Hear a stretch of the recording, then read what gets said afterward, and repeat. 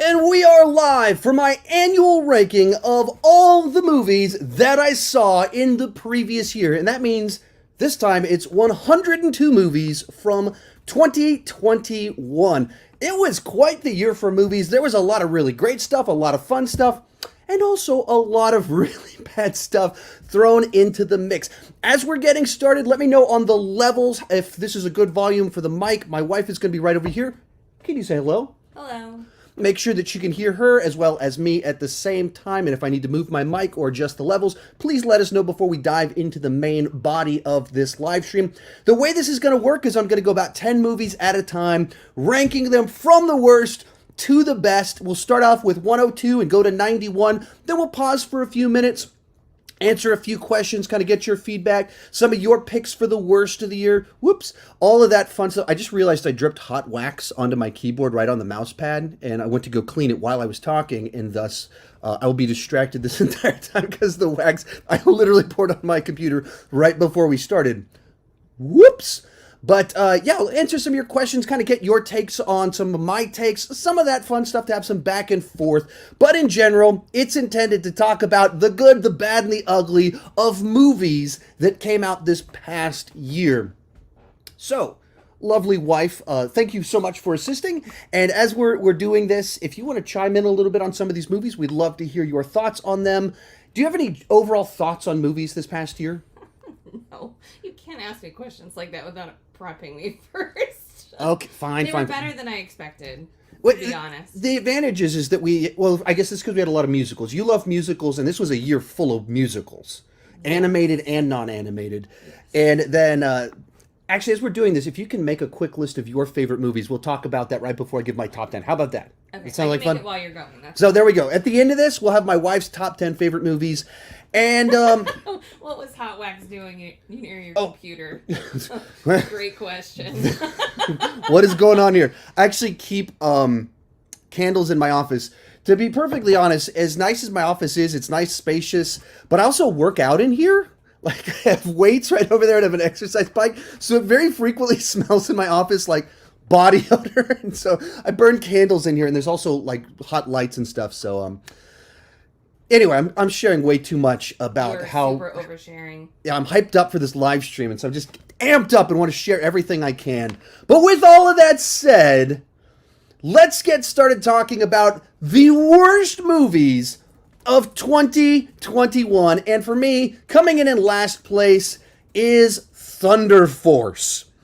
And this is a movie that the reason I put it in last is because they had a concept that's actually not bad and very timely. The idea of what if there was a superhero team made up of middle-aged women that was a send-up of the genre while also fitting all the tropes that you want in a superhero movie. That's not a bad concept for a film.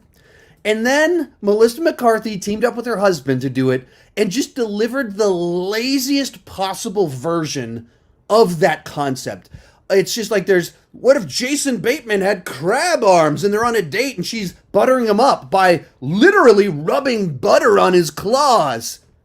Get the joke? Do you get the joke? Because she's rubbing butter on him because you eat butter on crab, and get it? That's the whole movie. That's the depth of the comedy in the film. And just the whole movie, it's cringe-inducing, it's infuriating because the cast themselves have talent. The premise isn't bad. They just made a terrible, terrible movie out of it. Coming in at number 101 is going to be Cosmic Sin. Now, this is a direct-to-video sci-fi action movie starring Bruce Willis and Frank Grillo and a few other familiar faces when you watch it.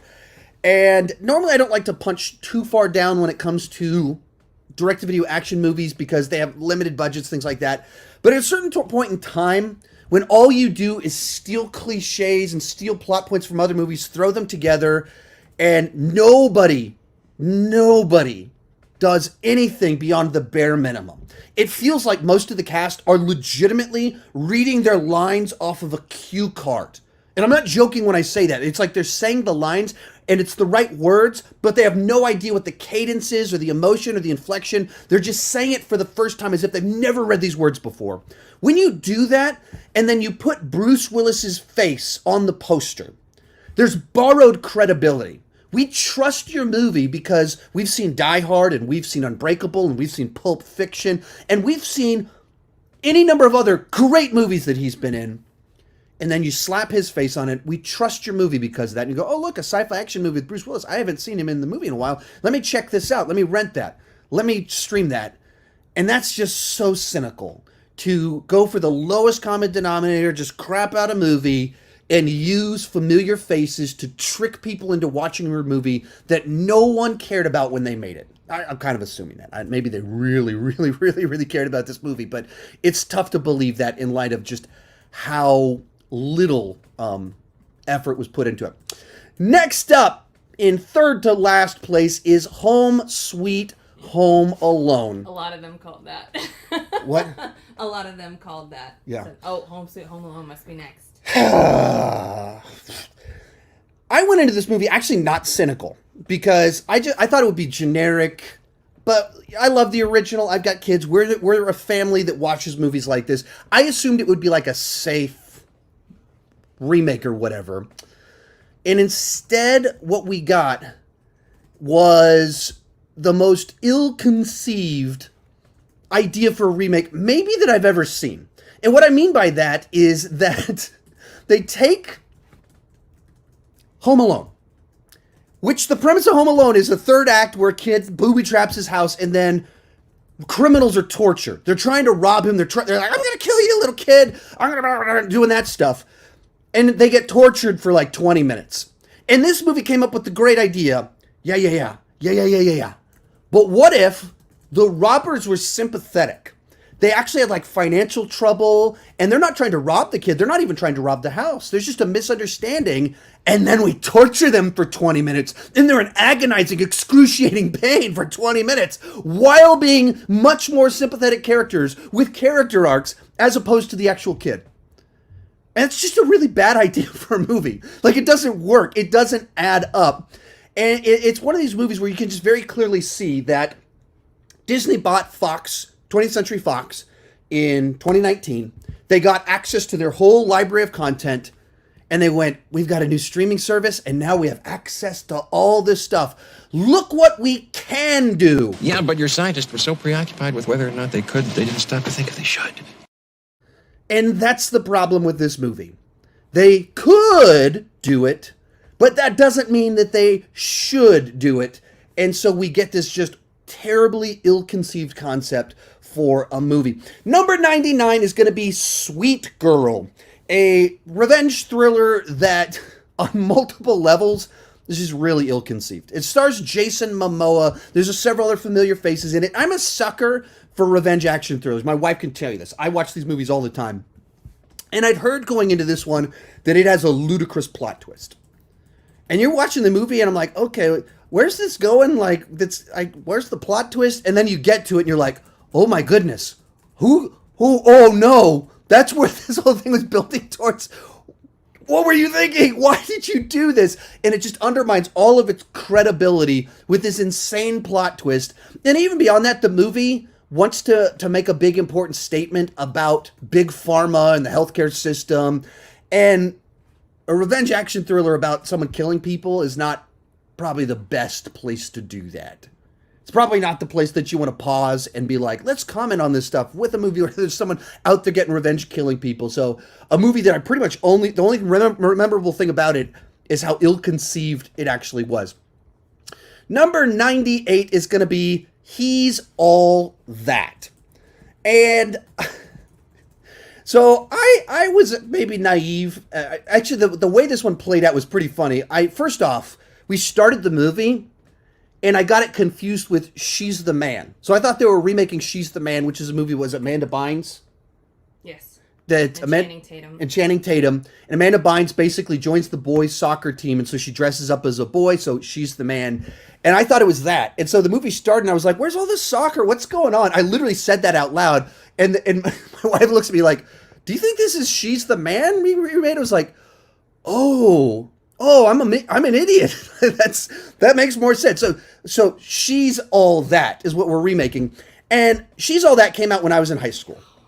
And like it was a pretty big deal. The song associated with was "Kiss Me" by Sixpence None the Richer, and that was like the biggest hit song of the year. So it was like a big, gigantic movie for high schoolers when it came out.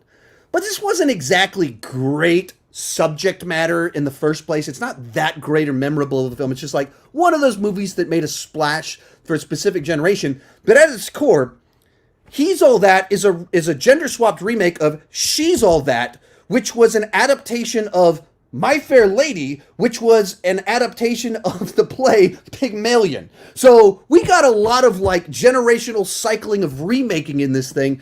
To a certain point in time, it just becomes generic fodder. That's what this is.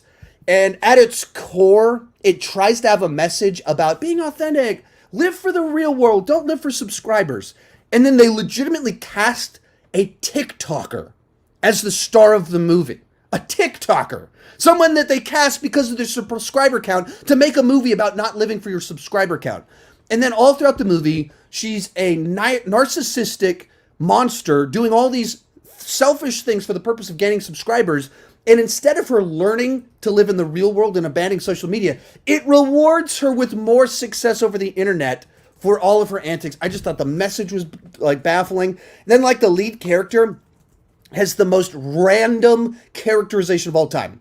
He's this outcast weirdo that, of course, if all he did was cut his hair, he looks like a guy that should star in Cobra Kai and this movie. So he doesn't in any way look like an outcast. He listens to Bad Brains and Bad Religion, which are like intense punk bands, but he rides horses every morning. So he's like an outdoorsy and rancher, and he takes artistic pictures, and then he's willing to cut his hair to go to a Great Gatsby party with people he doesn't know. It's just so weird, as if they didn't stop to think about what humans are actually like. They just threw something together. So He's All That, a real winner if you're looking for a fun one. Anyway, next up on the list, and I kid you not, August 29th, 2021, the double feature that we did in the Chandler household. It was actually the first one we watched with my friend Rachel Wagner was in town. And we did a double feature of Cinderella and He's All That. So the next movie on our list is, in fact, at number 97, Cinderella. And I watched them back to back because I used my time wisely. And and I was actually the one that was like, let's watch He's All That. And then the ladies were like, let's watch Cinderella. And both of them made it in my top 10 worst movies of the year. But so Cinderella, it's a version of Cinderella by people that think that the Cinderella story is sexist and misogynistic.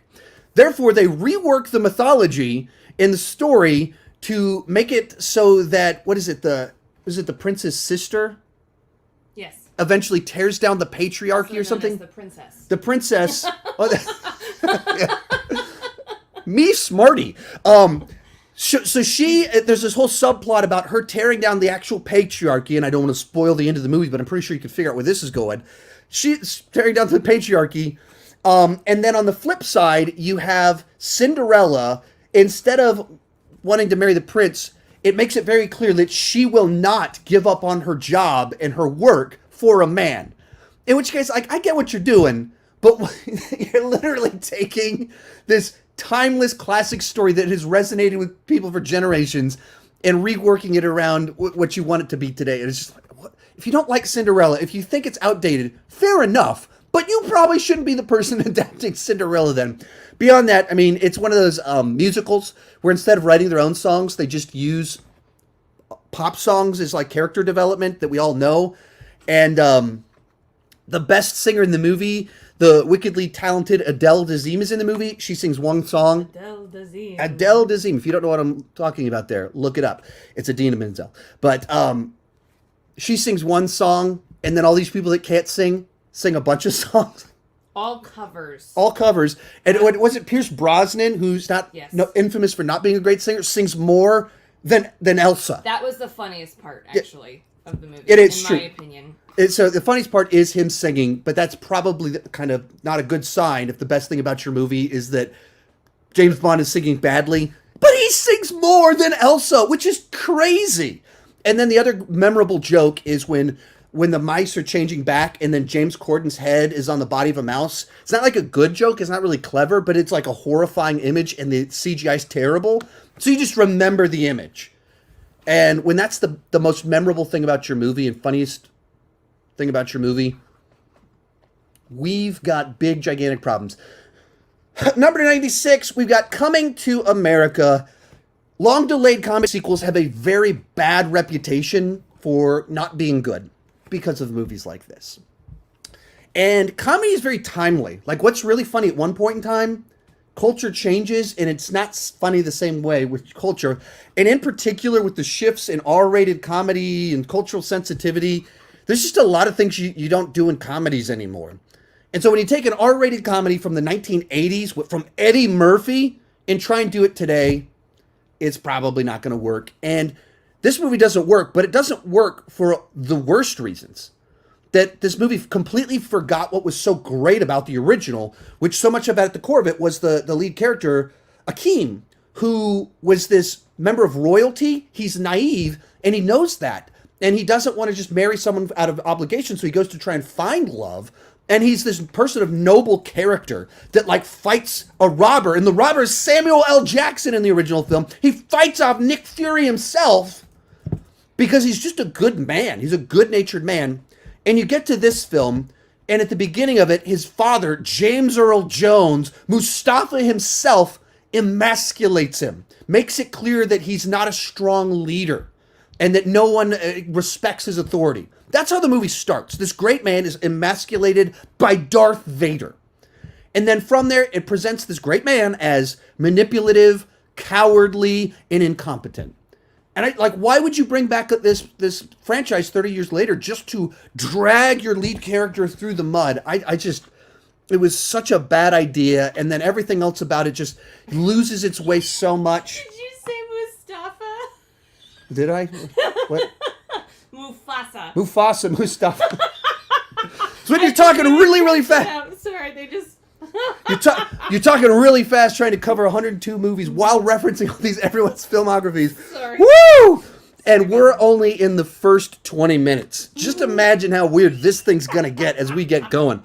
I'm still amped up and my brain isn't fried yet, and it's already mush. I totally missed it too. My brain fixed it for you and I didn't even catch it.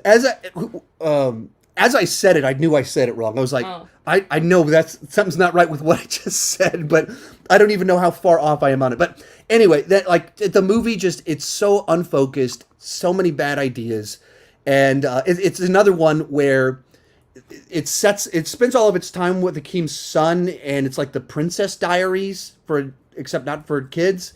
And then the big twist at the end, it's the same big twist at the end as Cinderella. The daughter instead of the son takes over, but she's not set up at all. So it's not like a victory. It's not, the story wasn't about her at all. It's just a bad, bad, bad movie. Anyway, then we have Injustice. Injustice at number 95. And this is frustrating because I haven't read the comics, but I've played the video games, and it's just a fun and interesting concept of a what-if scenario. If Superman had something tragic happen, he snaps, and so he becomes authoritarian, and that divides the Justice League. Half of them side with him, and the other half don't, and you have, a fun Mortal Kombat video game out of it. Now we get a movie. And I think they just dropped the ball. It sets it up properly in like the first 15 minutes, but then it just does the classic trope of every single one of these good guy versus good guy movies where they bring in an external threat so that the good guys can team up to battle the external threat and just cheapen the whole concept in the first place. And the part that killed it for me, and someone in the comments on my worst of the year list told me this is from the graphic novel, but one of our lead DC characters gets killed off. And we follow him into the afterlife, which right off the bat, I was like, oh dear, this doesn't fit. This doesn't feel right. And then we follow him as a ghost back into the real world where he starts helping a character. And I was like, really? Is this what we're doing? I guess it's in the comic. And there's a lot of stuff in the comics that's not good. Everyone knows that. So just because it's in there doesn't mean that you should adapt it. Some ideas are worth abandoning. So I thought this one took a great concept and just totally dropped the ball in the execution. Number 94, I know this is one you have opinions on, Infinite. Infinite, the Mark Wahlberg sci-fi action movie, fantasy action movie. And does it feel like it came out a million years ago? Yes. It like it does there's not feel like this movie. there's so many movies on this list that they feel like they came out in like 2005. Like I feel like I watched them forever ago. So Infinite, it was a Paramount Plus original film. It's from director Antoine Fuqua. I like most of his films. He's one of like the guys that's directing kind of those old school action thrillers. That's my genre. So I love a lot of what he does. And then it stars Mark Wahlberg, Dylan O'Brien, Chiwetel Ejiofor. It's a combination of sci-fi, action, fantasy, and that's just the problem. It is this bizarre mix of The Matrix, The Bourne Identity, Highlander, and every other trope of all the genres I mentioned thrown into a blender, just blended up and spit out on the screen. And then it's a movie that feels like it was reworked extensively in the editing room. Like Dylan O'Brien is cast in a role that feels very important, and then he's not in the movie very much, which is weird. And I just assume they got the movie together and like, oh crap, this thing doesn't work. It's like 2.5 hours long. Let's just squish it into an hour and 40 minutes, cut all this stuff, make it a Mark Wahlberg vehicle, and spit it out onto our new streaming service. And it's got enough star power that it's the kind of movie people click on real quick. And it was just really frustrating because I think there's the potential for something much better. Do you have any recollection of your thoughts on it? No, I've been reading the chat and haven't been able to think about the movie. I'm so sorry. Oh, well, I thought you had more thoughts about it. We had a long conversation after we watched it. Isn't that the one that I was like, "What's that movie?" Like we were frequently you say that. We were watching something else, and you brought this movie up, and you're trying to remember which one it was. I couldn't remember what it was. Like you said, it doesn't feel like it was this year, but it felt like a movie I should have liked. Right, exactly. It's like a movie I should have liked. There's a version of this movie that would have been really good. It's just not the movie that we actually got. Number 93 on here is Old. And this is one that's really disappointing. With M. Night Shyamalan, this is his latest film, you never know what you're going to get. Much like a box of chocolates. I got that quote reversed. And he's obviously done some fantastic films. Some of my favorite movies of all time that cracked into my top 40 favorite movies. And he'd have multiple in my top 100 favorite movies.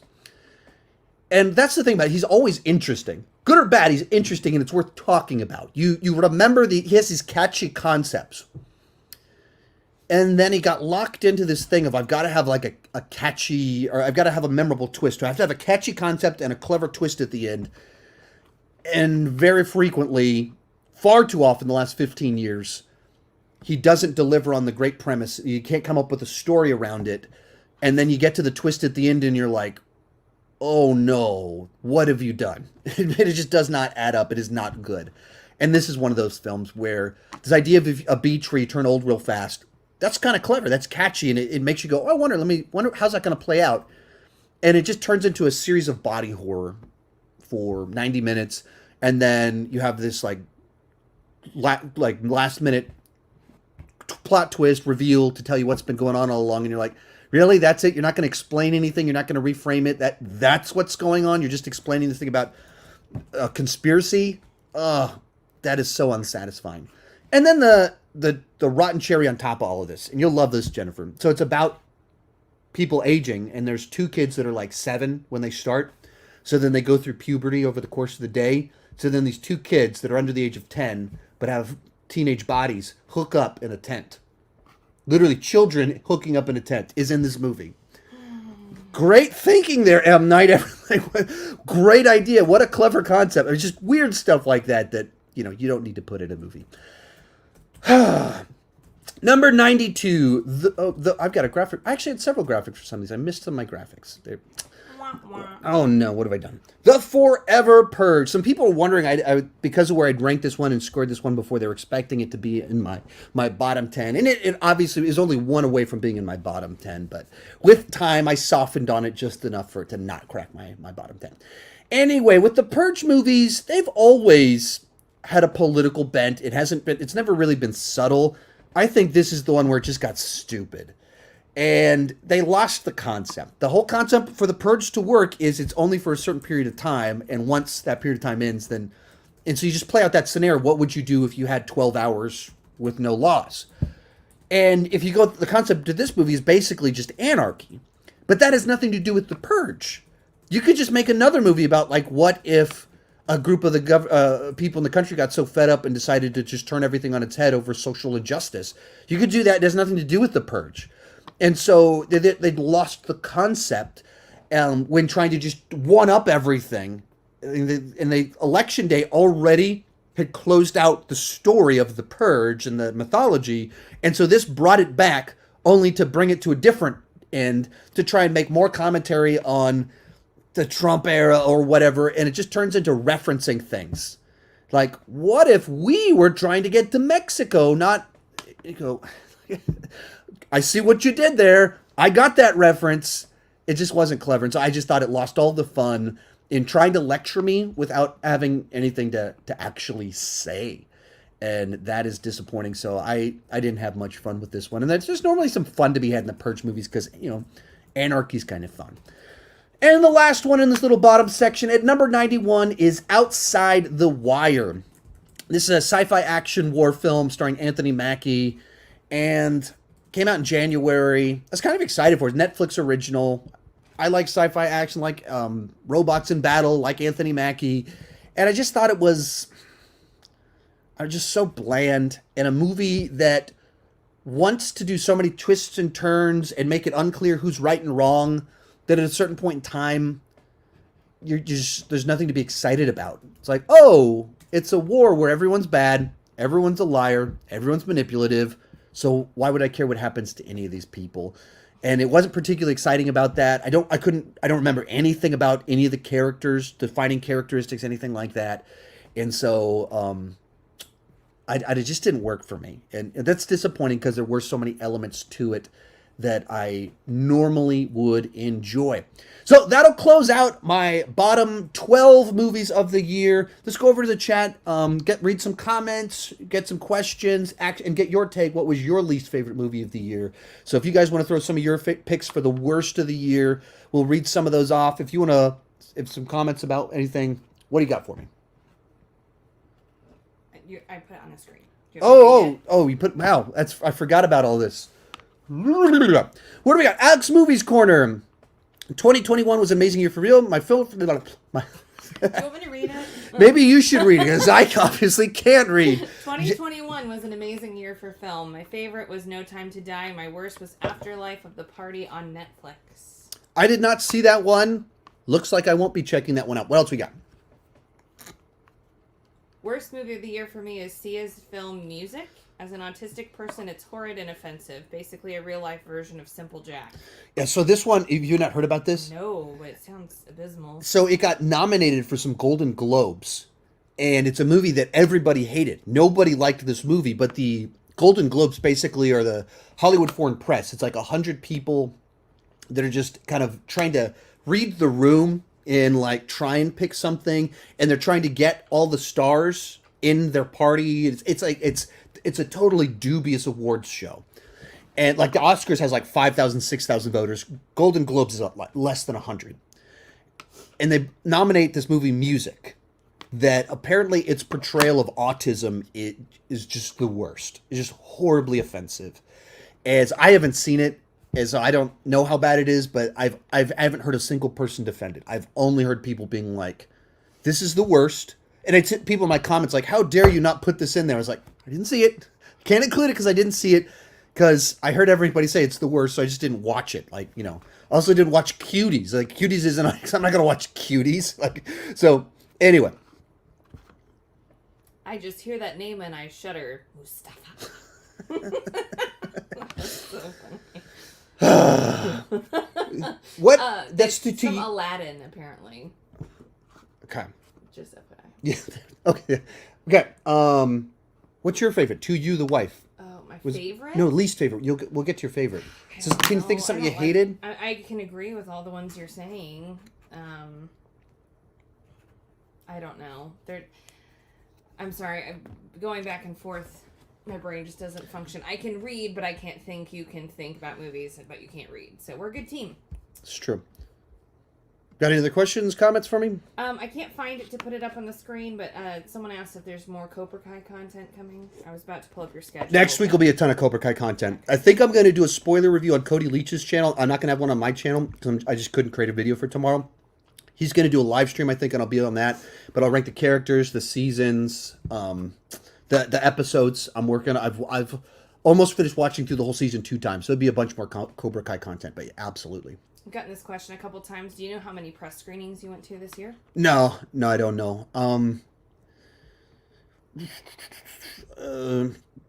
20 maybe. I don't know. It's something like that. It's not. I saw 100 new movies, but the number of press screenings is probably under 20.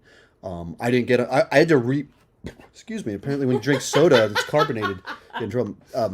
But I had to reapply for a bunch of the press lists because it all got reset when the beer bug happened and we didn't have movies in 2020 and like a different company took over the Austin area, and so I didn't get invited to a bunch of press screenings in the first half of the year. And I saw my critic friends get invited, and I had to message them, who do I need to email? And then, which is kind of cool because I met some people through that, some new people, and they were reaching out to me, how do I get on this list? And we changed emails, and so it's kind of fun to meet some other film critic people because I work by myself. So that was kind of cool. Let's take a couple more comments and then we'll get back to it. I'm going to ask you a quick question. Okay. No guarantees you'll be able to know it. Side note, it's amazing how disconnected my brain can be, and I can say just a few things about what I'm trying to remember, and you're like, oh, this, and you fix it. Yes. There was a movie we watched recently, Gotcha. And it was super, super, super depressing, and I was like, I hate this. Like, the whole beginning, I was like, I hate this. I really didn't like the one we watched yesterday. Talking about District 9? No, but I compared it with that. Yeah, we watched District 9 for the first... I hadn't seen District 9 until a few months back because the director had a new movie come out. I was thinking about doing a ranking, but his new movie just had no buzz. No one was talking about it, and I was too busy, and I was like, okay, no one cares about his new film for this to be a launching point for this ranking. No, whatever this movie was, I was like, it's like District 9, only there's no other half that gets better. There's no other part that gets better. So that was, whatever that was probably my least favorite. I really hated the movie we watched, The Prestige. Oh, I hated that movie. The Protege. Excuse me, The Protege. Yes. Okay, we hadn't talked about it. We'll get to that movie. Okay, but well, you asked me what my... That's the last 2021 movie we watched this year is The Protege, and apparently she hated it. Picked a bad last one for the year. Okay. How dare you? Your opinion isn't the right opinion. It's just an opinion. Coming in at number 90, Barb and Star. Go to Vista Del Mar. So this is I was actually pretty excited about this one because Kristen Wiig wrote it. And the lady she wrote Bridesmaids with, that's the lady in this picture you're looking at. They're the stars of this movie. They wrote Bridesmaids, and this was kind of, in a sense, their follow-up to it. It's not a sequel. It's not in any way canonically connected or anything like that. So I was kind of excited because I really like Bridesmaids to a degree that which she doesn't even understand. And I did not like this movie. I mean, it was just so... It felt to me like a Saturday Night Live movie where they adapt a skit, except the skit doesn't exist. But it's like that Saturday Night Live humor with these big, broad, over-the-top characters, bright colors. I mean, you can just look at the poster and get a vibe for what this movie is. And it was like a raunchy comedy that was also goofy, and there's a spy conspiracy, and then there's musical numbers. I mean, they just threw everything into this movie. And I posted my review, which was very negative, and apparently a lot of people dug it. Not me, but other people did. So, oh well. I can't please everybody, and we're not all going to like the same things. And I definitely didn't like that one. Number 89, Above Suspicion. Wow, that is a great graphic right there. I get only high resolution here on this channel. So Above Suspicion, this is a thriller that I didn't hear any buzz about, but I actually was kind of interested in because obviously the star of the movie and Emilia Clarke, and then it's from a director, Philip Noyce, who has made a bunch of thrillers that I've enjoyed. And then it is based off a real life story that's pretty interesting, but they picked the wrong angle to tell the story because it involves like a FBI informant, an FBI agent, and he's this family man, and she's not a person of very ill repute in the community, and they kind of have whether their relationship develops into something more. And the movie plays it kind of like an erotic thriller of sorts, or like you're kind of rooting for their forbidden love, and the audience really isn't. And so they picked like the wrong genre to tell this story, especially because it's based off of real life events where people died. So it was just a movie that maybe there could have been a much better version of it because the real life story is interesting. The movie they gave us was not. Number 88, The Marksman. This is a Liam Neeson thriller, and I didn't think this one worked. Normally I'm a sucker for these movies, even the bad generic ones I'm on board with, but this one, it felt like it was meant for Clint Eastwood. Because as like the lead character is a very crotchety old Clint Eastwood type character, and some people cross the border illegally, and he's like taking them to the authorities. It just felt very get off my lawn, Gran Torino type.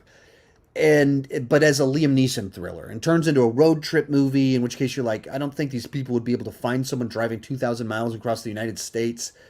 So I didn't think it worked. And then I looked into it, and apparently the writer-director was the producer of Clint Eastwood movies for 20 years, and I was like, oh, okay, that's why this feels like a Clint Eastwood vehicle, because that's what this guy did for 20 years, Clint Eastwood projects. But as someone that's a sucker for these types of movies, that one did not work for Sean.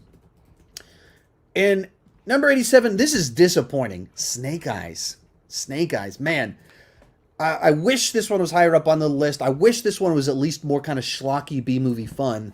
But they just seriously dropped the ball on this film. If it was a generic ninja movie, it would have been okay. It would have been decent. The action's still too choppy and over-edited and too many close-ups. You can't see enough what's going on.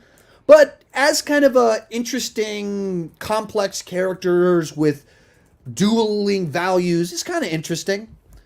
As a Snake Eyes movie, this thing is ridiculous. Because it's Snake Eyes, except he's a jerk. He talks all the time, and he doesn't put the costume on until literally the last 30 seconds of the movie. Like, Snake Eyes. What is Snake Eyes known for? Being a very honorable man who always wears his helmet and doesn't talk. And they flipped every single distinctive thing about Snake Eyes to tell an origin story that makes him a jerk that's kind of redeemed. It's totally the wrong direction to take a Snake Eyes movie. And it's sad because it's Henry Golding. I'm all on board with him. I'm on the Henry Golding train. Like let's give him something great. Let's give him some great roles. This was not it. It is absolutely not it. Another really disappointing one. Oh, that graphic doesn't fit. Resident Evil, Welcome to Raccoon City. And this one in particular is frustrating because they got the tone right. They got the genre right. Like the vibe, the aesthetic feels like what a Resident Evil movie should feel like. And then from there, they told this very kind of incompetent, incoherent story with paper-thin characters. And the whole movie, you're watching it, and you can tell they're doing all these little references. It's just jam-packed with Easter eggs. And so, like, words are written on a glass door, and you walk in, and it's the video game perfectly captured. But they got, like, main characters totally wrong.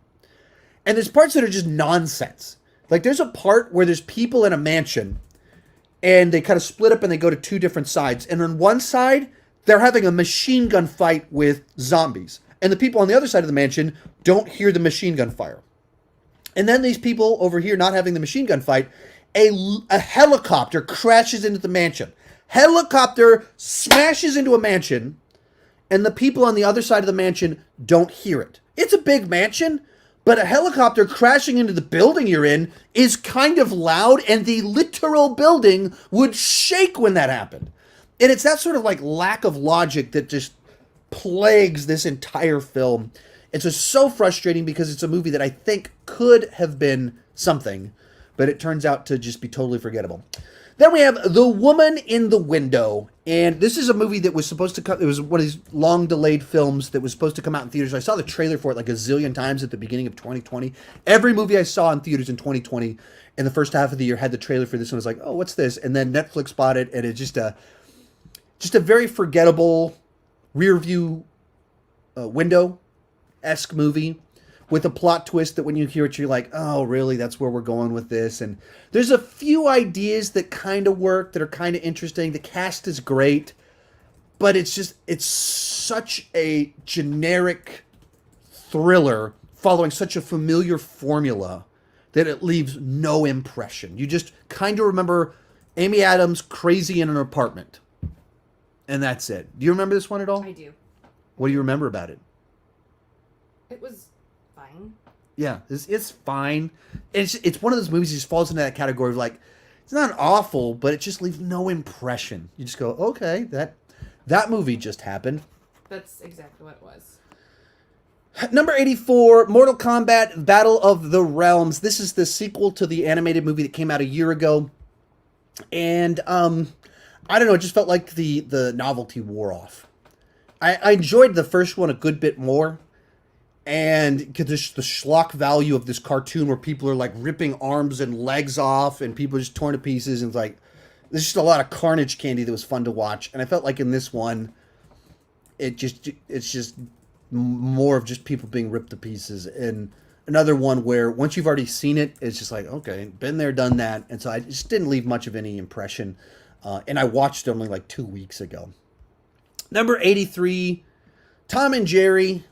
Kind of disappointing, or they picked the wrong direction to go with it. The appeal of Tom and Jerry is Tom and Jerry. And those are the characters you want to spend time with. Those are the characters that that's the hook, the slapstick, them beating each other up, them hurting each other. That is the whole concept.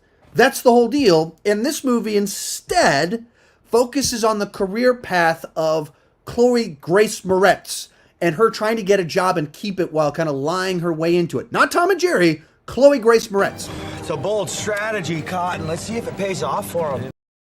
And it did not pay off for them in this one. It was just such a bad idea and such a wrong direction to take Tom and Jerry. Like, it focuses all on the humans. The big payoff is a wedding for characters. Like, it's that sort of film where you just kind of go, you know exactly why people are showing up to a Tom and Jerry movie. Give us that. Stop focusing on all this other stuff. Number 82, Chaos Walking. Now, I know the wife will have an opinion on this one. She actually read the books. I didn't. All I knew it was based off books that my wife had read, and I knew it was a Doug Liman film. Doug Liman has done a bunch of movies I really dig. I was about to say really dug, which I dug Doug's movies. Born Identity, even before that, he did Swingers, Born Identity, and Swingers was written by Jon Favreau, so it's kind of like very important film and kind of setting up the stage for a bunch of things to happen. But Mr. and Mrs. Smith, Edge of Tomorrow, I mean, like, he's got a really nice set of fun movies. And this one stars Spider-Man, Rey from Star Wars, Le Chiffre, as well as a bunch of other villains. Like, it's great cast. And then it's a movie that they couldn't figure out how to translate the central concept. Like, the basic movie is that on this planet, all of Guy's thoughts are displayed. And that's it. It's a noise. And called the noise. And so it's just a concept that probably works better in book form that's difficult to translate over. And likewise, you have a teenage boy that's never seen a girl before, and there's a lot of awkward things that would probably come up with that scenario. And that was covered in the book. It's covered in the book a lot more. But if you're trying to make like a PG-13 sci-fi, you just can't really do that. And so it just kind of flops. And then the movie was delayed for like a long time. Prior to even COVID, they were delaying this movie because there was articles coming out 2 years before release. Like, is this an unreleasable film? And they had to, like, the end of the movie has some of the most blatant reshoots you've ever seen, where they basically tack on the end of like the third book and to the end of the first movie, and they realize we're not going to make a trilogy of films, so let's just take this, tack it onto the end, and then with reshoots. It's just bizarre. It's kind of, I like these kinds of movies. So it's a watchable bad, but a bad movie. And then at number 81, you didn't want my thoughts. You said I was gonna have things to say. You didn't say anything. What? You didn't stop talking. I forgot to stop talking. So it's weird because in neither format does it work really well. Because in book format, you're having thoughts and they're having to describe what the thoughts are. They're supposed to be simultaneous, but you can't do that, or words would overlap. So in theory, video would be a better format because you can at least see and hear things overlapped over each other. The movie wasn't great. The books were too long. It shouldn't have been a trilogy. It should have been a more compact thing. So in that regard, I liked it better than the book series because it was just... What's like the movie, having not read the books, it feels like it's building towards the climax that's in this film. Yes.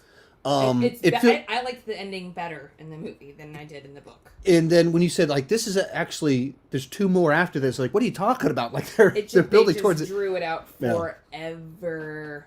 And that's what interesting part of, like, the book stretched it out too long, and this one finds a way to make it feel rushed. So it's like the worst of both worlds, I guess. Yeah. Anyway, those are my thoughts. That's all. And closing out this section will be Space Jam: A New Legacy. Please don't let my kids watch this because they'll be very angry that I included this movie this low on the list. You are in charge of what your kids watch. Not the comment section. You'd think so. You'd hope so. But so, anyway, it just felt like the generic lazy version of what you could do. That they took the concept and they, instead of trying to do something clever or actually remembering what the concept is, which is a basketball game with cartoon characters, they just turned it into, let's do as many references as we can do. And that's what the commercials were. And that's like when you watch the commercials, you're like, look, it's Batman 6, not Spider-Man, that wouldn't work. Batman 66, look, that's Pennywise, look, that's Game of Thrones.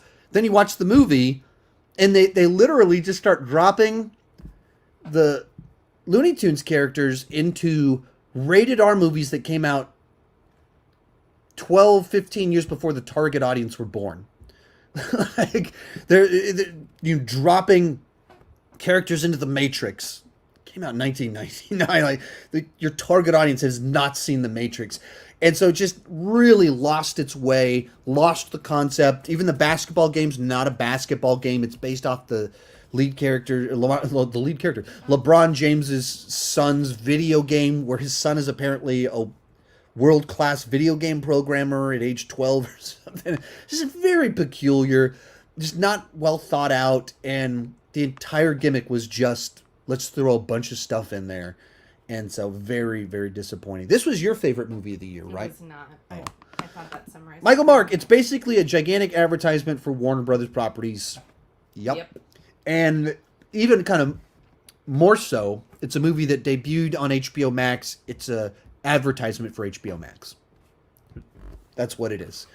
And I mean, I guess it's in terms of advertisements, I suppose it did raise awareness and created a bunch of videos on the internet discussing all the little things in there. It's effective in that regard, but frustrating at the same time. All right, we closed out the 80s. You have any comments for me? I do. All righty. Let me find where we left. Okay.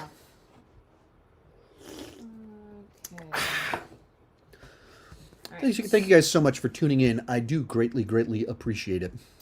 No question, just contributing to awesome people and wishing a year ahead filled with happiness and health.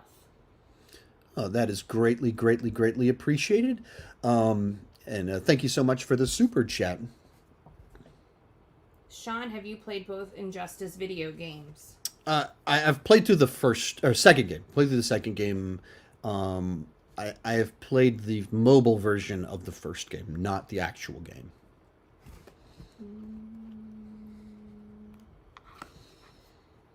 Cobra Kai never dies. That's true.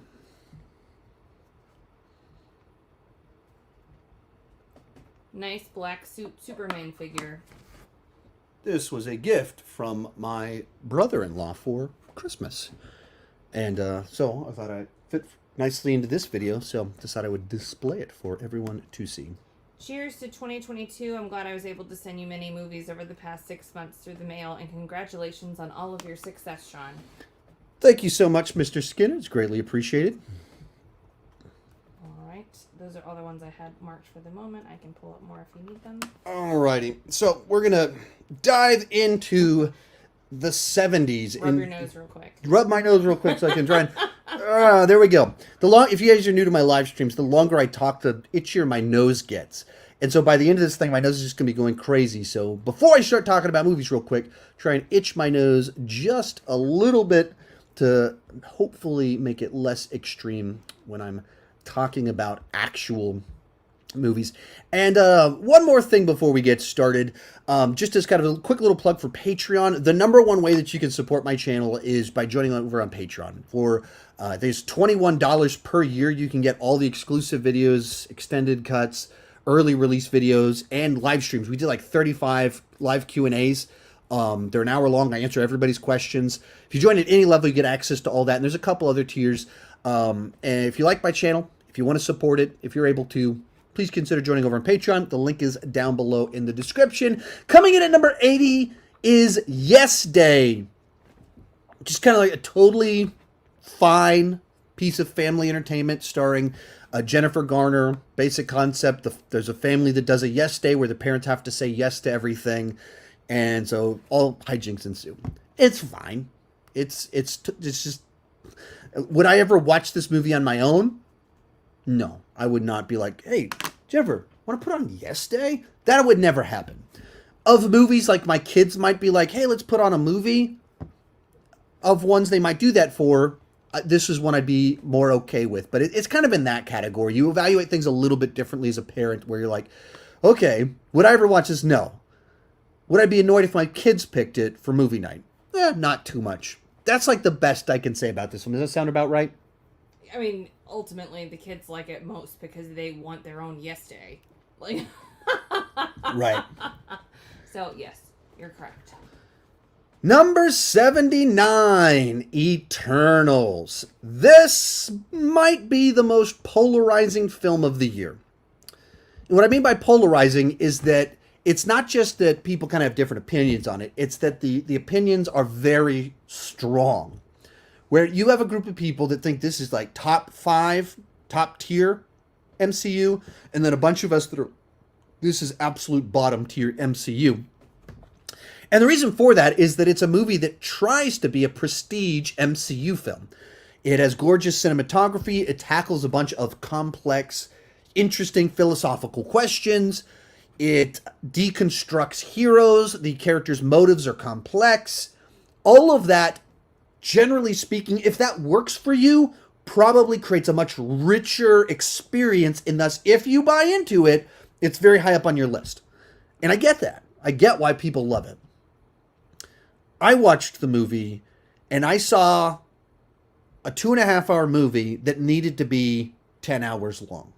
It has 10 lead characters that are all brand new to us, a new deep mythology. We're doing this as a get the band back together movie, so every character has to be introduced and we have to catch up on where they're at and understand their dynamics with everyone else, plus give them a character arc. For 10 characters. And on top of that, we're doing all these philosophical questions where we're deconstructing heroes and asking important questions like, is mankind worth saving? Worth going against the Celestials for? Which, as a human, I would say yes. I don't know anyone in the audience. Well, maybe some of you are less, happy with the rest of mankind. So maybe some of you are like, the Earth probably can be fed to the Celestials. But most of us were not thinking that that's a good philosophical question for the heroes to be debating. Like, should we save mankind? I don't really know. And so I just don't think it came together.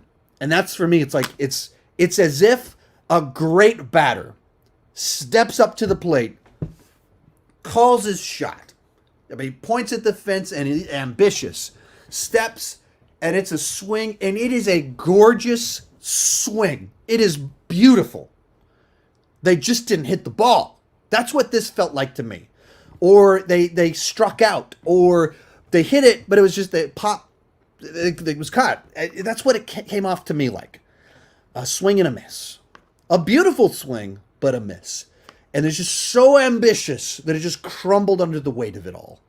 And I've said it many times before. This is what should have been a Marvel Disney Plus show. You give it 8, 10 episodes that gives us a lot of time to meet all these characters, to establish the conflict, to develop it properly, to explore these philosophical questions adequately, so when you get to the finale, it makes a lot more sense and it's more balanced than what we actually got in the film. Now, you loved this movie. You said that this was the greatest film you've ever seen. Explain why I'm wrong. Why are you setting me up to fail? Okay, fine. She didn't say that. We both were pretty torn on. Both of us were kind of like... I really wanted to like it. Yeah. I wish they'd stretched it into a TV series. Yeah. Desperately. And that's... I put it in last place on my MCU ranking. And I got a lot of comments about that. A lot of people like high-fiving me, and a lot of people like, how dare you? How could you possibly put this lower than Thor the Dark World? Why are you doing this? I'm not like some cynical, angry fanboy on the internet that's like excited about watching a Marvel movie and not liking it. There's no benefit to me in that. Like, I built my channel being excited about the MCU. That's why I have this platform, because my excitement for the MCU. I begrudgingly didn't like it. I wish I did. I wish I was on the same page with the people that liked it, but I just don't think it came together. It tried to do something that did not work. So... unfortunately, one of the most disappointing movies of the year, as well as... the prettiest, most disappointing movie of the year. Right, prettiest, most disappointing movie of the year. Speaking of big disappointments, number 78, Cherry. This was my pick for the most disappointing film of the year. This is it to me. This is the top most disappointing film of the year. And if you're not sure what this one is, basically it's the Russo brothers, the guys that did back-to-back Infinity War Endgame. This was their next movie. And after Endgame, when you direct the movie that is the highest grossing film of all time, you can do whatever you want. You can get any project that you want. And they picked this one. And they got Tom Holland to star in it. I was so excited about that. Like, whatever they picked, this is probably going to be really good. And I just didn't think it worked. It's loosely based on a real life story, but it tackles like the Iraq War, the financial crisis, the opioid crisis, PTSD. It tackles all this stuff because that's what was in the real life person's story, but it doesn't make for a very cohesive film.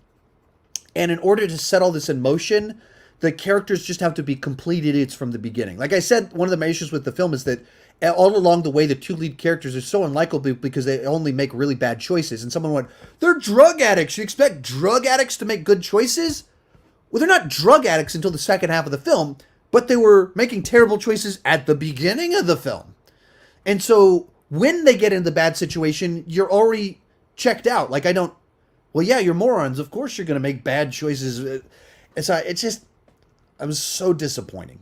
I just really wanted to like it. I wanted the Russos to have a great follow-up, and that's just not what it was. And you could tell they were trying to do something deep and something very artistic and show that they're more than blockbuster people and they're more than comedy people because they came from a background in comedy television. They wanted to show they were more than all of that, and I just don't think it actually paid off for them. Number 77, another huge disappointment for me, Candyman. A lot of people loved this film. A lot of people really dug it, and I did not. I was brand new to the Candyman franchise when I watched this. I had watched the previous Candyman films over the 2 weeks before I went to go see the new one, and I really dug the first one. Such an interesting slasher with this gothic romance, and I just felt the new one, instead of having allegory or subtext, it just took all of its messaging and put it very front and center. The original is not really subtle, is not what you would say. There's certainly its moments that are overt. You know exactly what it's trying to communicate. But it still told it through story. And in this Candyman, the first dialogue in the film, literally the first scene with our lead characters in the film, they start talking about the racial implications of gentrification. Like, that's what people are just sitting around talking about, as one does.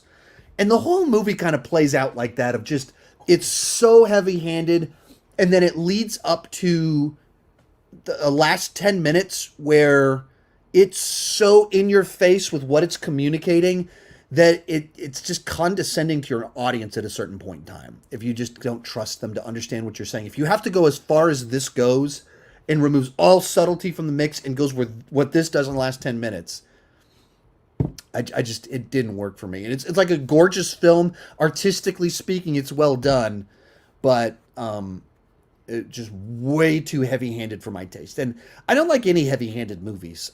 It's people ask me all the time, like, "Hey, why don't you review Christian movies? You're a Christian. Why don't you review Christian movies?" Because I don't want to be preached at while watching a movie. They feel like sermon illustrations to me, and I don't want that. And that applies to Candyman too, the same sort of thing. Whatever you're preaching, whether I agree with it, disagree with it, I tell it through a story. Don't have your people sitting around in circles talking about exactly what you want to tell me. Don't use the characters in your movie to literally preach the director and writer's message at me. Well, I didn't see it, but the way you described it, it sounded like it was just exposition. Like it wasn't a conversation that people would actually have. Right. It was just exposition put as quotes. Right. Or whatever, dialogue. There we go. Yeah, exactly. I mean, it's the sort of thing of like, it starts off and it's people sitting around talking about what should have been the subtext. Like, normally you would have the story. People talk with normal people, but you understand because you trust your audience to get the social dynamics taking place, and they just didn't trust the audience to get it. So everyone is sitting there stating what the director wants the audience to understand.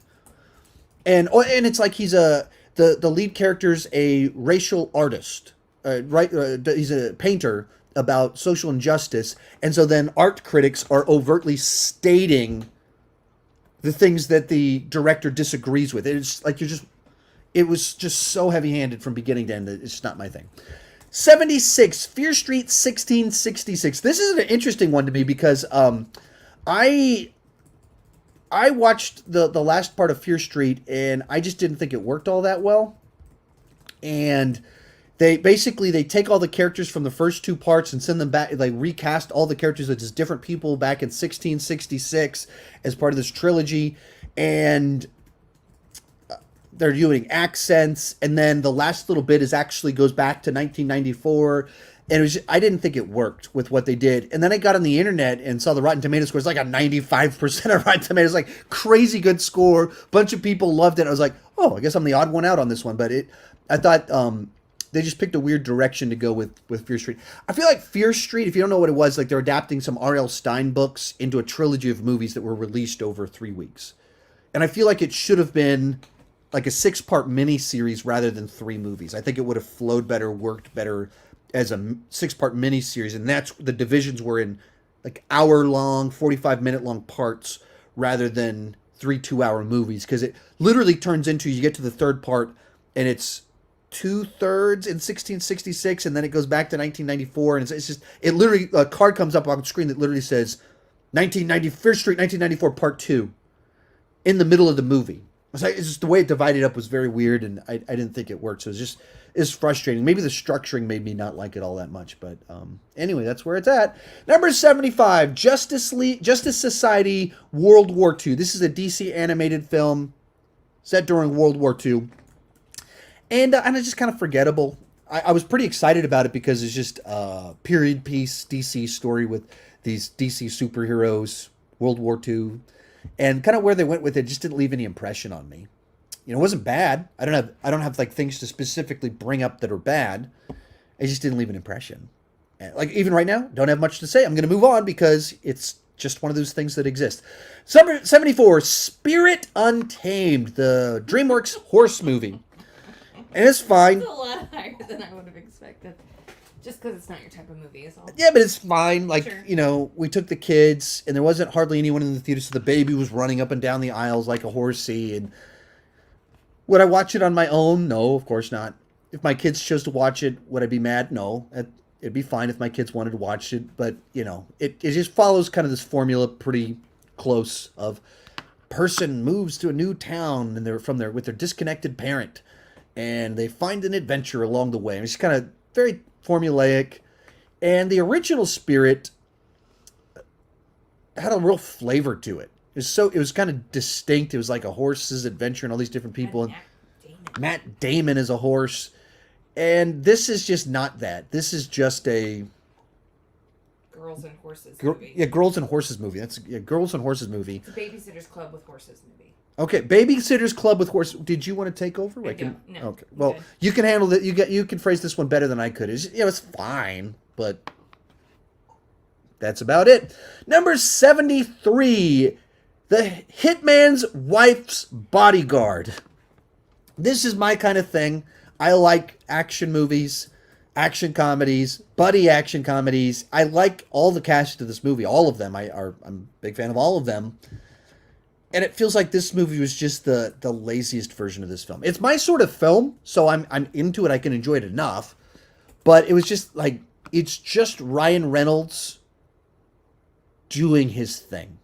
And Samuel L. Jackson doing his thing. And isn't it funny, Salma Hayek is running around with a machine gun cussing while killing people? It's just that for 2 hours.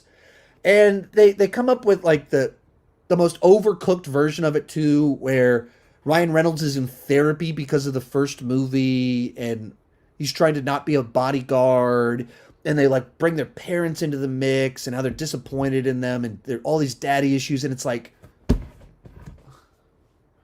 come on. It's not that hard. You have charismatic movie stars shooting people in the face. You don't have to try this hard to make such a bland, forgettable movie. Coming in at number 72 on here, The Matrix Resurrections. Honestly, I need to watch this movie another time before I know how I really feel about it. I left the theater and I had no idea what I thought about the movie. I saw it kind of a week before you could post anything on the internet. I had no idea what the general consensus would be. And it's a movie jam-packed with ideas. Some of them incredibly lazy and boring. Some of them really interesting. Some of them just stupid. And they're all just thrown in there. And there's some cool visuals, and there's some very bland visuals. There's some cool martial arts, and there's a bunch of martial arts where you're like, yeah, Keanu Reeves, man, he's looking a little crickety. He's looking a lot more crickety in this movie than he did in even the John Wick 3 years ago, where you still seem very spry and doing the Matrix stuff. When you compare it to Neo 20 years ago, not working quite as well. But by the time you get to the end of it, it just feels a little bit like you brought it back to get us to this end point. There was a bunch of ideas in this movie where I thought, oh, that's interesting. Oh, I see how you're gonna close it out. You're gonna fix some of the mistakes of Revolutions and justify your existence because we're moving the need. We're getting to a good end point. And then that's not really where it ends. And the end is ambiguous. It's not unclear exactly even what it means. And they'd set up pieces to where you could have closed it out much better. They had the pieces for it to be like a much more satisfying end to the 4 films.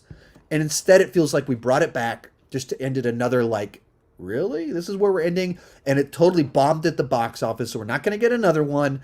And that makes this movie significantly more distasteful.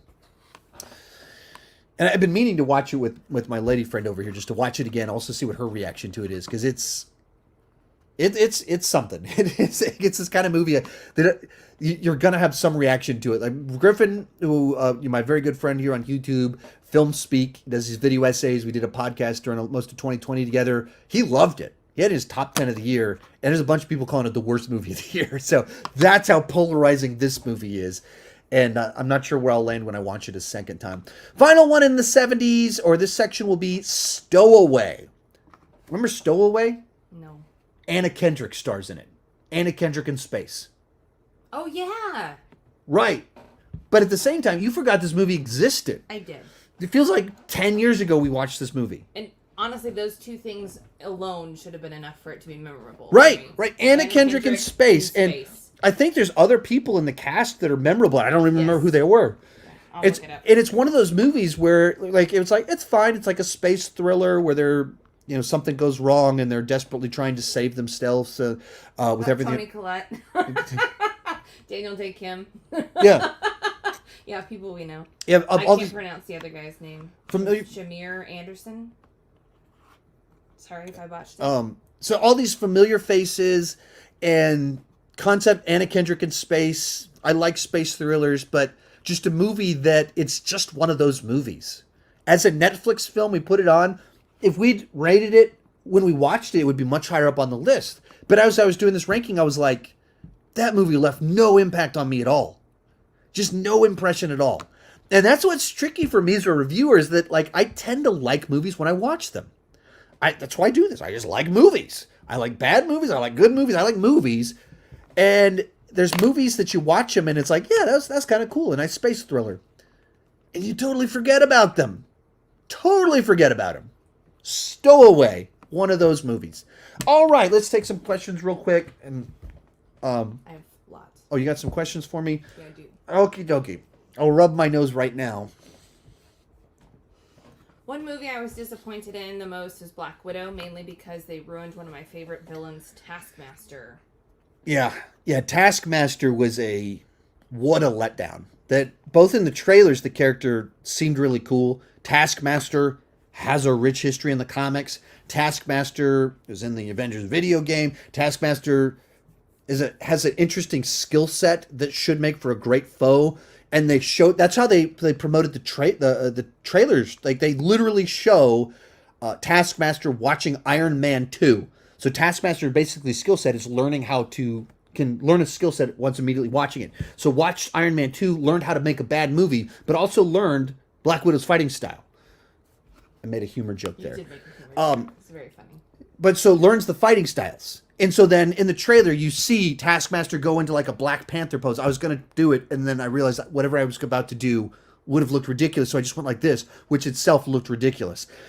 But less so than if you Yeah, but if I had tried to like, Black Panther. Like, I've seen the movie. I know the character. Whatever that is. But so there's so much potential there. And then you watch the movie, and there's like 2 fights with Taskmaster, and the big reveal is that it's a generic henchman. It's a henchman with a backstory. Mm-hmm. A human robot with a backstory. Human robot with a heart. With a heart. A broken heart. But no actual, not a real character, just a human puppet.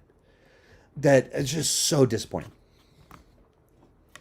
Is there a reason why your wife doesn't come in shot for your videos? Would be cool to see you both for some videos. Well, so she will be in a week. She will be in a week, and she has in the past. So in the past, a year ago, for our 14th anniversary, we did a video where I ranked her 14 favorite movies. So that came out December 23rd, 2020. And then February this year, we did a like top 10, top 15, top 20 something romantic comedies. So we've done 2 videos in the past before, and then in a week 14 for Valentine's Day, or no? Was our wedding anniversary 14? I don't think we did. I don't think it was 14. Maybe it was. I don't know. You guys can look it up and tell us. And then a week from now, we're going to do. She's going to rank my 15 favorite movies of all time for our 15th wedding anniversary. So December 23rd was our 15th wedding anniversary. I would have done a wedding anniversary video that day, but Spider-Man No Way Home. That just dominated my channel. And also, gigantic thank you to all of you. December 2021, last month, was views-wise the best month for my channel. Thank you so much for that happening. A movie came out that we all went to go see, all wanted to talk about, and it went well for my channel. Thank you so much for making that happen. But that meant that it was a bad window of time to do a video about my 15th wedding anniversary. So we're going to do it next week. And so that's coming, I think it's a week from today, is when I have it on my schedule. But she'll be in a video. Why don't you like to be on camera? I just don't like to. I like to be behind the scenes. I'm not a... And this isn't a new thing. Many of you know I was a youth pastor for 8 years and did youth ministry to some extent, still kind of do it, going back almost 20 years now. Basically, since I stopped being a teenager, I've been working with teenagers. And so for years, I'd be up on stage and she'd be in the back correcting me. Like I'd tell these far-fetched tales and she would like chime in and give commentary the way she's doing off camera. She would do that while I was preaching. Banter. Banter. Correct you. She would like, heretic, and she would like splash holy water on me and walk out with her. We're getting way off topic. Oh. This is what we would do. This is what it looked like. And so then, but she didn't want to be on stage, and we would do Q&As, and I'd be on stage and she'd be in the back of the room. And so this is actually for us. This is the way it's always been. He's the face. I'm the production. Yes. Not editing though.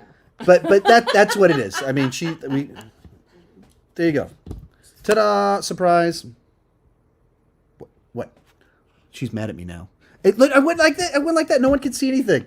No one could see anything. I'm in big trouble now. But so basically, she just didn't like to be on camera the way that I do. I like to be center of attention. No one can see. I literally did it quick so no one can see. So that's what our rapport has always been. Next question. Sean, you're my favorite YouTuber. Yes, I appreciate it. Yes, I love these live streams Sean does. Hopefully they'll do more next year. They're just kind of pretty energy consuming, especially because of the live chat, and then because we have 3 kids. I like to have someone that can moderate with me, and she's just not always she's not normally available. She has her own job. We have kids. Even like my mom's downstairs watching the kids right now so that we can do this. It's just tough. And also I do live streams on my Patreon page every week. So in my mind, I do live streams every week. But I only do them, there's like 20 people in there. And it's just a lot more on the main channel when there's hundreds of people leaving comments. And when I'm reading the comments while trying to answer them, there's just a lot in there. And it's difficult to talk and read at the same time. And I get distracted. So I need someone else. And maybe I need to just bring someone else in to help me with that. But that's why. Hopefully I can do more this next year. And I'm hoping to bring my podcast back and everything. So, if you want, we'll do one more. I've still got several in the queue, but probably need to go to the next grouping. Oh, we got to move on. Don't you think? Happy New Year. My most anticipated movie is The Batman, and I hope they actually release Top Gun this year. Yeah, 3rd year in a row. Top Gun will be in my top 10 most anticipated films of the year. So, yay, Top Gun. Maybe, fingers crossed, maybe this will be the year. You want me to do more? Here we go. Just do one more. You help me love movies so much more. Thanks for everything. Can't wait to see that new Scream ranking. Have a healthy and happy New Year. I appreciate it. Happy New Year to everyone. And yeah, we'll have a new Scream ranking when the new Scream movie comes out. That'll be fun because I have a Scream ranking, but it's like one of the very early rankings. It's like 5 years old. So it doesn't match my current style, my current critical criteria or anything like that. So that'll be a fun one to do.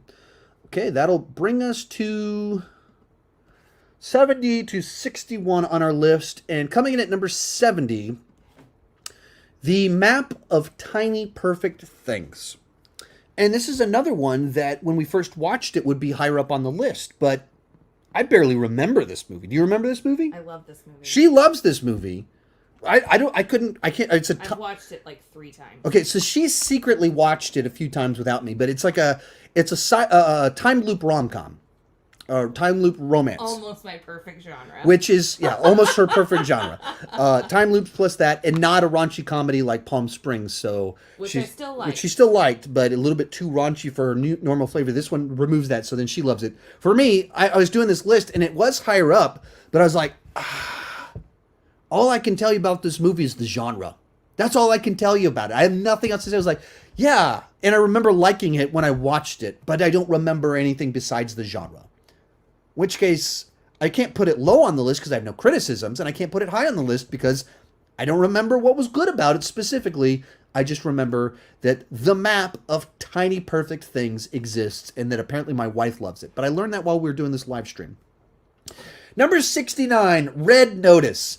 It's another one kind of like The Hitman's Wife's Bodyguard of, it's a genre I like, a bunch of actors I like. It's entirely watchable. But it feels like it's a movie that relied entirely on the fact that it's a fun genre and the actors are charismatic. It doesn't demand anything beyond that from The Rock, Ryan Reynolds, or Gal. They're just doing their movie star charm in a fun genre for 2 hours. So if you ask me to watch it again, I'd be totally fine doing that. But there's a bunch of movies that do this genre better. And there's a bunch of movies that have these actors doing better stuff with the same charm.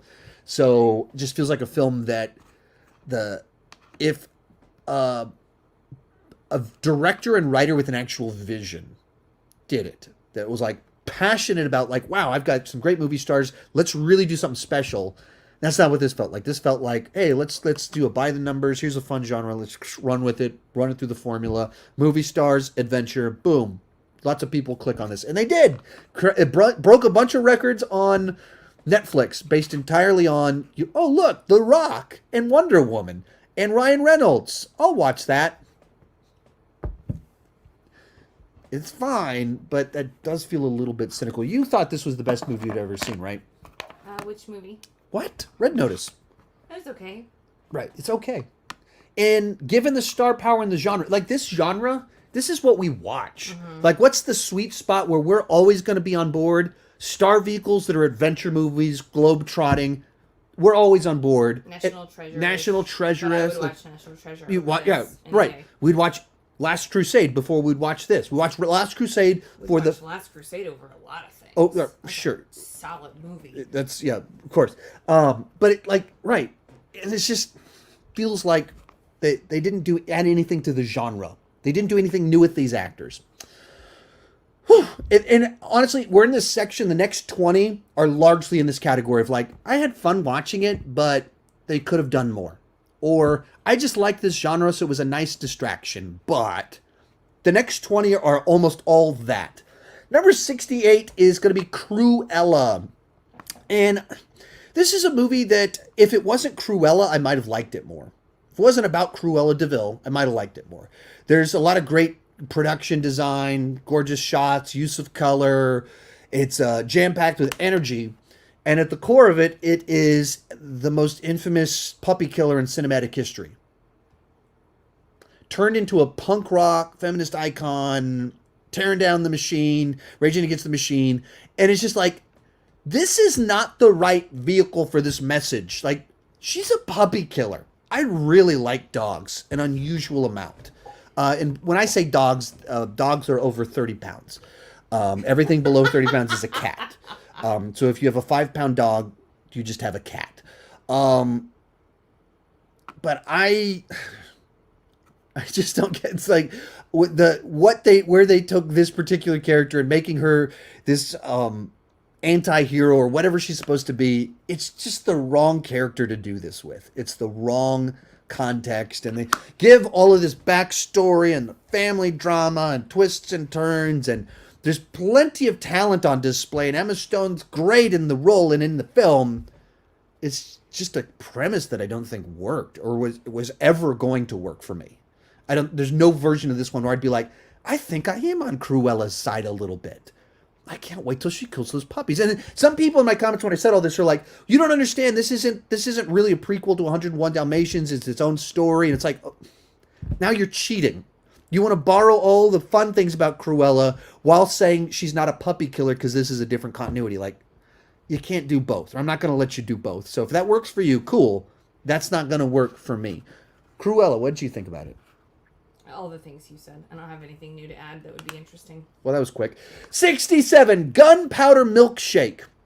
You watched this one with me, right? I did. Did you love it? I enjoyed it. So, love is a very strong word. Yeah, this is probably, you got a tattoo I did. For this movie. I So did Gunpowder not. Milkshake. That is a lie. So Karen Gilliam in an action movie. Ultra stylized. And you got Michelle Yeoh in there too and a bunch of other familiar faces. And it did a lot of things I really liked. And then at the same time, I thought the story itself was just a little bit too weak. And it tried to do a few too many things for a movie that probably should have had a very simple story and had a few too many layers to it. And so when it focused in on being this stylized action movie, it's very cool. But it did too many other things to not be one that I had really high up on this list. I was fine. I enjoyed it. If she wanted to watch it again, I'd watch it again. But it just didn't fully pull me in as much as it probably should have, given the genre and the talent involved and how cool some of the shots are. This one, I think, should have been better than it was. Along those same lines, number 66, Those Who Wish Me Dead. This is a big disappointment. It's not terrible, but it's a big disappointment. Largely because the director, Taylor Sheridan, wrote and did some movies before this. Was it Mystic River? And then worked on Sicario, I believe. Not as the director, of course, because it's Denis Villeneuve, but as the writer. Hell or High Water. I could be mixing some of these up, but like had a really great track record the 5 years before he did this movie. And this just felt like pretty generic throwback movie about people trying to survive a forest fire with, some other little plots going on with it. It just felt beneath him that he had done these great character studies that had the thriller aspects, and then this one just felt boilerplate. So it's the exact kind of movie that would have come out in like 1998. And it's fun to see Angelina Jolie in it, but if I recall correctly, it's a movie where literally I think she gets struck by lightning twice in the film, which the statistical probability of that happening is rather low to be struck by lightning twice in one day. I've been struck by lightning 0 times in my 40 years. So it's just a movie that I didn't hate it. I enjoyed it fair enough, but should have been better than it was. And once again, that's a recurring theme about all these next batch of movies. And my nose has definitely started to kill me. Number 65, Without Remorse. Another movie that I probably would have had much higher up on this list when I first watched it. It's a Michael B. Jordan vehicle based off of a character from the Jack Ryan novels, and then he got his own book series. So I'm a big fan of the Jack Ryan films as well as the show with John Krasinski. So I was very excited for this movie. That putting Michael B. Jordan in the mix, that works for me. And the movie's been in the works for a long, long time. And I actually think, if I'm not correct, if I'm not mistaken, the guy that Taylor Sheridan that worked on Those Who Wish Me Dead also did one of the versions of the script for Without Remorse. And it's one of these movies. I watched it and I was like, yeah, that was a pretty cool little revenge thriller. And then thought nothing about it until I was making this list. Just one of those movies that you just watched it and you went, oh yeah, that came out this year, didn't it? Wow, that feels like forever ago that I watched that movie. Recurring theme on this list. So, yeah. I enjoyed it enough. It just didn't leave much of an impression. Number 64, Ice Road.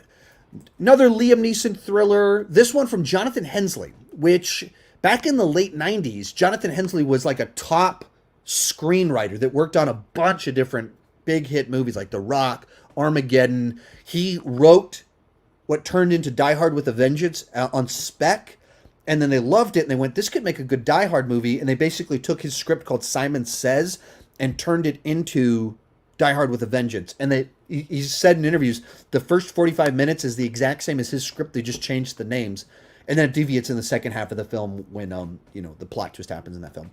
And then he did The Punisher 2004 with Thomas Jane. And he hasn't done a lot over the last 15 years. And given the nature of his filmmaking, I thought he would fit nicely with a Liam Neeson thriller. And I thought it was fine. But like most of the movies in this category, that's what it is. It's like, yeah, it's good enough, enjoyable enough. I had fun while I watched it. It just didn't leave an impression. And that's when you get in this section in the middle of this ranking, where they're all like right in that C+, B-. Which one is better than which one? It's all kind of a toss up at this point in time. 63, Jolt, the Kate Beckinsale movie where she basically is hopped up on Red Bull and angry all the time and killing people. There's a lot actually dug about this film. There's a lot that was really fun, very schlocky fun kind of film. And at the same time, it felt like a prequel for the movie they actually wanted to make. Like it ends at a point in time that feels like the setup for something else. And so it's a movie that feels like a very roundabout way to get to that end point of like, there's like a fake romance at the beginning and it's like a fake revenge thriller, but it turns into something else. And it's like, I like this world. I like this character more than I like this actual story that you made. Because I'm digging the energy of this film, but why did you tell the story this way? What do you remember about this one? I agree. Well, that was quick. Well, I mean, it's kind of, I don't have anything interesting to add. I had multiple images in here that I forgot to use. Yeah, you did that. I did. I keep forgetting to use stuff. I'm sorry I cut you off. My brain is fried. That's okay. I just didn't have anything really interesting to add. It was one of those ones that looked interesting. It looked like it was one of the ones that we could like. It could have gone super dark, like is it Crash with Jason Statham? No, what's the Crank? Like, I did not like that one, so I was afraid maybe this one would go that route. But it's the Crank hyperactive energy without necessarily going as crass as Crank. Yes, so I liked it better than that, but at the same time, like you said, there was just something off. Yeah, and it was very much like I said, the energy was nice. Dug the energy, but they just picked such a weird direction to go with the story where they were. Several movies on this list have this problem of the director trying to be, or the writer trying to be too clever with it, and they want to have twists and turns, just whether or not they fit the movie or not. And that was one of these ones of like, right energy, wrong story to tell with it. Next one on here is going to be The Little Things, the Denzel Washington film with Rami Malek and Jared Leto. You watched this one with me, right? And looking at your face, came out like February, and so it's kind of like a murder investigation film. Seven Light kind of. My nose. Seven Light is probably a very good way to describe it. I don't know. I don't remember. You said Jared Leto's in it? Yeah. No, I don't think you watched this with me. Okay. Must have been your other wife. Yeah, my other secret wife. So The Little Things, I seem to enjoy it more than most people, but it's very much Seven Light. Like, if you like these types of movies, it delivers the experience while that's all it does. It's just another one of these movies where there's an investigation. There's the hardened, jaded older cop and the naive, ambitious young cop. And it very much borrows plot points, moments, sequences, kind of elements from the Seven playbook. And it's good enough at doing that, but just not a whole lot more than that. Closing out this section will be Diary of a Wimpy Kid. Diary of a Wimpy Kid. Number 61, Diary of a Wimpy Kid. And maybe I perceive these a little bit differently. I've seen a lot of people in the comments hated this movie or hated this version of the movie. Our kids just got into these books over the last 6 months. So we bought our kids the 14 book set for Christmas. And that's what they read in their spare time. They were so excited to watch the live action movies when it was leading up to doing my ranking. And then they were so excited to watch this one and they wanted to rewatch it. And so there's a lot of positive Diary of a Wimpy Kid energy in our house right now. And so I watched the original live action movie, and I thought Greg was too mean-spirited in it with where they kind of took the story with all the stuff that he does. And I thought this one did a better job of reframing some of those actions so he's not just a total jerk. And people in the comments are like, the whole point is Greg's supposed to be a jerk. I was like, okay, well then I don't think I like these at all. If your point is to make me just not like the character, you're not winning me over with your argument here. Maybe our kids shouldn't be reading these books. Wait, is that where you're going with this? That they're a bad influence? So that's where I kind of fell on this one of like, I kind of dug it. I thought it was a more focused version of the first book. You loved it? If the live action version hadn't existed, I would have liked it more. But I feel like it was just thing. such a retelling of what was already done, and it was like, why didn't you do a different book or a different storyline? And when I said that in my review and my stuff, and someone else was like, well, they can't do that because it's a new continuity. It's like, it's a new continuity, but it's like literally the same thing. Like it's scene for scene. Like the dad dumps water on their head at Halloween. The cheese. Yeah. The kid with want to see my freckle? It's even, if you watch the trailers for both of them, they put the same gags in the trailer. Yeah. So, yeah.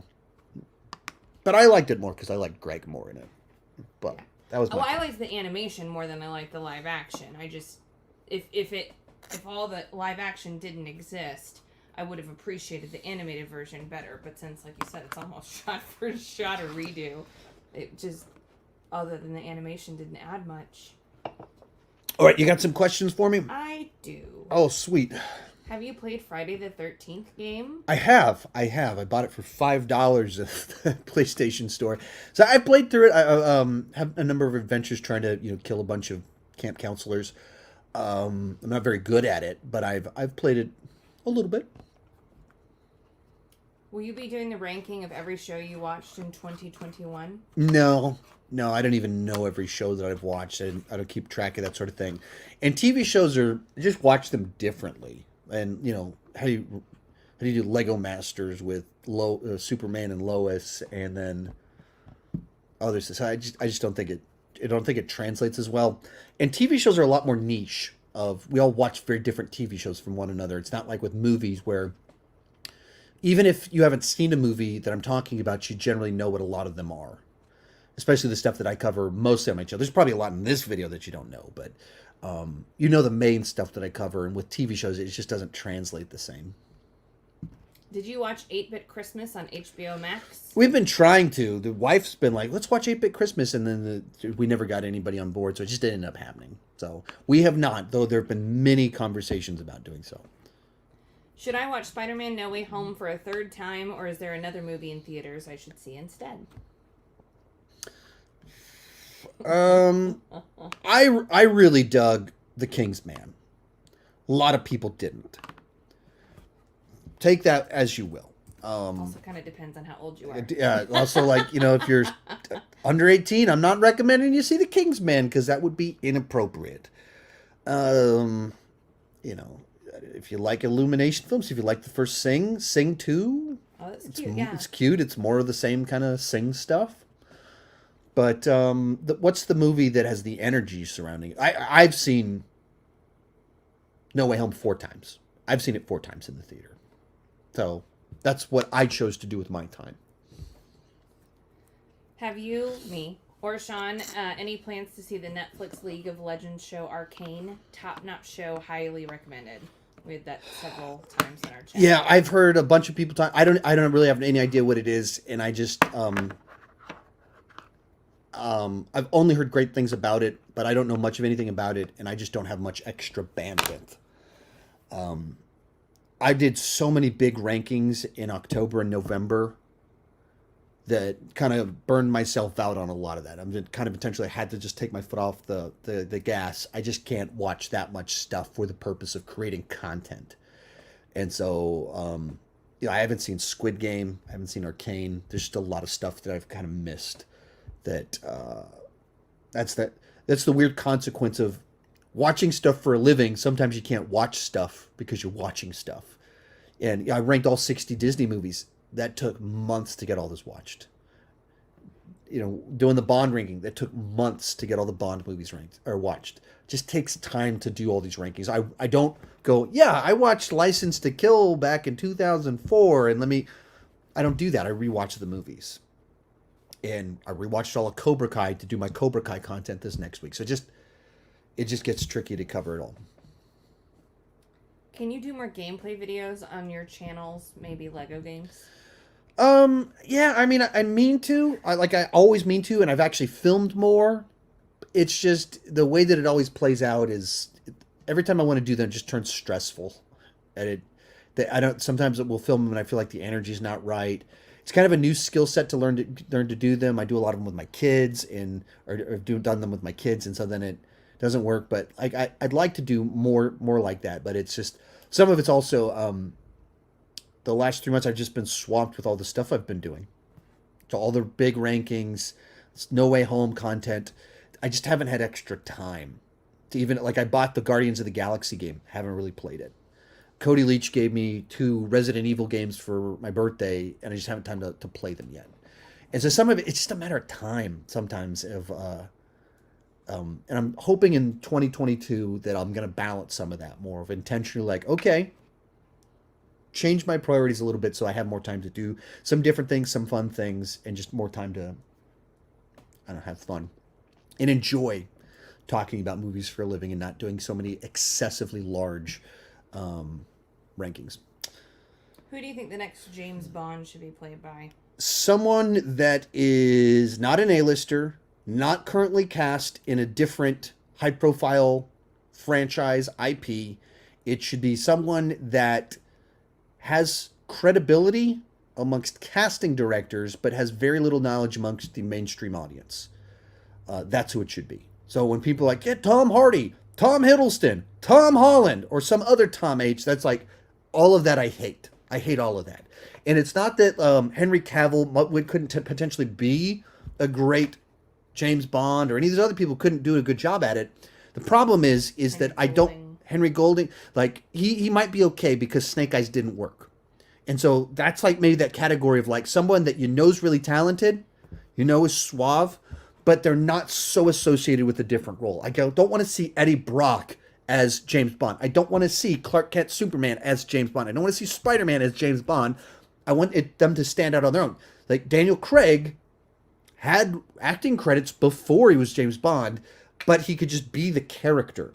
And I say this about most of these. I don't want them to cast known people in most of these roles. I always say that. And it doesn't mean I'll be anti them if they cast a big name. But at the same time, that's not my preference. I like, Henry Cavill could be just so identified with Superman because even though he'd been working for 10 years in Hollywood when he was cast in that role, he didn't have anything big, high profile. So he just was Clark Kent Superman. That's what I want. You have one more question for me? I've got a few little things. You're a legend. Love your hair, Sean. Oh, thank you. I actually combed it today. Lots of people like us in general together, like our banter. Let's see. Jennifer, do you like Scream? I know you don't do horror, but it seems like one you would enjoy. Yes-ish. We got to watch all of them over the next 2 weeks, too. I mean, like, I'll watch them, and I don't know how to even describe it. I don't enjoy them. I don't think it's one I would sit and watch by myself. Certainly not if I was home alone. That would not happen. But they're classic. I mean, they're good. All right, I'm going to put up a little... Oh, you got one more for me? One more. I just want you to say you're Batman. I'm Batman. Thank you. All right, I'm going to put up a little video real quick, and I'm going to walk around. This is just some bloopers from 2020, just to give me a quick break to rub my nose. And finally, the Lord of the Rings. Lord of the Rings. And finally, Lord of the Rings. When it comes to fantasy films, the Lord of the Rings. But he did don't do and rank them from the worst to the but that doesn't mean that it doesn't have it definitely saw the second one in the theaters, had a VHS type of tape. We had the VHS tapes. But all objective to me, R2D2 in 3CP to me, R2D2 in 3. Next up is Soul, a beautifully in this big gigantic conspiracy involving Hollywood, the Nopsties, making a lot of appearances inside of this video. Moving along, we've got Reign of Fire. Bought this one, blah, blah, blah, blah, blah, blah. And the racing sequences are just as dynamic as and have our own little rock band jam and have our own little jam session. I love the way that John Woo choreographs his fight sequences. And because of this, the movie has frequently been referred to as you even get emotional as an imaginary fend. Cody Leach, Durban to Durbania, CP as well as Wells. Sorry. You just started malfunctioning. It's like total. There you have it. There's some bloopers from a little bit back, and let's get started with the top 60. We're not even halfway through. I'm going to start talking a little bit faster on some of these. It's 350. Woo! Number 60, Mortal Kombat. Mortal Kombat. Now, I enjoyed this one enough. Some people hated it. Some people thought it was just the most disappointing movie of the year. And some of that I agree with. But there were elements that were fun enough that I enjoyed it enough. Especially, in particular, these two characters fighting each other, Scorpion and Sub-Zero. That's a very cool fight scene. My problem with the movie, first off, our lead character is a new character. which is bizarre. You literally have a game series that has something like a gallery of 60 characters to pull from. And instead of using any of those characters, you invent a new character that has ties to a character we know, but it like isn't actually any character in the game. That's bizarre. And then the Mortal Kombat is all about the tournament. This movie is all about getting to the tournament, and then you don't see the tournament. I just think those are strange decisions to make. And the next movie apparently will be the one that I really want it to be, but I don't know why you would do this in the manner in which they did. Just very strange decisions. And then number 59 on here is going to be Fear Street 1994. Fear Street 1994. And I like Fear Street. This is the first part in Fear Street. And I liked a lot about it. I thought it was kind of awkward. I think it was Michael Rosenbaum. I thought he tweeted about it. And he said something about the movie being made for kids. And I thought that sounded about right. It's like an R-rated movie with the tone of a Disney movie. Very peculiar, while having a plot reminiscent of, like, Scream. Isn't it compared to Goosebumps or something? Well, it's R.L. Stein. Oh, there we go. So it's from the same guy. I think it's written for a slightly different, older audience, but then it's an R-rated set of films. They're R-rated. And so then that's what makes it so weird, because it's like R-rated Goosebumps. Like, it feels like Goosebumps. It feels like very tween-esque. Feels like it's targeting 13, 14-year-olds, but it's rated R. I just thought that was weird. It's just a very strange tone they went for. But there was a lot of stuff I liked in it. I haven't read the book, so I can't compare to anything like that. And there's some interesting mythology. And like, as you get into the second one, it makes the first one better. And when you get to the end of all of it, it kind of makes all of it a little bit better. But as individual films, most of them I didn't think were all that good. Like I said before, I think it would have worked better as a mini-series, because when you watch them, I don't know. I just think structurally they chose a weird way to do it, but I liked some of the stuff in there. Number 58, Wrong Turn. So earlier this year, a new Wrong Turn movie came out. There was a total revamp of the franchise. It's not really a remake of the original. It's like a reimagining of the series. And I'd never seen any of the movies before, so I actually watched all of them in like May, even the awful ones. And I really dug the first one. All the middle ones are pretty bad. And then this one I didn't think was too bad. It was a total reworking of the mythology in a way that I thought kind of worked. It wasn't like great. It's not like placed all that well on this list. But it was something that was much better than I was expecting. It had more to offer than I expected, and had some ideas that were more clever than I think the franchise normally is known for. And so, I didn't love it, but it's one that I even like, I only want to talk about the positives about it. So sometimes there's movies like that where you're like, oh, it feels like other people would be negative on it, and so I just want to defend all the positives. That's the kind of movie that this Wrong Turn reimagining was for me. Next one's the exact opposite. Number 57, Nomadland. This was the Best Picture winner for last year, which actually kind of came out this year. The Oscars were weird. But this was Chloe Zhao's movie before Eternals. And given that this isn't particularly high on my list and it won Best Picture, I think it's probably safe to say that Chloe Zhao's directorial style, or the way she tells stories, just isn't on my wavelength.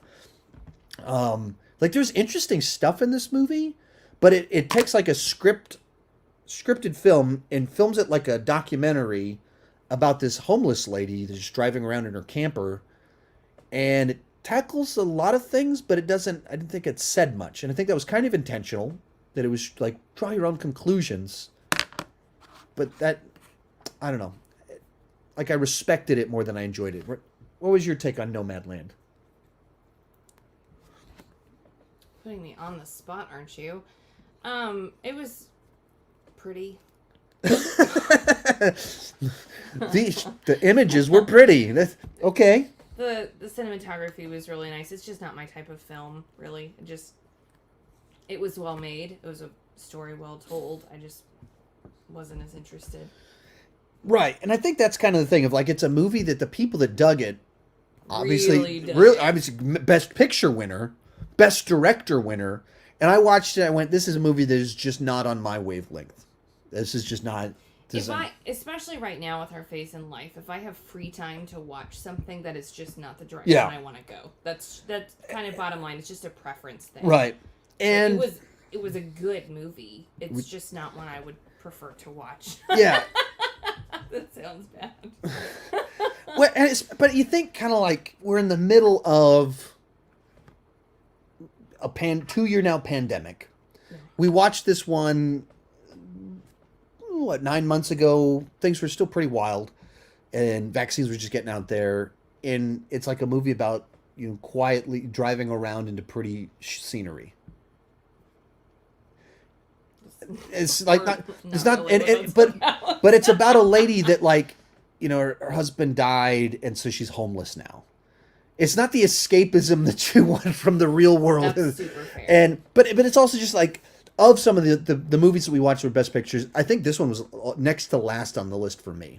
That's where I did next to last of the Best Picture nominees. So and there were some other pretty heavy ones in there, and this is just not on my wavelength. Number 56, we've got Halloween Kills. And this was a frustrating one because for everything I liked about this movie, there was something I didn't like. I loved the carnage candy, the high body count, that it's a Halloween movie that it's like, let's just go wild. Sure, the original had a low body count and was about building that tension.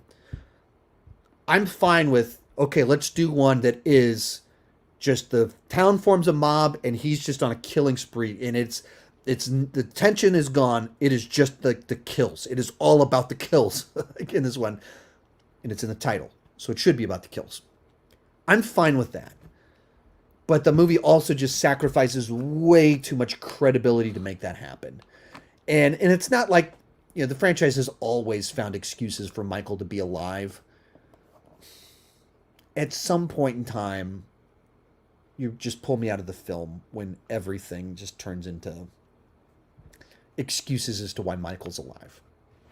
There's too many parts where, there's a part where a lady has a pistol, gets out of a car, and her husband is being killed in the car, and she 30 seconds, a minute goes by, and she's just with a gun doing nothing, and then it's time for Michael to kill her, and so then she tries to shoot him instead of walking up behind him and just shooting him in the back of the head and ending the film. There's so many points in time in this movie where that could have happened. There's a point in time in the movie where he's surrounded by people with weapons, just beating the crap out of him, and he still escapes.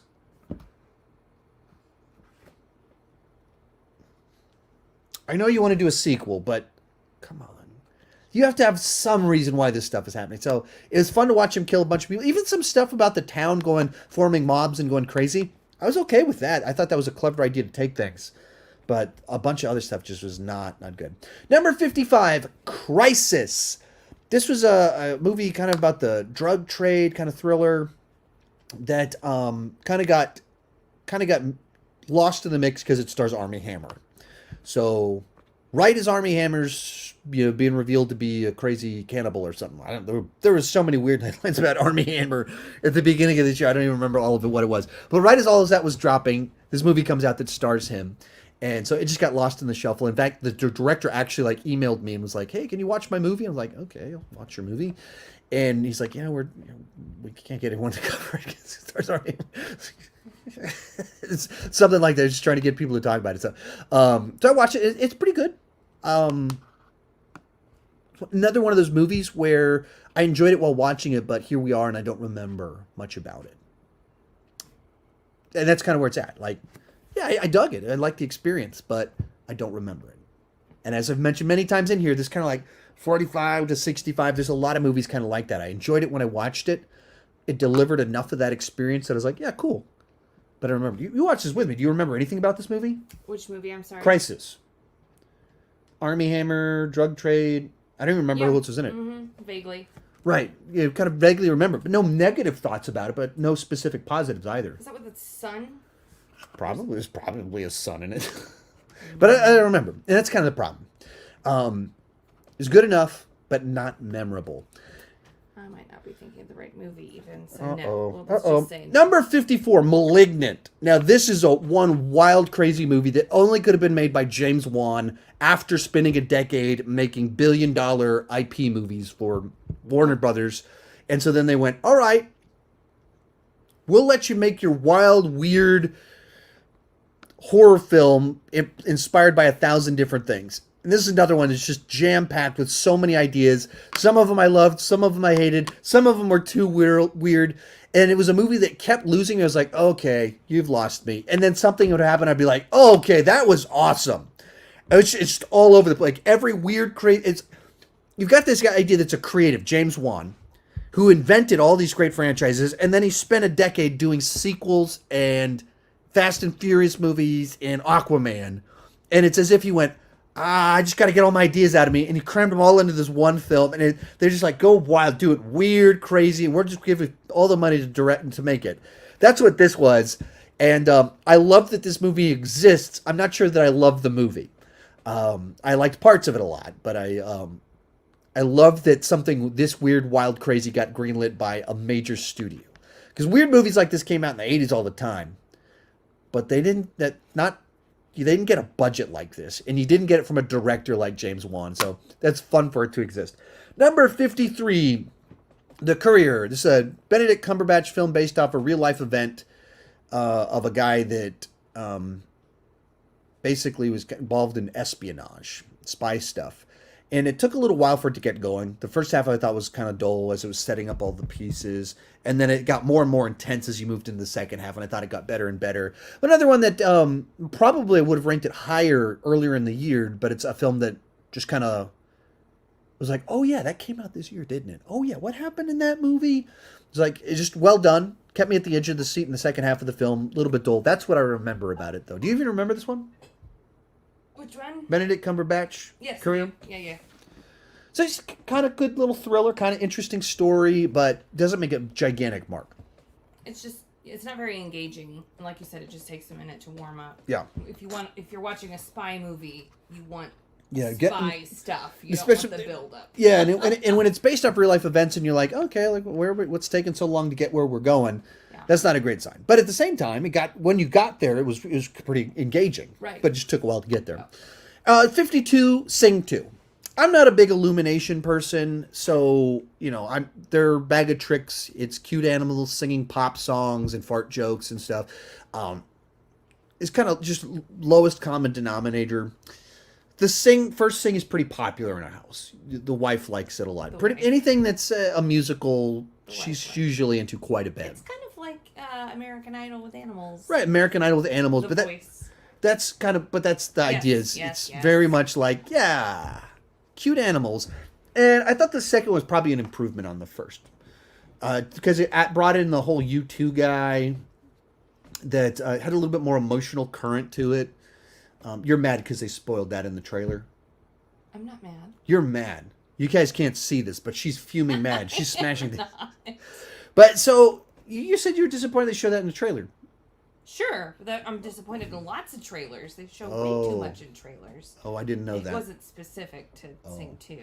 But I thought it was probably a little bit better than the first one. It's fun memory because we took your parents, and that was what was so fun is that your dad actually had to watch Sing 2, which I love that's a thing that happened. His thing.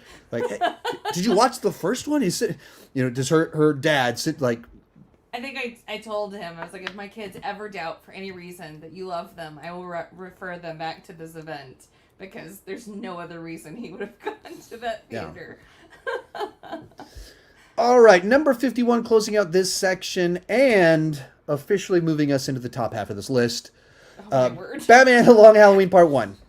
Does your mom know she's going to need to stay for dinner? Well, she's not. She's staying until she has to leave. So which is when? I don't know. Okay, I'll text her. If you drug her real quick, she falls asleep and she'll stay longer. Stop it. If you drug the kids, they're sleeping and they can't Continue. Oh, sorry. Batman, you guys can hear that, couldn't you? Oh, Batman: The Long Halloween Part. That's not right. Oh, I got this backwards. Okay. In my notes, it says Long Halloween Part 1. I like Part 1 more than Part 2. So this should say Part 2. Long Halloween Part 2. Now, this is based off one of the great graphic novels.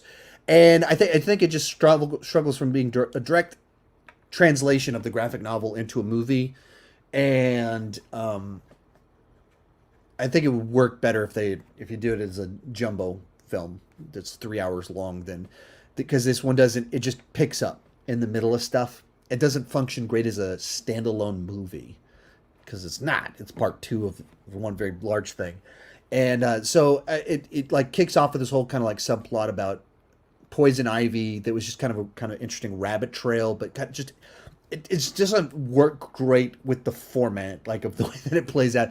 So, but it's great source material. It is a great Batman story. Pays off really nicely with the final twists and turns. Once again, it's that format of sometimes when you're trying to tell a story and you just cut it in half in the middle, and you're just direct translating. You're not really adapting. You're just translating. You run into problems when you do that. So, if you're a Batman fan, read The Long Halloween and then watch both parts of this. They are worth checking because it's a great Batman story and it's a big inspiration for The Dark Knight. I think, like I said, just as it actually like a great film. It's not really a great film, but it is a great Batman story being translated. All right, let's take a quick little break right here. You got some questions for me? Oh, yes, I do. Oh, and I've got some Coke to drink so I can burp during the next section. Lovely. I have to go, but I'll probably come back sometime later. I'm glad I sent you the Protege, Zola, and Respect. Hopefully you can talk about them soon. At least one of those will make the list. 2 of them will not. I do appreciate you sending them to me. I'm just not able to watch everything everything. So, fortunately. My buddies wanted to watch The Kingsman. Thanks for the recommendation. Do I need to see the other films first, or does it work on its own? No, it works totally on its own. It's a very different film from those movies. It's detached in the story. It stands on its own.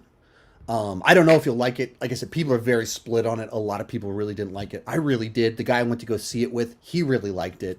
And he's a history teacher and a high school history teacher. He really liked it.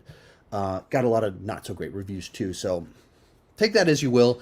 But it's definitely stands on its own. It does its own thing, tells its own story, and it's set 100 years before the other movies, and so it's kind of like the foundation of this organization. But it's not a bunch of winking at the camera and like, look at this, look at. It's not that stuff. When you have a chance, you should watch Ron's Gone Wrong. It's surprisingly great, and it's a surprisingly great animated film that has stuff to say. Yeah, I've heard some really positive things about it, and since I first saw the trailer, but we just haven't. Even when it came out, it seemed like there was like no splash at all. Like yeah, it came out in theaters. They had Happy Meal toys, but I think that's the only. Like. Be careful! Don't. What? Your toe almost caught that. Oh. Yeah, no, like move the cord. Oh, That's 40 years old, and I know. The backstory in that one. Do not. This. You got me scared there for a second. I almost knocked something over since you can't see. Yes. It's a Darth Vader that's 40 years old, and I don't want to go into the specifics, but it has very deep sentimental value tied not just to our family. So you got scared very quickly. Next question. Will you be attending Sundance in January? No. It actually was on the table. It was something I was actually considered very briefly. Like most film festivals, they play movies that aren't my thing. You can look at my top 10 list. It's not Sundance movies. And same with South by Southwest. Now, I've been to Fantastic Fest. It's more genre stuff, so it plays a lot more things that are kind of my speed. But most film festivals they're not playing the sort of stuff that my channel is known for. And my channel is built around a lot of my taste. Not entirely my taste. There's a lot that I like that I don't cover as much on my channel. Jean-Claude Van Damme. Yeah, Jean-Claude Van Damme, but it's just because the way things has worked out. But so I looked into Sundance, and I was debating going for a couple of days, but it's also like Fantastic Fest here in Austin. It's all at one movie theater, and so if you go and your friends are going, you will see your friends in the hallway. You will very easily network with people at this one theater that is totally rented out for the week for this film festival. Sundance isn't even in one city. It's in 2 different cities that are like 45 minutes away and at a bunch of different theaters in both of these places. And so that when I heard that, I was like, I want to go to meet people and network. And I'm an introvert. I don't like going to awkward, uncomfortable situations. And so, two cities that I've never been to, driving back and forth, I was just like, I'm not interested in that. And I'm sure with COVID protocols, it would just be kind of a nightmare. So I ended up nixing the idea, but it was heavily discussed and looked into it. And some of it was even based around which of my friends were going to be there. And I'd heard several friends were going to be there. And then it turns out they're doing the digital version. And then it was going to be two of my friends would definitely be there, and then one of them dropped out. Almost did that one, in which case I'd be flicking off. One of them almost dropped out. So it was just going to be seeing my friend Rachel, who I met her here in person. And so even kind of the novelty of meeting someone for the first time, it gets lost if you've met them before. So and she's planning on coming. She's coming here, and hopefully I'll travel out there for a different reason. But just going to a film festival for that person didn't make a lot of sense. We have to go there at some point. Yeah. So I need to see where they filmed High School Musical, the series. That's a good point. I'm very excited about that too. Wait, Jennifer, does Sean have some condition that causes his nose to itch, or is it just something that happens? I answered in the chat, but it just tickles after talking like yeah. Well, an and hour. also, I mean, that probably doesn't help it is that I also ingest a large number of like I do like my pre-workout stuff before I start. So I'm also amped up on stimulants so I can keep up my energy and talk for 4 hours straight. And so then it's just everything gets kind of tingly, and so whatever reason my nose starts to itch. But I don't remember doing it when I don't remember it from live speaking. It just happens here on YouTube, I think. True. So I don't know what that's about. Maybe it's just my old age, but oh well. It's one of these big limitations on my potential is my itchy nose. Okay, I have more questions, or we can move on to the next section. Let's do a few more questions, and we'll do the next section, and then I'll do my next little video break. Sean, can you rank top 10 superhero trilogies of all time since we've got a new Spider-Man trilogy? Yeah, that's probably something that would be doable. I have to think what I've done and what I haven't done, because I've done like MCU trilogies, and I guess there's some other things out there. So, yeah, I guess that would be on the table for something that would make sense for me to do at this point in time. Have you been keeping up with Dexter New Blood? If so, quick thoughts on it? We're not caught up. We're like half. I think there's like 8 episodes have come out. We've watched 4 or 5 of them. So we've been watching it together. We watched all the previous seasons. I've written notes and everything to do a Dexter seasons ranking when the season's over. So that's all in the works and coming. But so we watched the first few episodes. Then she left town, so I didn't watch it while she was gone. And then No Way Home came out. We've just been swamped. So we haven't caught up. But at the same time, that tells you a little bit about the urgency of watching it. That it's been like, oh yeah, we're digging it up. I don't hate it. Like it more than the last couple seasons of the show, but it's a very different kind of show. It doesn't have the fast pace, the energy, the cliffhangers of the original show, and I don't feel like it's replaced them with something equally compelling yet. And it's interesting, and I kind of like dig the direction they're going with it.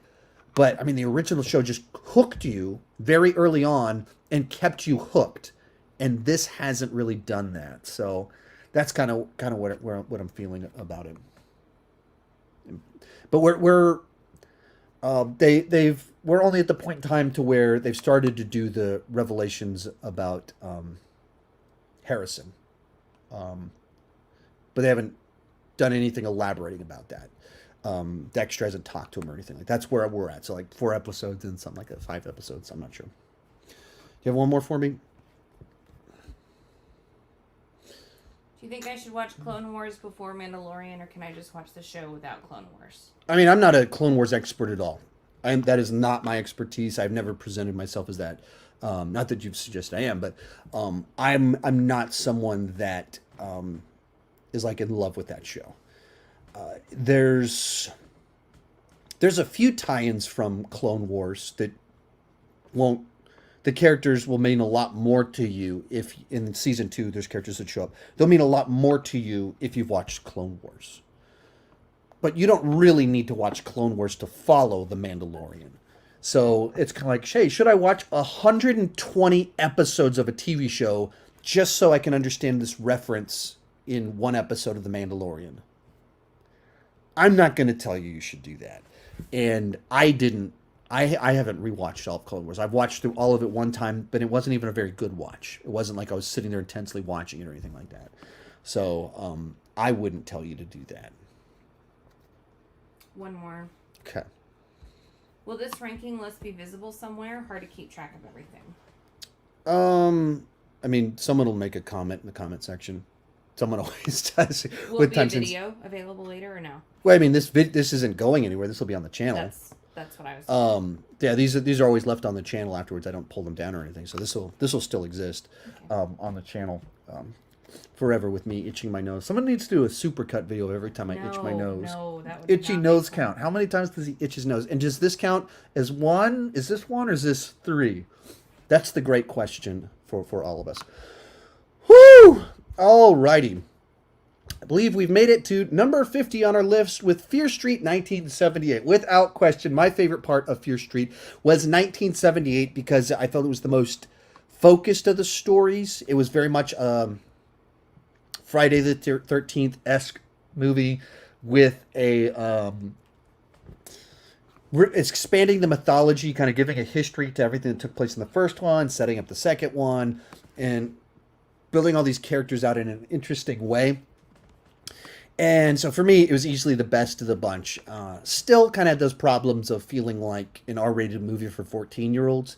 So it totally had some weird stuff about it, but I really dug it. That's the one that I easily was my favorite of the bunch. Number 49, Army of Thieves. Now, you really dug this one. Loved it. Yeah, so she loved this one, which is, she didn't watch Army of the Dead, wouldn't watch a zombie movie, and is like, you might like this one because it's like a heist movie. And we're like 10 seconds into the movie, and she goes, I love this movie. Literally 10 seconds in, she's like, I love this movie. And it's fascinating because it's a prequel to Army of the Dead, Zack Snyder's zombie heist movie in Las Vegas. And this is a European heist movie that it's fascinating because it's like there's zombie apocalypse happening in Las Vegas on the other side of the world. And this is a story about heists in Europe with these quirky characters and this kind of rich history and stuff. It's just like real interesting little flavor to it. And a lead character that has this naive energy that just makes him very endearing. But also charismatic at the same time. It's very weird. Yeah, very strange version of charismatic. So I think you liked it more than I did. I thought it gets a little bit too repetitious because it's like, hey, we've got to get these 4 things to open the 5th thing. And so the whole middle of the movie is like, and then they rob this place. And then they rob this place. And then they rob this place. Well, I said that at the then there's a double cross. I was nervous that it was going to go downhill. I was like, I really hope this stays this kind of feeling because I liked it. But I did. All right, next one on here. Here's one you didn't like, The Protege. This was the last 2021 movie that I saw, one that Daniel Skinner asked just a little bit that he sent me the Blu-ray. And it's from director Martin Campbell, who did GoldenEye, Mask of Zorro, Casino Royale. And I just like a lot of the stuff that he's done. And this one, I didn't love it, but I liked it. It was interesting and kind of took kind of this revenge thriller and kind of gave it interesting set of dynamics, relational dynamics inside of it with the way that people relate to each other. That I think by the end of it, I think it undercut the movie a little bit because it starts as a revenge thriller and by the end it's not that. And cheapened it a little bit, but I liked a lot about it. There's a bunch of things I dug about it, but I can see why it wouldn't work for some people. You clearly didn't like it. Which one? I'm sorry. The Protege still. No, did not like that. Okay, very insightful. Well, I didn't like the tone of it. I didn't like the way that it was put together. I didn't like the plot twists and then just the violence in general. The violence is cool. Okay. It's a movie that it takes things in very weird directions that either works for you or it doesn't. And some of them worked for me and some of them didn't. But there's some scenes that are in the trailer that what they lead to is not what you would expect. Number 47, Run, Hide, Fight. And this was an interesting one because it's like a action thriller from the Daily Wire news organization. They put out an action movie that it's Die Hard at a school shooting, which it's a premise and a company that for some people immediately are going to be like, nope, I'm out. And I get that. And then the basic premise of taking school shootings and using that as a way to do a shoot 'em up movie. I get why that wouldn't work for some people, but I think inherently all action movies involve you taking real life dangerous things that have happened in real life and turning them into escapist fantasies about revenge and stuff like that. And so I can certainly see why it's an off-putting premise, but I thought it worked well enough. It was kind of interesting enough without doing anything particularly fantastic or memorable. But as just a little action thriller, taking the formula and the escapism and applying it to something a little bit more modern and relevant, even if that's maybe not a good idea, I thought it worked well enough. But it's very interesting. Some movie put out by the Daily Wire of all places. Number 46, Green Knight. And some people, this is a movie that's certainly falls into that category of more artistic than my usual picks. So this is a movie I probably respected more than I enjoyed. That visually, it's phenomenal. There's all sorts of interesting images, visual metaphors. I am just not at all wired for movies like this. So it's like, wow, I'm glad I watched this. I don't know if I'd ever watch it again. Certainly didn't love it. I appreciate it. It's one of those kinds of movies that I think as someone that likes blockbusters a lot, I think it's important to experience different types of movies that use the format to do different things. And that's what this was. So I think it stretched me, took me out of my comfort zone. Still wouldn't say that it was a movie that I loved, though, or anything like that. But it was interesting to experience. Speaking of movies interesting to experience, Batman Soul of the Dragon. And this was a animated Batman movie that is basically dropping him in it's a mix of 70s genres. It's a little bit Bruce Lee movie, a little bit blaxploitation. And when it was that, I really dug it. I would have had it even higher up on this list. But as it kind of went along, it goes into a little bit more supernatural stuff, and I think it lost the uniqueness a little bit. What I dug about it is that you were taking Batman and putting him in a Bruce Lee movie. That was a lot of fun to me, and the other stuff not so much. But when it was, there's the hook of the trailer. When it delivered on the promise of the premise, it really delivered for me. Number 44, we have Army of the Dead, Zack Snyder's return to the genre that put him on the map. And this is one that I enjoyed it, but it also was one of my picks for most disappointing of the year, too. Which is unfortunate. Because there's so much in here that's rock solid Zack Snyder zombie fun action, deep mythology, fun set of characters, and at the same time,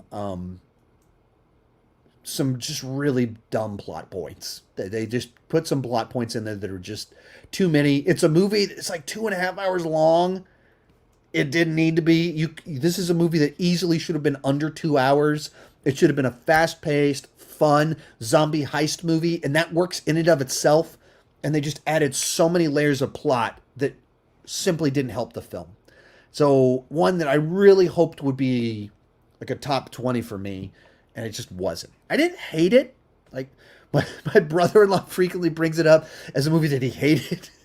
I'm not in that category, but pretty disappointed by it as well. Here's one. Next one on here is Reminiscence. It's like a sci-fi noir film with Hugh Jackman, Rebecca Ferguson, that a lot of people seem to not like it. I dug it enough that it's very reminiscent of most other noir films, but it puts it in an interesting new setting by being sci-fi and using this technology, and it kind of comes together with these twists and turns by the end of it that I thought it worked well enough.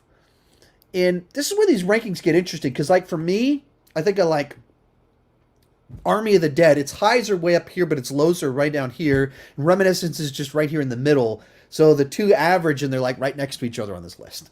That's where it's interesting. Speaking of interesting ones kind of being next to each other, then we have Spiral from the Book of the Dead. Another movie that I dug it enough. A lot of people seem to not like it. It seemed to be a fine Saw continuation. I thought Chris Rock was an interesting pick to put in the lead that worked well enough. It expanded the mythology well enough without doing anything particularly interesting with anything, but it was good enough. And that's kind of what I have to say about that one. And final one for the 40s, or at least that's category, will be Venom, Let There Be Carnage. And I thought this was a big improvement over the first Venom movie because it just got right to the point. Eddie and Venom doing their thing. Right out of the gate, we're introduced to Cletus, Carnage. All the pieces are in place very early on. It's very brief. It's barely over 90 minutes long. It trims all the fat.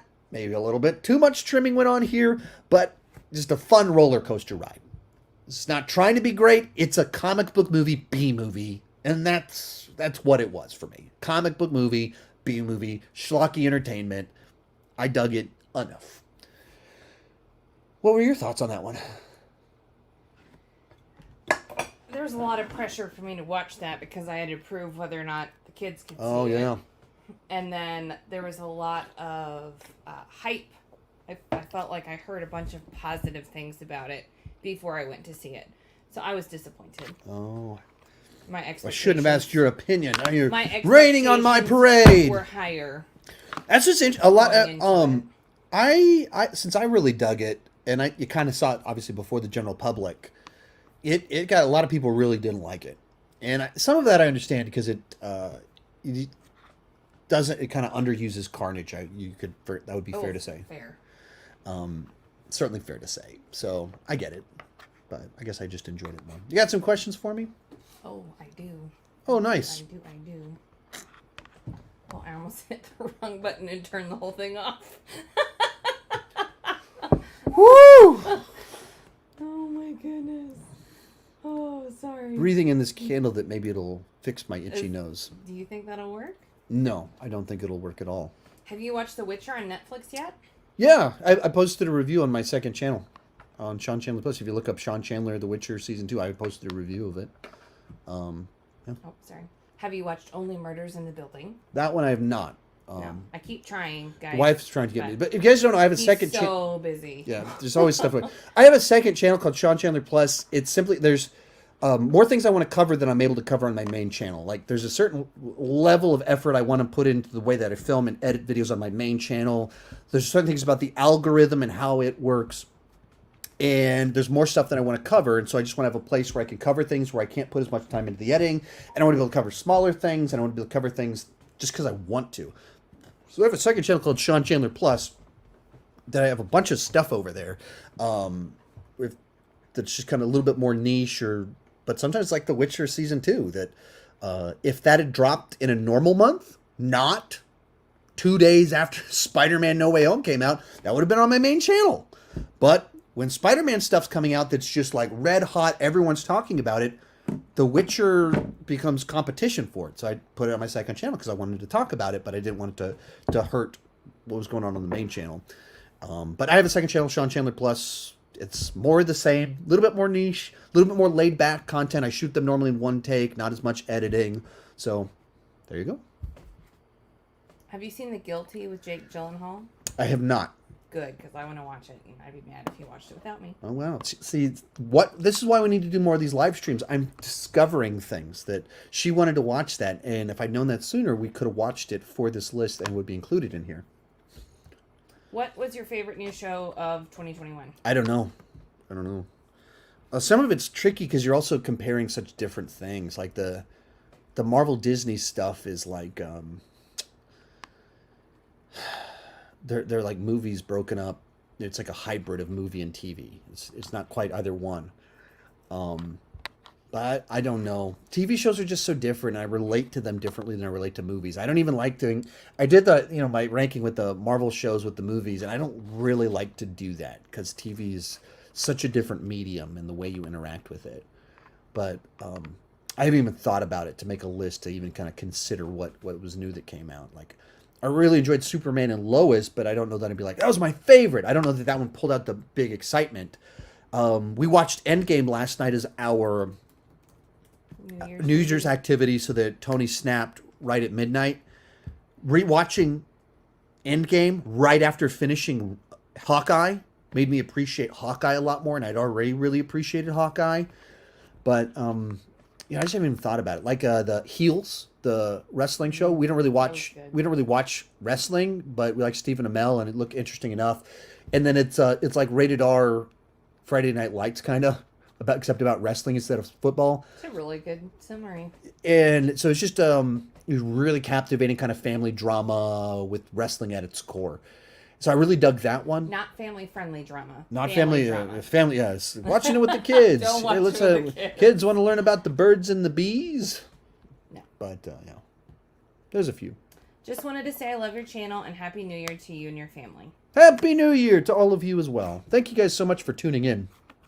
We've been this whole time we've been averaging over 500 simultaneous viewers, and frequently over 600, sometimes over 700. It's actually kind of scary because like I'm sitting here, it's just two of us in this room, and it's easy to forget. Like if we were doing this, actually 500 people out there, it's horrifying. we'd be freaking out, and I probably would, I would have taken all Once these. again, I am not the front person for one of these reasons in particular.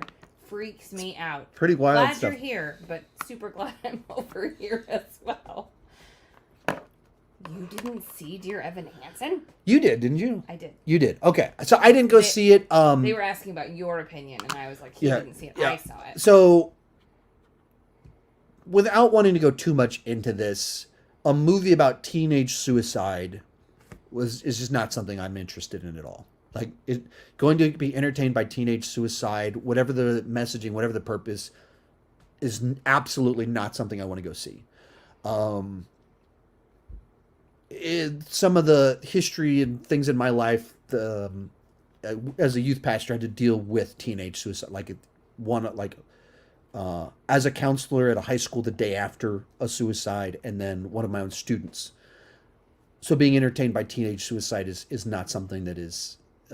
Or to phrase it differently, watching a film with that as a core subject matter it's just not on the something that you're interested in. I don't know what the context would be where there would be one to be like, let me check this one out, but like 13 Reasons Why, it's like people are like, you should check it out, it's really good. It's like, no thanks. No thanks. Like this is so far from what I would watch, and like that dealing with that stuff deeply broke me for a very long time. So watching a movie going back to that, like I don't want to overuse modern language about triggering things. That's probably about as triggering, to use the phrase, of a subject matters you could have. Not that I think I would have issues watching it, but I just have no interest. And then adding to that, what is it, a musical? Yeah. A musical about teenage suicide with a guy that's 30 who looks 40 playing a 17-year-old. He's caked on makeup. Like, saw the images, I was like, that's funny. That's just, I feel. He's amazing. It was a very unfortunate set of Well, it was a play that he was the lead guy in, and so that's where and he is phenomenal, but they just didn't recast him, and everyone else was definitely a teenager, or right? It looked like one, and it was off-putting for sure. And so you just look at the trailer, and that's also like this. I was never going to see it anyway, even if the guy. Oh, he looks 17. Now I'm going to watch. That wouldn't have changed anything, but it's like certain people. They don't really look like they're in high school, but they can pull off the energy. Like Andrew Garfield was like 29 when he was Peter Parker, but he's very kind of youthful. Like you stop and think about it, like, no, that's not what they actually look like, but he can pull it off. Mm-hmm. Same with Tom Holland still playing a high school. He's 26. That's crazy. Whereas this guy, you just look at him and you go, what are we doing here? Like that looks like a 30-year guy. Just caked makeup on his face. It doesn't make him look like he's in high school. So change your pace. Yeah, back to something. Where are we at? Where do you buy your posters? I have a link down below in my description and all my videos for kit.com. Kit.co, not .com. They lost the .com. Kit.co, and there's one about movie posters, and it links. Oh, interesting. They lost the .com. Yeah, well, so I had hundreds of videos. You say kit.com. Oh, no. Hundreds of videos. And they're still out there. Like, I didn't Can you edit them? I mean, I can edit them, but manually going back through all of my videos, going back years, fun. Just because in case someone on that one particular video went into my description to find. But if you go into them, kit.co, and there's one for my equipment, there's one for my posters, and there's one for my Funkos, and it's a list of them. It's a little bit out of date. I haven't updated it in a little bit, but I haven't gotten a ton more posters recently. but it has a list of where you can buy. There's I listed the Amazon links for like 40 of my posters. So some of them are these wood-backed ones. These are the ones I really like that don't have glass, and then there's these ones in the frames that have glass in front of them, so they have a reflection. But they're from all kinds of different places. Like let me go through these. Even these ones right here on screen. This one right here and that one are from Cinemark. They just handed them out at Cinemark. That is from Alamo Drafthouse. They just handed it out. And this one, someone sent me in my fan mail. So that's just, those are just the 4 behind me. But my posters come from all different places. There's a link down below that'll take you to Amazon for a link where you can find a lot of them. Okay, I'm going to throw 3 more at you real quick. 3 at me real quick, and then I'm going to play a video. I'm going to jump up and down. Literally, I'll probably jump up and down while you guys are watching the video. Videos with Sean, 9 out of 10. Videos with Jennifer and Sean, 10 out of 10. Woohoo, thank you very much. Tell her that. People ask me like, hey, why don't you have your wife on more? I'm all for it. But she's not as much for it. And it's tough because we have kids. We have kids and I have a job. I mean, Yeah, it's just I don't have the free time to sit Right. down and do this as often. I like doing this. It's fun. The banter's But fun. it's that. Like, soon enough, Liam, we can deputize him. He would be a great parent to the other 2 kids. And then we could just do live streams every night. Not at all how that works. That's not a good idea. Nope. I thought it would be. You didn't. Have you seen or will you be watching the Harry Potter reunion on HBO Max? Happy New Year. I'm not very interested. I don't have any interest in that. I will be watching it. She'll be watching it. I think it's very weird they're not involving J.K. Rowling. I understand she's had a very weird year with public relations. Doing a Harry Potter reunion without the creative Harry Potter is very weird. Is that my mother leaving? Yes, she texted me. Okay. I get it. She said stuff that is highly controversial. I get it. Said some things that's probably very ill-advised and keeps saying things. She's the creative Harry Potter. It's weird to not have her. But I'm not a Harry Potter fan anyway, so I wouldn't be watching it anyway. How dare you? She is. Everyone else in my house is a huge Harry Potter fan, and one of our kids had a Lego Advent calendar. They read the books. They listen to the Jim Dale audiobooks to go to bed, and I've just never been that person. I've never been super into Harry Potter. I don't dislike Harry Potter. I've just never been into it. So the idea of like a reunion, oh wow, okay. Oh, that's what Rupert Grint looks like now that he's 32. I wouldn't be the target audience for it, but also think not having J.K. Rowling is very strange.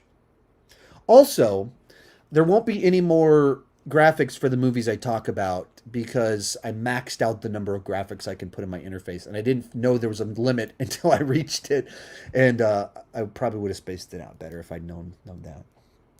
I think this is funny. I cannot stop thinking you rank this above Eternal.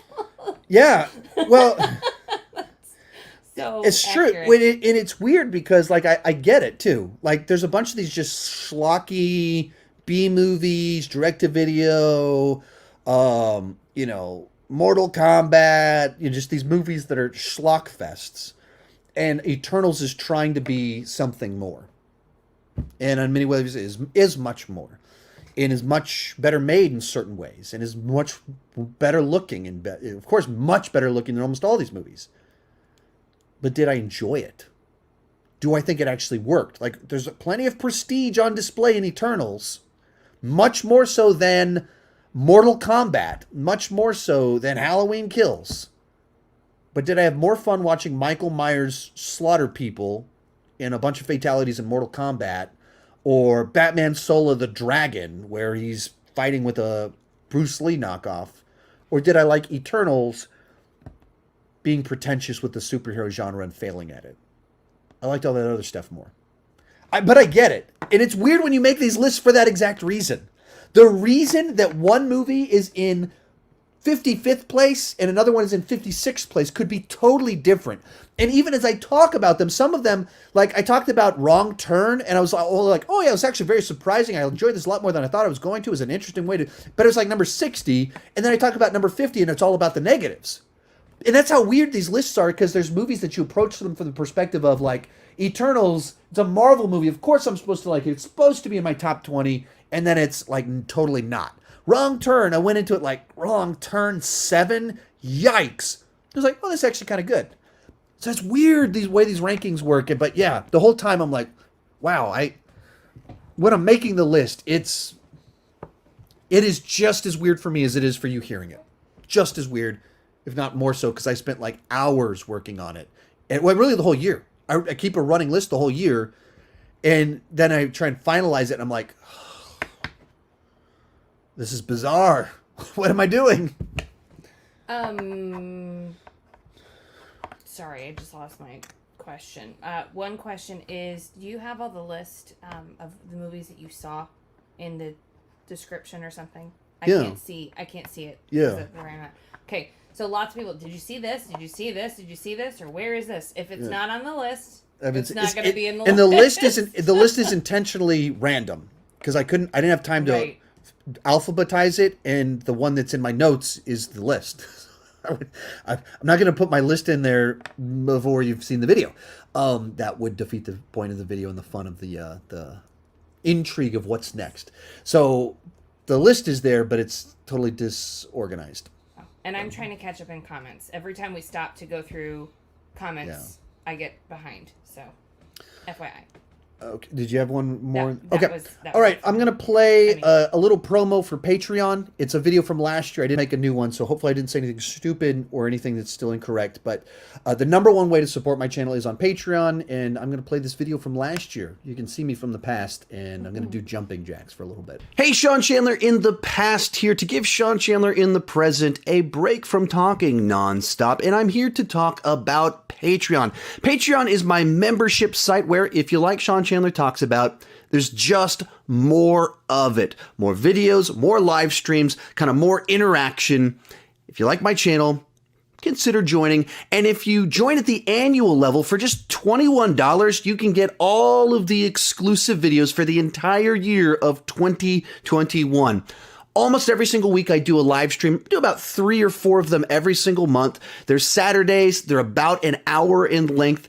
10, 15 people in there so I can answer everyone's questions. I try to put out 1 or 2 exclusive videos every single week. Sometimes it's even more than that. So whether it's extended top 10s or reviews of new movies that I didn't quite get to on the main channel, or even some retro reviews, try and do some exclusives every single week. Then I have a Facebook group where post things, interact with people a little bit, and because it's a much smaller community, I can respond to a lot more of the comments there. But the big idea is, if you like what I do here, or if you want to support the channel just in general, please consider joining over on Patreon. It's 3 different tiers. The bottom tier is $2 per month or $21 per year, and you get all the exclusive videos, all the live streams if you join at that level. Second tier is $5, and you can get your name on my end card on virtually all of my videos. And the last one on there is you can actually have a video chat with me if you join at that top tier. So no pressure. All the main stuff's still going to be on the main channel. But if you're interested in even more Sean Chandler Talks About,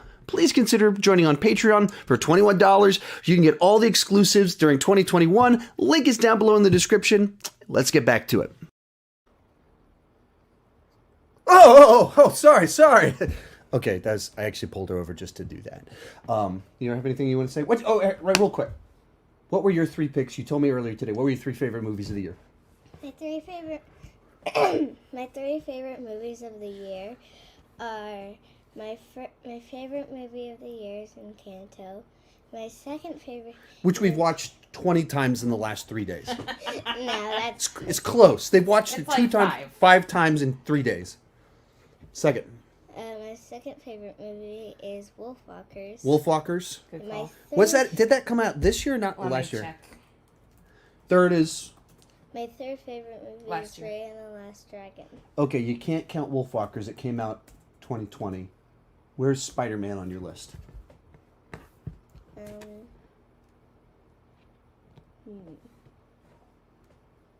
I'll take that as your 3rd favorite. Thank you.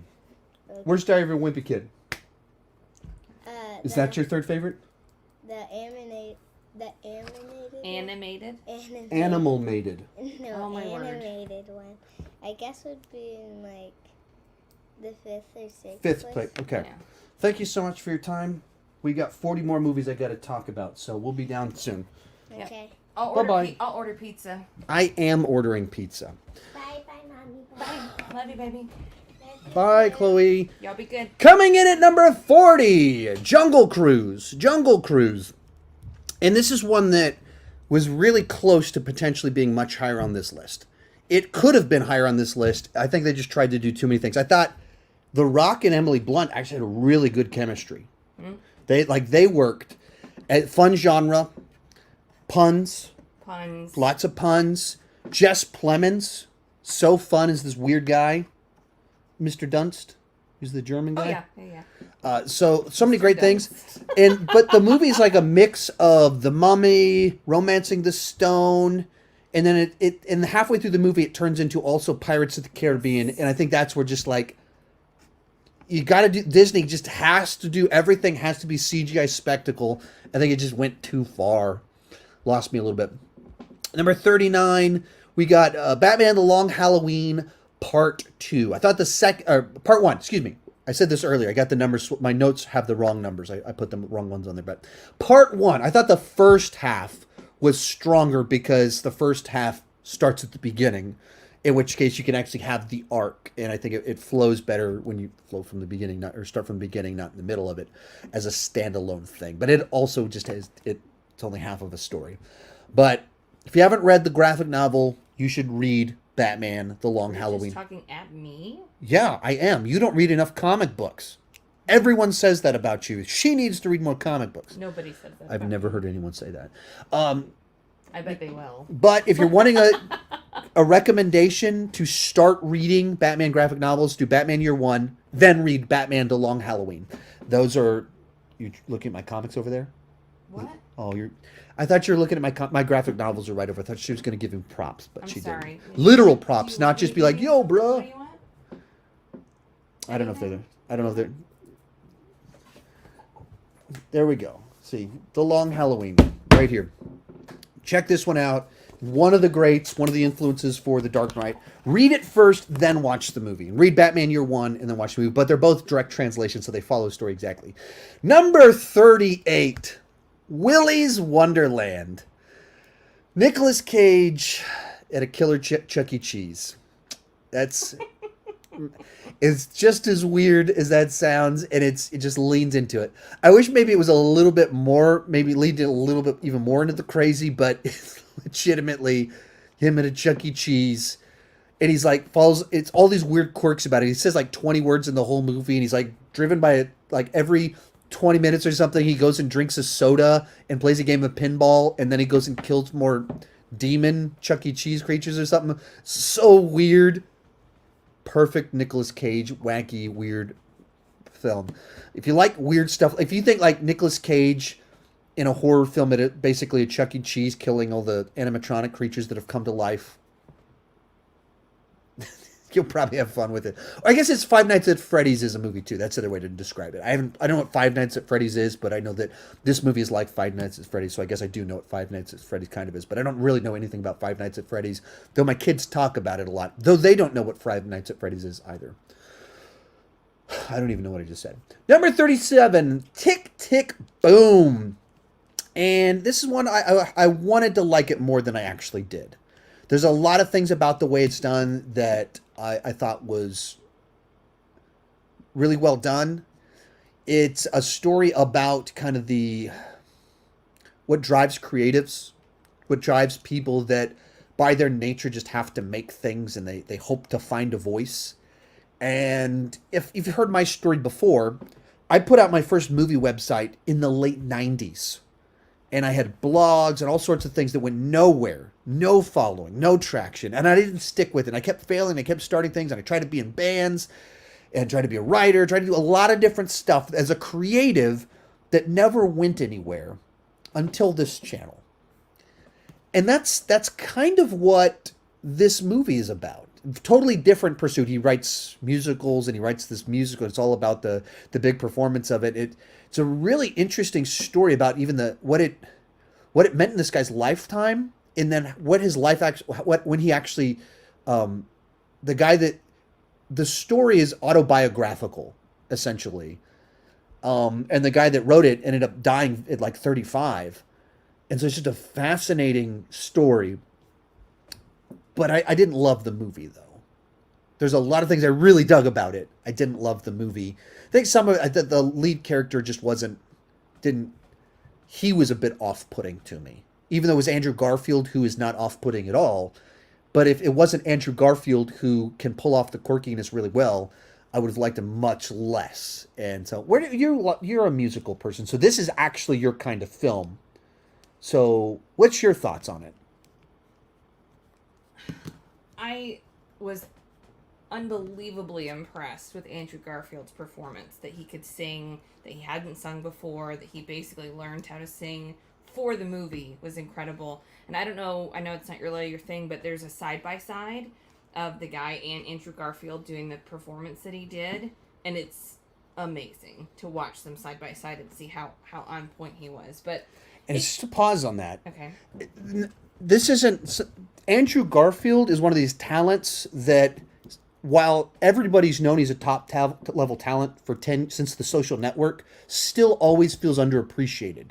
Probably because his high profile thing was Spider-Man, but then it was an unpopular Spider-Man franchise until now, and now everyone's like, give him a third film.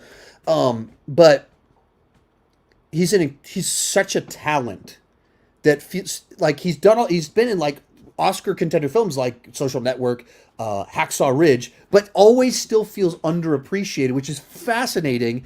And it feels like, and I don't want to say why, this is his year all of a sudden, where everyone's like, wait, have we been sitting on this guy? Wait a minute, this guy's really, really good at everything. How could you possibly be so talented that you don't even know all of your talents? Like, it's just gross. Yeah. He's amazing. It was an amazing movie. It story-wise, it didn't resonate with me as much as I kind of hoped that it would. But it was really well done. I think his father just passed away, actually, like this last week. Lin-Manuel Miranda posted about it on Twitter. Oh, the other fascinating thing about this one was one of the characters in it is one of the guys that wrote for West Side Story. He's a character in the movie because he's a real person that knew the guy because it's autobiographical. And we watched the movie and they talked about that guy. Oh, yeah. And then he died the next day after we watched Tick, Tick, Boom. And then the next day I went to go see West Side Story. It was like this bizarre set. Like I don't follow musicals. So I didn't know who the guy was. And 3 times in 3 days he came across my path. It was a very strange set of circumstances the way that worked out. But so it's a tragedy that he never got to see his own musical, his own fame coming to fruition. And then that movie dropped, and then the guy you're talking about, he passed away. And it was neat that he got to see kind of that story and participate in it. I think he even recorded or wrote the voicemail message that was in the movie. Yeah. Anyway, and then I'm sad that his father passed away, but I love that his dad got to see his journey. And that's what somewhat makes the movie so fascinating is I felt like the backstory of this guy, the reality of it was maybe more compelling than what I felt during the movie. Because I guess like he became unbelievably famous after his death. And anytime that happens, there's just something about that that's interesting. And movies, the ultimate example of it is Bruce Lee, who never found real fame in Hollywood until a month after he died. And then he's been the most famous martial artist since after he died. And all he wanted was to be famous. He was famous in Hong Kong for 2 years, but only about 2 years. Then he died. And that's kind of like the same world with this guy of just, it's a very fascinating story. And this is kind of a movie that fleshes that out about his journey, that he wrote this thing before he dies, and that it informs so much of this interesting, compelling in its own way. But movie itself, I wasn't all to it. Yeah, our friend Rachel, I think she's in the chat. It's her favorite movie of the year. Yeah, that's what she said. And so certain people love this movie. So if you like musical theater, if you're creative, especially if you're familiar with Rent or any of Rent, then if that's your thing, absolutely check out this movie. If you're an Andrew Garfield fan, of course you got to watch it. If you're a musical theater, go to check it out. And if you're a creative that just feels like you're pursuing things and struggling, and you're not sure if you'll ever go anywhere, Sondheim, yes, thank you. Go check this one out. Absolutely. I personally, I respected it more than I loved it. So, anyway, huge rabbit trail on that one. The huge rabbit trail, but I wanted to talk about it because it's a movie worth talking about. That's like I said, I wanted to talk about it more than I loved the movie. Like the story of it, I think was worth talking about. And I didn't cover it much on my channel because of the timing and everything. Number 36, Luca, the Pixar movie this year. This is good. It's good. I just almost drank R2-D2, which is not a drink. Yeah, R2-D2 is not a drink. We've been doing this too long if you're starting to drink out of statues that are not drinks. Luca, Pixar is great at producing good movies. And that's what this felt like to me. Like Pixar doing their thing, telling a story about childhood friendship. Innocent, fun, lighthearted. It wasn't like, with Pixar, they've done so many movies that are way up here, that are so wild and crazy. Whether it's, the concept of Ratatouille and WALL-E and Up, and they've done so many things like Toy Story that just tug so much at your heartstrings. When they do a movie that's just like, yeah, that's a good movie, it's almost kind of weird to like even categorize it because it's like, yeah, I dug it. It was good. It wasn't crazy bananas about it, but it was good. And that almost feels out of place with Pixar because they do so many movies that do such big things that this one felt a little bit more safe and traditional, but it doesn't mean it wasn't good. Of course it was good. And that's what is good. And I kind of almost appreciate that not every Pixar movie needs to swing for the fences. And when they do something else, it's still good. What about you? You have anything to say about Luca? It's charming, whimsical. Yeah. It's not one that I immediately go to. The kids love it. Like, our kids love it. They loved a lot of movies this year. They did. It was a good year for them. That was good year for kid movies. 35, Last Night in Soho, the new Edgar Wright movie. Another one that I respected it more than I loved it. There's a bunch of things that I really enjoyed about it. And the cinematic talent on display is quite impressive. It doesn't use any of Edgar Wright's normal bag of tricks. And it's not a comedy. And so he's so used to making these fun, funny movies, and this is not that. But it still shows just as much of his talent, especially when you start going into these dream sequences where you have this girl going kind of into the past and experiencing someone else's life. And the way that it's shot, and it's like using mirrors to show you that what she's perceiving, but also showing that she's the one that's there in another sense, is just very cool visual trickery that was like in camera, and there's behind the scenes stuff showing out that it was very impressive. And that it gets a little bit too straightforward when you get to the finale where you go, okay, yeah. As clever as all this other stuff was, your finale wasn't clever. So it's one of those movies that had a lot of stuff that I really respected, really enjoyed. When it comes to Edgar Wright movies, I don't think it comes together as holistically as some of his other stuff. But I appreciated that he did something different, and it mostly worked. It mostly worked. And what, like, when with, Shaun of the Dead, Baby Driver, he did something that was just so special that when he does something that's not fully special, you're like, well, he's really talented, but it's not great. Fully great. It feels underwhelming, but that doesn't mean it's bad. Number 34. This will be a controversial placement, I imagine, because I saw this on a lot of people's worst of the year list. Don't Breathe 2. Don't Breathe 2. I get it. The blind man from Don't Breathe is probably not the best character to turn into an anti-hero. And because of the turkey baster in the first movie and that whole plot line, I get why some people will never buy into him in the role that they put him in this film. As for me, home invasion thrillers with a badass tearing dudes up, that is like my genre. And the movie doesn't really portray him as a hero at all. What the movie does well, I think, is it puts this girl in the middle of this really horrible situation where on the one hand you have him, and it doesn't present him as a good guy, and it has these other people, they're not good people, and so it's basically a bad dude fighting worse people. Anti-villain. And the director did call him an anti-villain. That's what some of the comments. And there's no such thing as an anti-hero. This is kind of hero, and some people are like, no, he's an anti-hero, and it's like, it really does portray him, like the character himself acknowledges himself. Like in the movie, the blind man openly admits that what he did was rape in the first movie. Like, it openly acknowledged that. Like, he doesn't in any way portray him as anything other than a really bad guy killing really bad people. And so that's why it kind of worked for me. And it's a genre that I like. So these types of characters getting wiped out in stealth guy mode. Stealth guy taking out bad dudes for 90 minutes. That is like right up my alley. I really do understand why there's people that will never be on board with the blind man in a somewhat heroic role in a film like this. Number 33. Weirdest movie I saw this year. PG Psycho Gorman. Woo! Man, this is a weird movie. And most people would watch this and think it is the worst thing ever. You walked in on me watching it. I intentionally watched it when you weren't there. And you walked in for like seconds of this film. You're like, I hate this. This is the worst thing I've ever seen. That's kind of what I dug about it. But it's like, if you did like this, trying to describe it to people using a point of reference, and I don't know what the point of reference would be because it's like a trauma film, which is not a useful point of reference for most of my audience.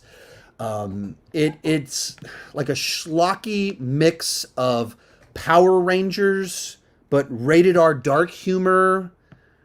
It's like monster invasion with heroes and this bratty kid. Super dark, weird humor, and some of it really, really funny. So if you think a lot of the stuff I like is too mainstream and you're looking for something very offbeat, very different, and haven't seen Psycho Gorman, watch the trailer and you might go, nope, I'm not going to like that. And you might see the trailer and go, that's my type of weird. And check it out.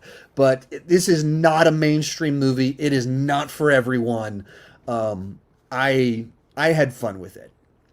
Number 32, Fatherhood. This is a Kevin Hart drama that, it has some of his charm and his humor a little bit, but primarily it's like him as a single father trying to do the best that he can do, and kind of like a slice of life kind of drama. Very grounded, very reality based. And, we're enough in that phase of life with kids that you can relate to a lot of it. And so just touched on a lot of emotions. I wish it had come to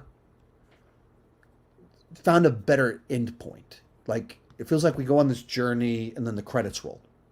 And it doesn't feel like you really got to a destination. The movie tries to do that a little bit, but it doesn't find a actual good way to do it. So, but I mostly really enjoyed it, and if it had that kind of great finale, it could have been even higher. Last one in this section will be American Underdog, the Kurt Warner story. Saw this one just a couple weeks back, and it definitely follows the underdog formula. But if you're okay with that, it hits all the right notes. It really does. That Kurt Warner's real life story is the stuff of movies. It is designed to be turned into a film. And that's what this is. And it's done by the Irwin brothers. They've done Christian films. This one is kind of marketed as a Christian film. It's not really. The two lead characters are people of faith, and that is in the movie. It is portrayed in the movie. But it's not in any way over the top. It's not heavy-handed. There's a couple of lines of dialogue that are, a little bit Christian cliche stuff, but they're not preaching at you. That's not what this movie is. It's about his journey to getting to the NFL, and it's very compelling if you like underdog stories and you don't mind that it does follow the formula. And so this is one that I know you want to see it. Watch this one. And you'll really dig it. It's especially because it's much more about the drama, the relationship, the family stuff, and it does all that really well. And then, but it's not about the NFL. It's not an NFL movie. It's about the journey to get there.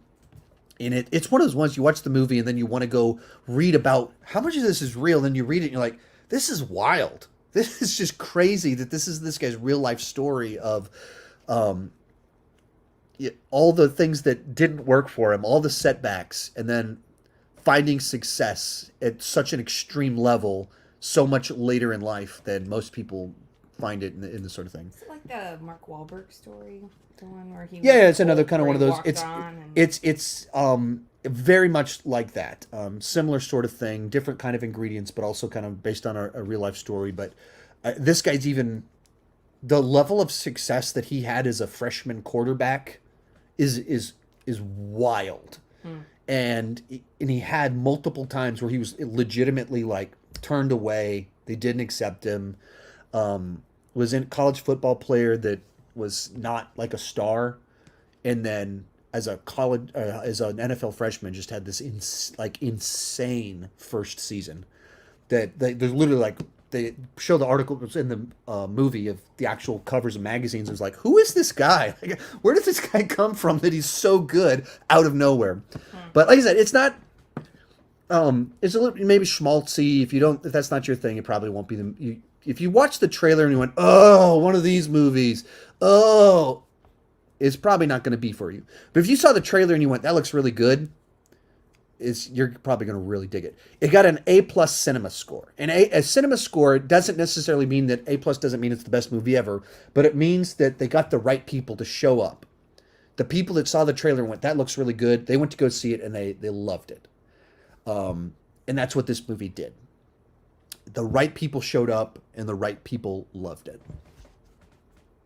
All right. You have some questions for me? We take a little pause before we dive into this top little section where it gets fun because it's just a bunch of stuff that I dug. I was talking about Invincible. Thank you. Yep. Okay, sorry.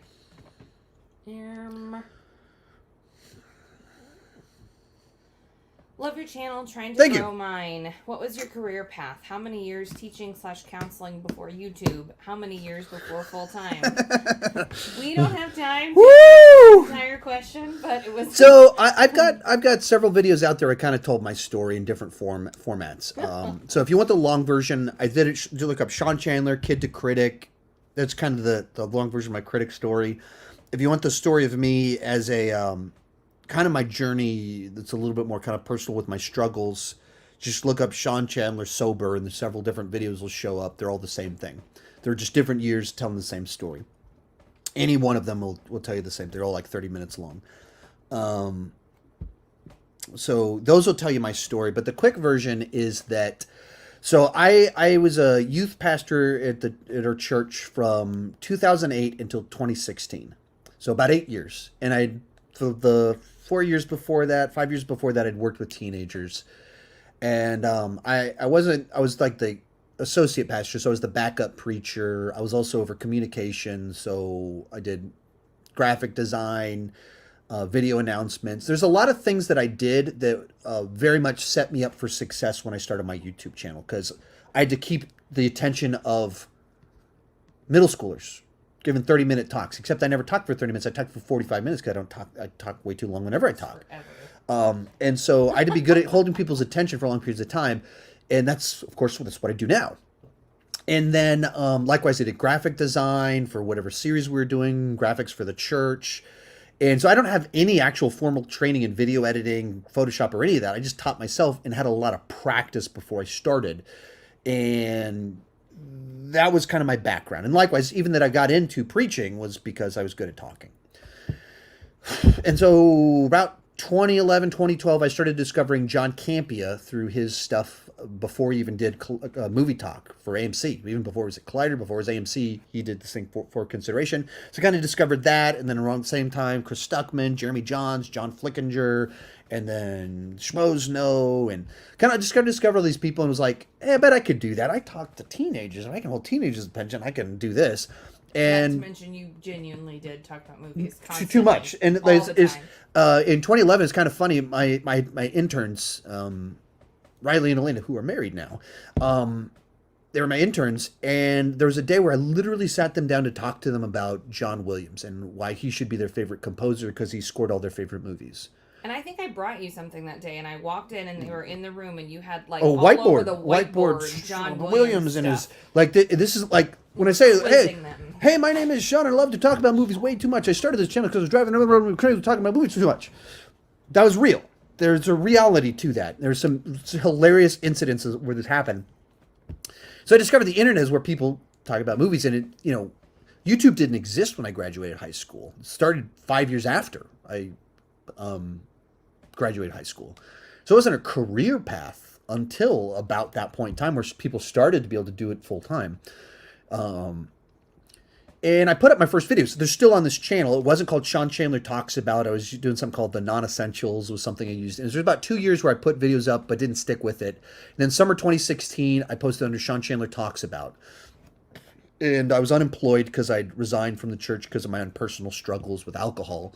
And so basically I had like 2 months where I was unemployed. And so I just had time to put videos up. And I had just enough success to keep doing it just a little bit. And because I had to get a job delivering paint, I just needed a creative outlet, so I stuck with it. And that's kind of the history of it. And 2.5 years later, I went full-time in February of 2019, trying to use the build-up to Endgame as a launching point, to use something where I knew there would be a lot of people talking about movies and a lot of excitement, use that to ride that, to build enough momentum and size to make it sustainable.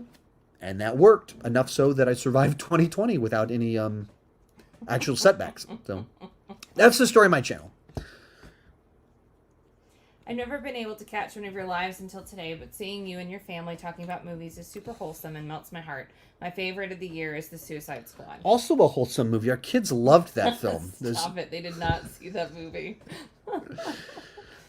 Oh, my goodness. But thank you so much. I appreciate that. That's why I like to incorporate my kids into it, and family and wife and everything, because that's gives you a better flavor for who we are. Random question. Sean, you said a few years ago that you'll start reading the Harry Potter books. Have you finished reading the books yet? No, because I stopped having my job delivering paint. So when I had a delivering paint job, and so I was just driving around all day long, I made progress. I think I made it through 3 of them. So I think it's possible that I could get them all finished by the time we get to this new thing coming out in a few months. But I think that's unlikely at your current pace. Yeah, at my current pace, it's unlikely. If you stopped where you did, I just don't even. Well, and I think some of it also is the movies that I was, or what books I was listening to, they were too similar. Like the first 2 aren't different, so it's like, okay, let's. The opening chapters of Sorcerer's Stone, I thought were like fleshed things out much better than the movie, but everything else was like, yeah, I've seen the movie 20 times, so yeah, I know all this. It was literally only the beginning, like understanding how big of a... You stopped at Goblet of Fire? Yeah, when they really start to have to cut stuff and trim things, that's where I stopped. So the ones that probably would have been more interesting. Yep, exactly. This didn't have a comment, but thank you. Thank you. And then he said, here you go. So thank you. Greatly appreciated. I feel like Sean would dig Ted Lasso so much, he's almost like the Ted Lasso of movies. Sorry. So August of this year, we got back from vacation and basically binged all of Ted Lasso up to as far as we could in 2 weeks. And then we watched it at like second and third time back to back. We discovered it. We were very late to the party. We loved it. The first season of Ted Lasso is very easy and safe to say one of the best seasons of television ever created. It's not very often that I watch something and immediately, I'm usually very slow. You look at my favorite movies, it's stuff from the 80s and 90s and 10 years ago. Nothing current. It's not very often that I watch something and I just immediately go, this is just so special. And the first season of Ted Lasso, I could not believe how good it was. A show, in the perfect show for the time. We're still in a pandemic. We're in a era where, everything is politicized, everything is divisive. Apparently you guys are having a fight in the comment section about Star Wars versus Marvel. Everything is divided. Everything is so cynical. And the show comes out with this character that is so optimistic and steps into a bad situation where people are actively working against him in cynical manners. And you're waiting for the moment in the season where it's all going to come together and you're expecting it to go in one direction. and it goes in such the opposite direction when everything is revealed to him and it's all placed on the table. I could not believe how good it was. And people had hyped it up as this. And if anything, it was this. Like people said it was as good as you can get, and it still exceeded a bar that was at the top. It was amazing. Second season wasn't as good, but when this is where you're at, all you can do is go down, and so it's still way up here. You couldn't maintain some of what they're doing, so it goes a lot darker, and so it just doesn't have as feel good of a nature inherently. But that doesn't mean it was bad. And there's one character in season 2 that you feel bad for the actor because he's now the most hated man on the planet, and there's killers out there and things, and he's more hated than that because of the way he treats Ted Lasso. But yeah, I meant to do a video about it, but I've just been busy. But I thought it was just phenomenal. He's such a genuine person. Oh, he's did you enjoy Ted Lasso? I love Ted Lasso. I love it more than lots of things. I love it. No, I mean, like, more than lots of videos and media. Like, I did a podcast on Santa Jaws with Rachel. Which is basically the Ted Lasso of Santa Jaws-based material. Was that not a good comparison? Is that not where you're going with that? Not at all. I misread the moment. My brain might be fried. What were you saying? Well, I was trying to say, we were talking about Santa Jaws, and I was asked what my favorite TV show was, and I said The Office, because, obviously. But even, like, an hour after I finished that, I was like, wait a minute. Ted Lasso might surpass The Office. Oh. So, definitely watch The Office more. It's tough because The Office is many more seasons, and we don't even watch half of them. Right. And so it's tough because Ted Lasso's only 2 seasons. Right. So the comparison is a little bit tricky. One's ongoing and hasn't had the opportunity to go off the rails yet. But man, don't you dare! What they did with that first season, like the perfect show that we needed right now, the perfect character that we needed right now. Well, and so often they do characters like Ted Lasso, and they're phony and faulty, and their optimism is surface level or only goes so far, and he's flawed, he's human, and he's a 3-dimensional character. And that's what's so fascinating about it, is like can play such hyper optimism and then at the same time be so human, and even his hyper optimism is like his character flaw. And so it is unbelievably good. Anyway, I guess we should get back to this. Sorry. We got us off. You asked me about a thing I haven't talked about on the channel before. I will talk for a very long time. Coming in at number 30, we're going with F9. Now, a lot of people, this is where the franchise jumped the shark or shot the car into space, as you might say after this movie. You're not wrong. They definitely shot the car into space and went for a car ride in space in this movie. And they also Tarzan swung a car across a bridge. In the year 2021, there was enough crazy drama in the world. I wanted to go watch this live-action cartoon. I was totally fine to go into a theater and watch this stupid movie. If you watch and you went, this is too dumb, strains too much credibility, there's no rules, there's no logic, you're not wrong. You are correct, and I get it. If you got in bottom 10, I understand. I, for one, this is my brand of Taco Bell movie. Cinematic fast food, so stupid, it puts a gigantic grin on my face. So I had a lot of fun with this one, even though it's so unbelievably stupid. Did you enjoy it? I did. It just embraced It's dumb. Not a good movie. Yeah. It is a fun, dumb movie, if that's the kind of thing that you're looking for. And it's exactly why I have that Taco Bell movie category. Like, who puts F9 above Green Knight? Sorry. Like, would I rather rewatch F9 or Green Knight? I am going with F9 all day long. I mean, all day long. I get your point. It's ridiculous. Which one of these has more prestige, artistic integrity?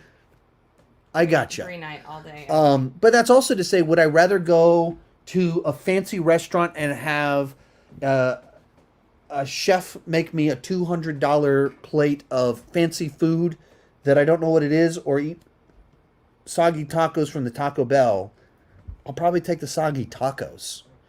Well, hopefully they're not soggy. If they're soggy, I probably wouldn't. Well, Oh my word, it's tough. You're tough. ruining the analogy. But it's that. It's that. Like, I get Green Knight is fancy prestige, but it's not for me. Like, let me fix your analogy. There are times that you might want a fancy meal, and there are times that you might want Taco Bell. but it wouldn't be and that you fancy more meal. Commonly choose Taco Bell over something fancy. But and there's also fancy meals that I do like. Yes. If it's a fancy steak, I'll go for it. Yeah. But this fancy veggie meal, my tofu meal, I'm gonna go with cinematic junk food. Yep. That's what it is. Green Knight is a plate of leafy greens cooked very fancy, and I'll go with my snails on them. snails on top of it. And I'm gonna go with my Taco Bell. It's that. I get Green Knight is prestige, and this is not. But F9 is the one that I would enjoy. I've got to show this one. F9 is a Taco Bell limited edition combo box with the main course of space cars, side of stupidity, and drink of family. Yes. So I if you hated it, I'm not going to try and convince you. No. There's no argument that I could try and win you over with. If you hated it, you thought it was too dumb, you're right. But here's the deal. Maybe this will flesh things out.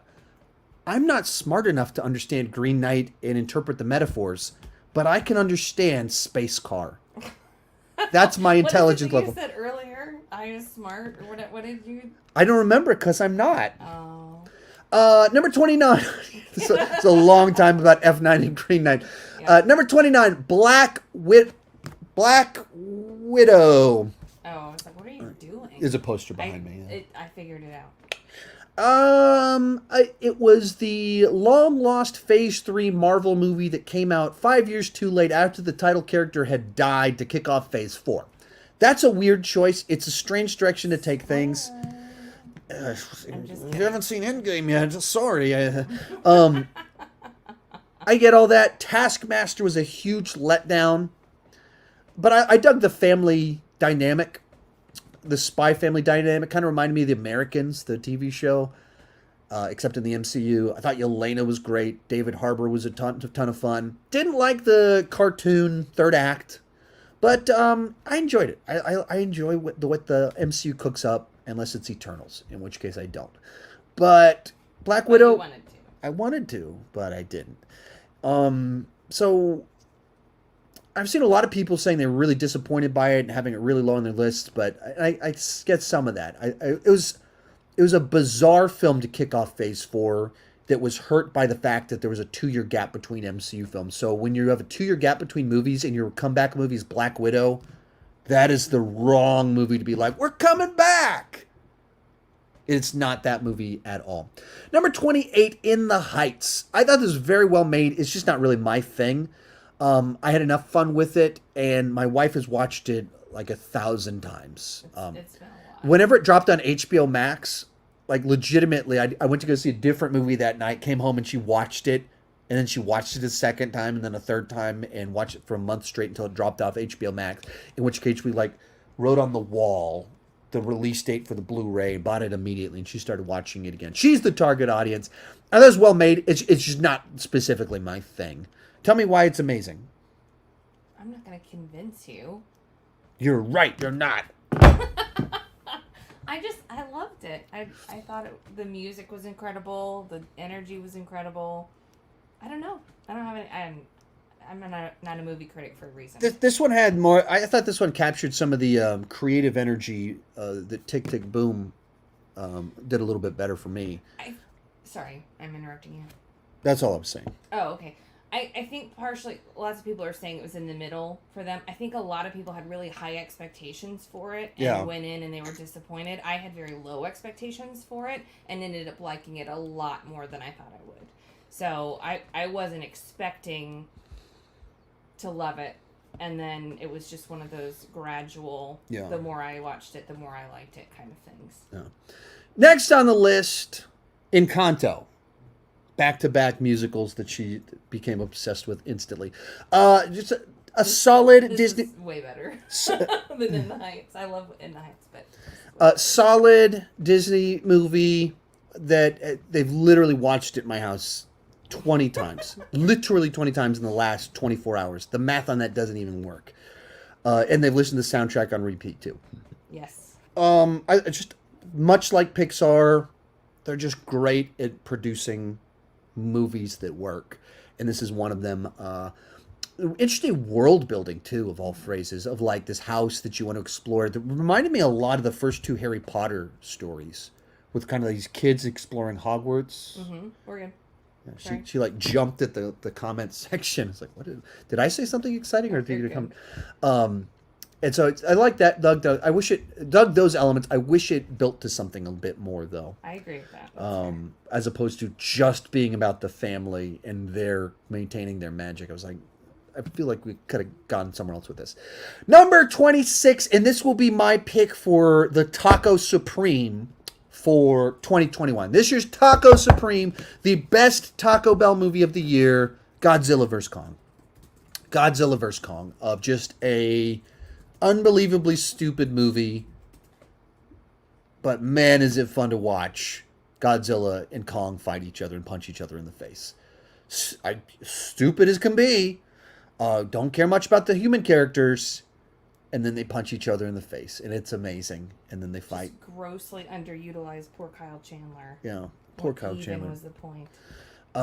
So Taco Supreme. If you didn't like it, if it's too dumb, if you don't like the human characters, gotcha. Tracking with you. Not going to try and convince you, but would I rather eat that, watch that Green Knight and eat that fancy meal, or do I want my Taco Supreme, my junk food, monsters punching each other in the face? I want to watch the monsters punch each other in the face and team up against Mecha Godzilla and pull out weapons, and that's what I want. So yeah, I think we can all agree Godzilla vs. Kong, prestige-wise, much better than Green Knight. Green Knight is nothing compared to the artistic integrity of Godzilla vs. Kong. Do you want to watch Green Knight tonight to understand what they're talking about?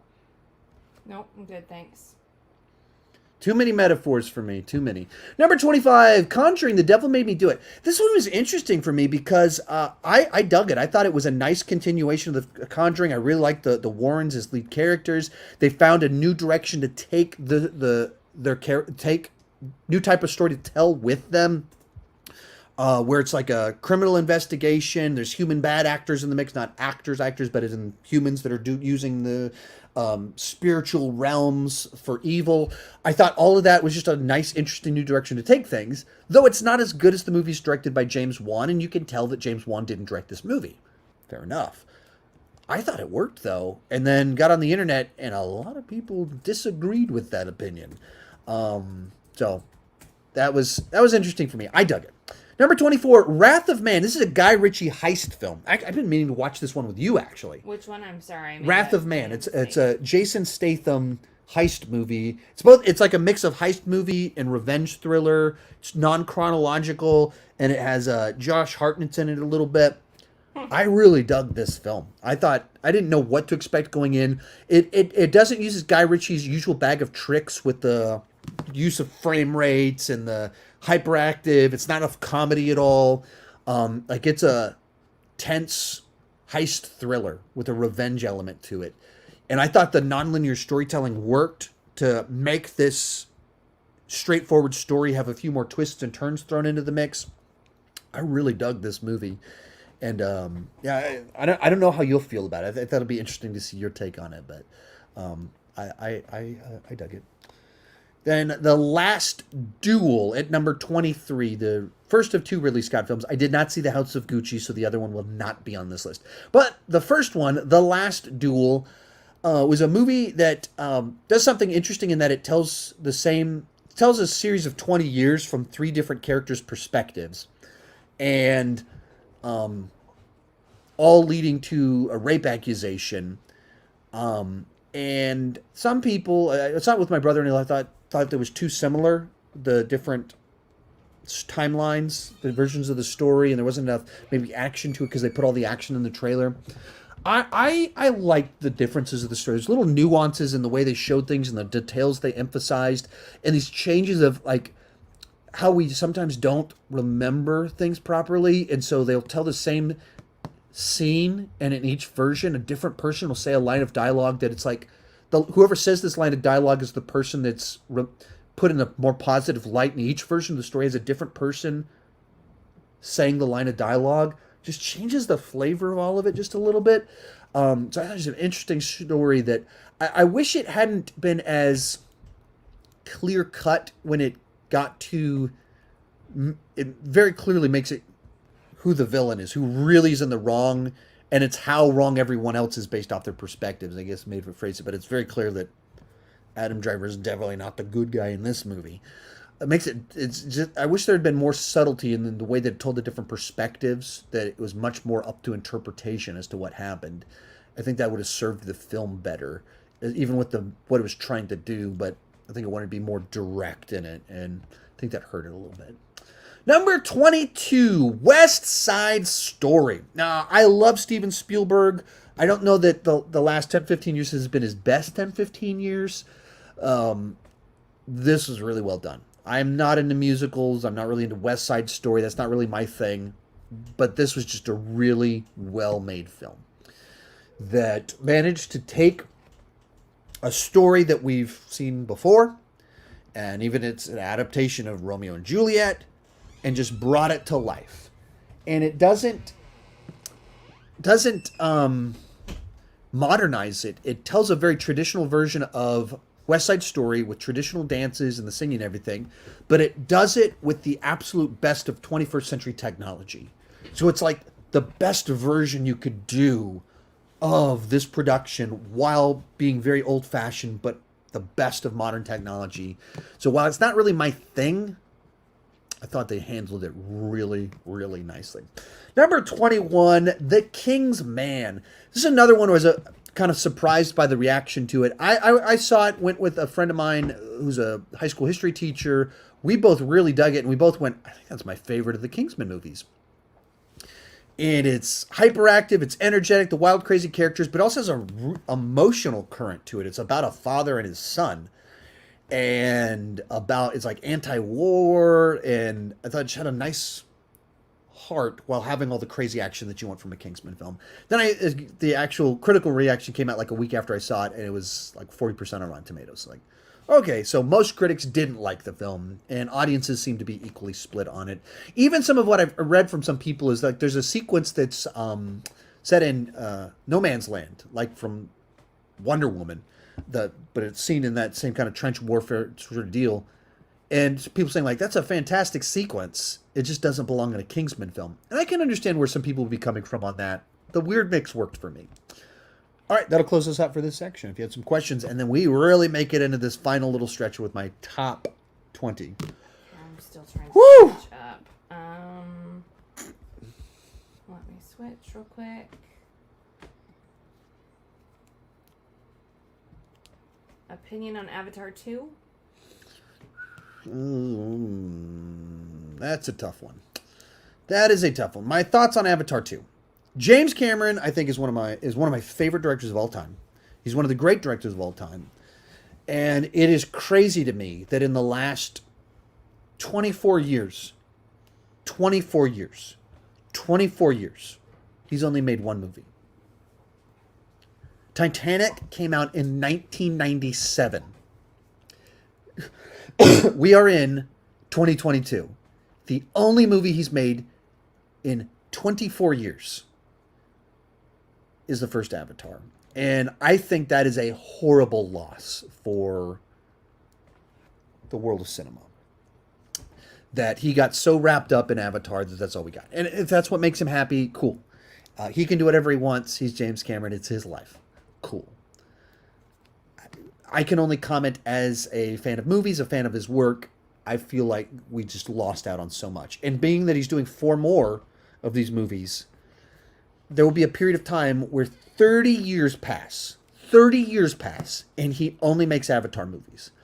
And it's very unlikely that when he's in his 70s, he will suddenly become very productive. Stop and think about this.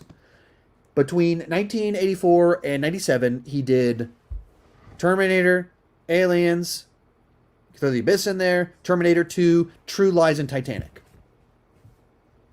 In 13 years. 20 years have passed, he's done one movie. 30 years are going to pass, and he's only going to do Avatar films. That just feels like a lost waste to me. Same time, James Cameron doing a sequel. His track record with sequels. Aliens. Top 10 favorite movie of mine. Terminator 2.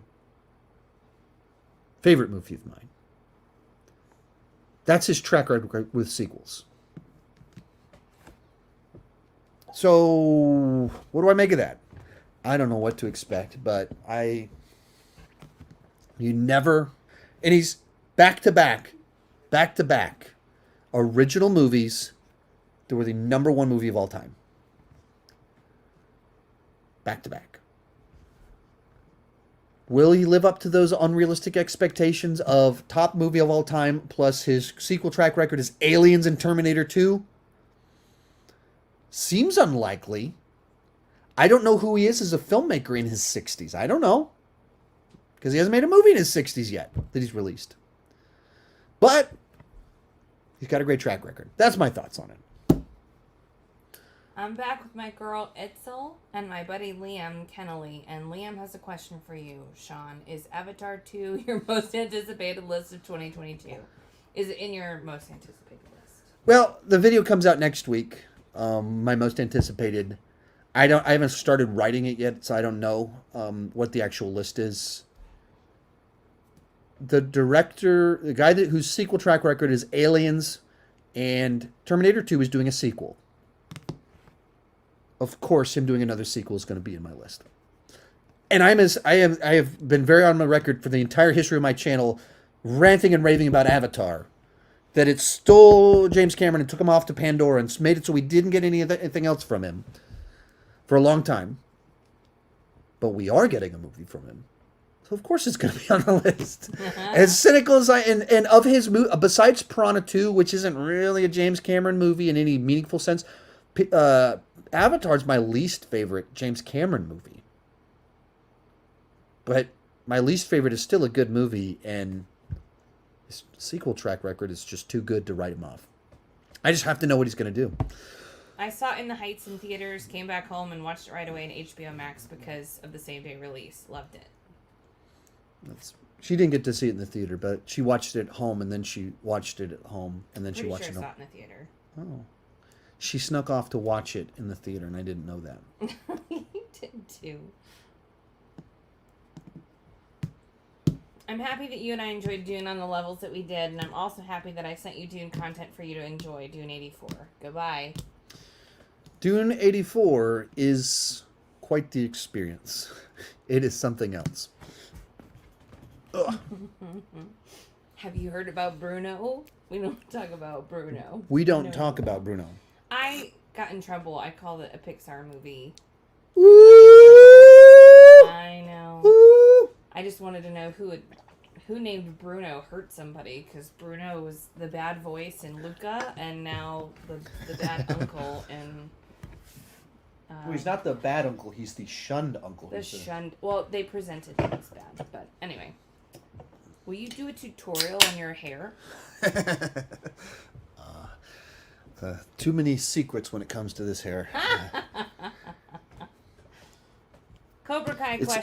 It doesn't move. It's like a hard shell. I use so much hairspray. It doesn't move. And legitimately, when I do my hair, I normally I don't wash it out before I go to bed, and it's still rock solid the next day. I'll shoot in other videos. I've done some sponsorships where I shot like the first part of it to submit the sponsorship on one day, hairsprayed my hair before bed, and then it looked the same the next day because there was so much crazy stuff in there. It's bulletproof. We've actually tried that. We had Liam shoot me in the head with a 22. Stop it. Not true. Stop it. Oh, because you think that the kids will try. I just stop. Cobra Kai question. Do you think Terry Silver is better in Cobra Kai than Karate Kid Part 3 or about the same? He's a much more balanced and nuanced character in Cobra Kai than he is in Karate Kid Part 3. Karate Kid 3 is a weird film because, like, if you grew up on it and, you know, you have nostalgia. I have nostalgia for it, but it's a movie with a lot of problems. There's a lot of story issues. Terry Silver's, like, just a crazy man in it. And so there's a lot more nuance to the character in Cobra Kai. And it's also much longer, and so there's a lot more you can do with 10 episodes versus just a 2-hour movie. But I think Cobra Kai makes it much better. Oh. Your wife definitely has to read more comic books. Yeah. Yeah! Who is Jennifer's favorite Marvel character? Do you know who my favorite Marvel character is? You gonna say Wonder Woman? No. That's Good. DC. Yeah, this is a trick question. I thought it's a tricker there. Is it a trick? Yeah, I said it. Oh, it's a trap. Oh, trap. Okay. So do you know? Who your favorite Marvel? No. I don't know if I do either. I think I'd... Karen Page? No, I think I'd have to say Wanda. Wanda. Crazy lady that kidnapped the whole town and tortured them for weeks Or on end. Captain America. Captain America. He's a nice guy. Oh, hey, Karis. Did you want to be on the camera? You gonna be on the camera? Karis, what's your favorite movie of the year? Go see. Mommy's movie, which is Encanto. What's your favorite movie of the year? Is it Mommy's movie? That's what she calls it. That's not my favorite movie of the year. That's just, she calls it Mommy's movie. You like Mommy's movie? Yeah. She is... When I make those jokes about them watching the movie 20 times in a week, that's not true. It is 100% true that the first time we watched Encanto, they immediately restarted it. And that happened multiple days in a row where they watched Encanto and then they watched it a second time in a row. 100% true. Hold on, baby. Did you have one more for me? We're going to dive into our final little section here. Whew, thank you guys so much for tuning in. We are at 3 hours, 35 minutes. Oh, my word. And 500 people are still watching. That is amazing. Sean, just out of interest, did you like The Quiet Place or The Quiet Place Part 2 more? Yes. That's my answer. Yes. I mean, we haven't gotten to A Quiet Place 2 yet, so we'll talk about it there. But I discussed it in my review of Quiet Place 2, my top 10 of the year. Spoiler alert. I essentially give my answer. But I don't have a more specific answer than what I said in those videos and what I'll say in this video. But it speaks for itself. Sorry. Every time we stop to do those, I get like 100 comments behind. So, trying to catch up. Alrighty. Kicking off our top 20, Shang Chi. The MCU martial arts film. And there were so many things about this movie that I loved. I'm a big fan of Hong Kong cinema. The webpage that I've referenced a couple times in this live stream was a Jackie Chan fan page that I ran back in the late 90s. And there's like a picture of Jackie Chan's body, and you can click on each body part to discover in which movie he injured that body part. And this movie's heavily influenced overtly by Hong Kong cinema. Jackie Chan's fighting style, the cadence by which he does stuff, using the jacket in the fight, that's straight out of a Jackie Chan movies. Then other parts are based off of like Wire Fu. Jet Li did a lot of that. It was also used in Crouching Tiger, Hidden Dragon, and then so much more. Just pulled influence for all these films that were such a huge part of me falling in love with cinema and starting me down the path of punditry. And I loved all this. I thought the villain was one of the best of the entire MCU. It's just a complicated person that's not good, but it doesn't mean that he doesn't have love in his heart. And I thought that was handled really nicely. And then I just thought the MCU constraints are what hurt it.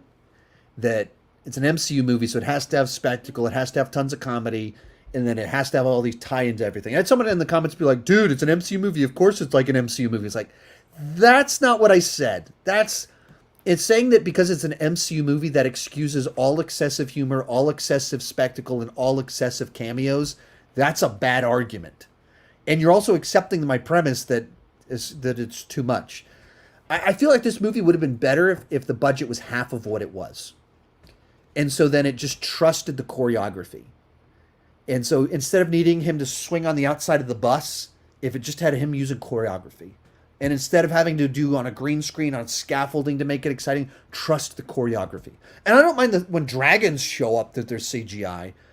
But when there's other stuff, trust the choreography. Trust the cinematography. You don't have to amp everything up to 11 to entertain people. The comparison I used in my review, and I actually had to mention this in my over explaining things. Been talking too long. Brain's fried. I thought the fight scene in Nobody on a bus was much better than the fight scene in Shang Chi. Not because Shang Chi didn't have the potential to be great too, but because Shang Chi had to go that extra, amp it up to the bus is breaking in half and he's jumping and it's clearly CGI and he's dangling it. All that stuff I think hurt the movie as opposed to helping it. And that's that when I say MCU requirements, it has to be a big, massive blockbuster. No, it doesn't. You could tell a story that's just as compelling, just as exciting. Everything doesn't have to be CGI. You can trust actual practical stunt work. And I wish they'd trusted the movie more. Trusted the choreography more. And not throw jokes into the third act. Everyone's dying. Let's crack a joke.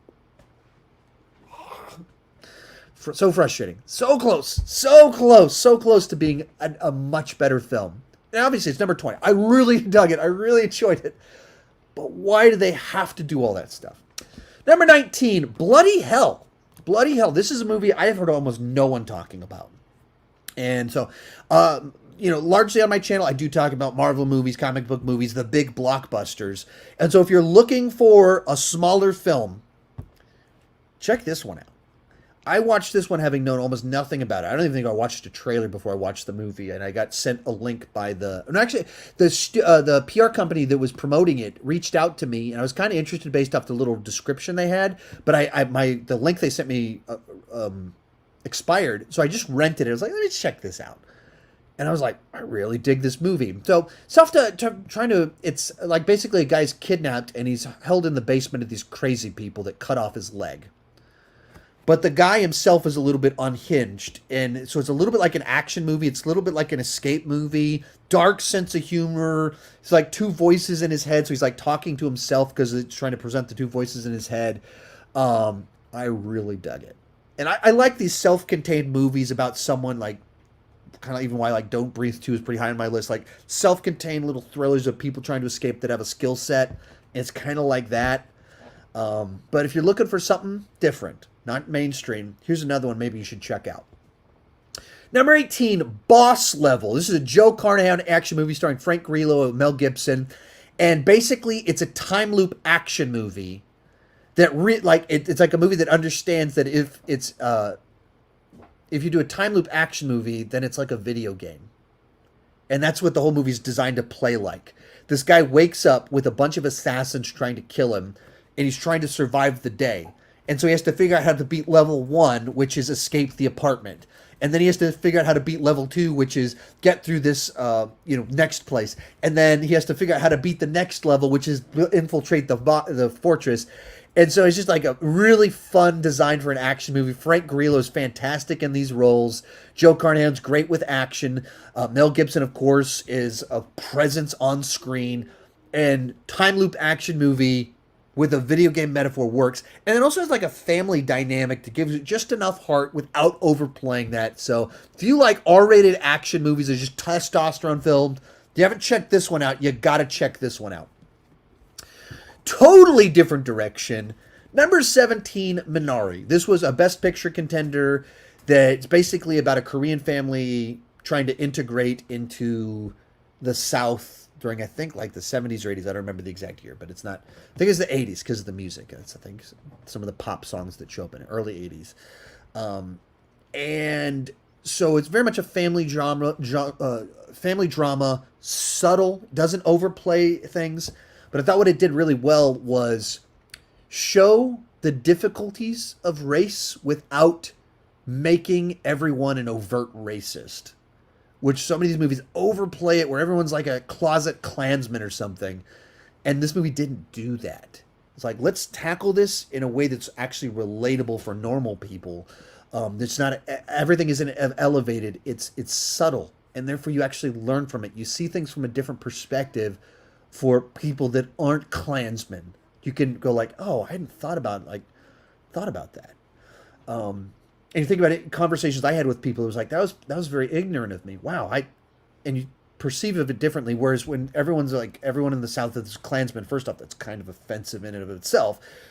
Second off, it's not relatable because it just villainizes such a large group of people that can't relate to it. In which case, I watched this and it made me think about something. So, and some great performances like the grandma, and it was really good. So, remember that one with the grandma? She has like a stroke in the middle of the movie. Minari? Yeah. Yeah, I remember it. Yeah, there's actually a backstory about Minari in our house. But you're not commenting on the movie. No, I'm catching up. I just finally got to the bottom of the comments. I'm back in the live section now. But remember, once we get into the section, you have to share your picks for the best of the year.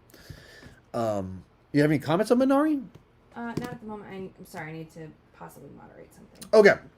And if you don't know, the Disney nerd is also deputized. Oh, good. So he might have been helping. I deputized him the other day. Judas, number 16, Judas and the Black Messiah. Both of these ones were best picture nominees. And this is another based off real life events from 1960s. It's a fascinating story about this bizarre, this guy that kind of inspiring isn't necessarily the right word, but like had a huge influence at a very young age, and then had kind of a government conspiracy against him and was betrayed by someone that was a close friend to him. And the guy that betrayed him, survived for another like 20, 25 years after this. And even though he's interviewed extensively and talked about a bunch of things, it's still very unclear who he was and why he did the things that he did. It's a really interesting story. And another thing I appreciated about it is that while it very directly tackles horrific race stuff in America at the time, it also doesn't water down that the Black Panthers also were very aggressive and provoked things and escalated things in ways that they made matters worse for themselves in a lot of ways, while showing how they did good too. And I think that's when you do a better job with these stories, when you pick a side, but that doesn't mean that you just villainize the other side. Like when you present both of them in a realistic manner, that's when I think you get the most out of it. Number 15, The Tomorrow War. This is a fascinating one for me because we watched it. We didn't talk about it when we first watched it. And then like a day or two later, after I shot my review, I was driving you to the airport. And that's when we talked about it. And I was a little nervous about what you were going to say about it because I wasn't sure where you were going to land. And I loved it. I thought it was this great sci-fi movie, kind of throwback, felt like something from the past. And I was like, I don't know what you're going to think about it. And then you're like, oh, I love that movie. I was like, yes. I wasn't sure where you were going to land, and loved it. But its Rotten Tomatoes like 50%. So that's one of these, and I think like IGN gave it like a 3. It's one of their bottom 10 movies of the year. I don't know. It feels to me like just like the type of blockbuster that they made a lot of 20 years ago. It's my kind of movie. And there's time travel, there's aliens, there's like family drama, a little bit of emotion to it. It's like everything that I like in a movie, and taking influence from all the movies I like without necessarily exactly copying them. A little bit of a message that's, sappy, but, about family values and stuff. So it worked for me, and it wasn't, you knew exactly what it was trying to say and communicate, but it was also not preaching at you or anything. I loved it. What do you have to say about the movie? The Tomorrow War? Yeah. I mean, it's time travel. I like it is time travel. It's aliens. I like that. It is aliens, yeah. It's all. Well, you're wondering what we like in our household: time travel and aliens. That's and her musicals. That's so. As soon as they make a time travel alien invasion musical, that's right. The baby mommy will love that. That will be the movie that blows our house up. That will never stop playing this alien invasion time travel musical. I haven't watched it again though.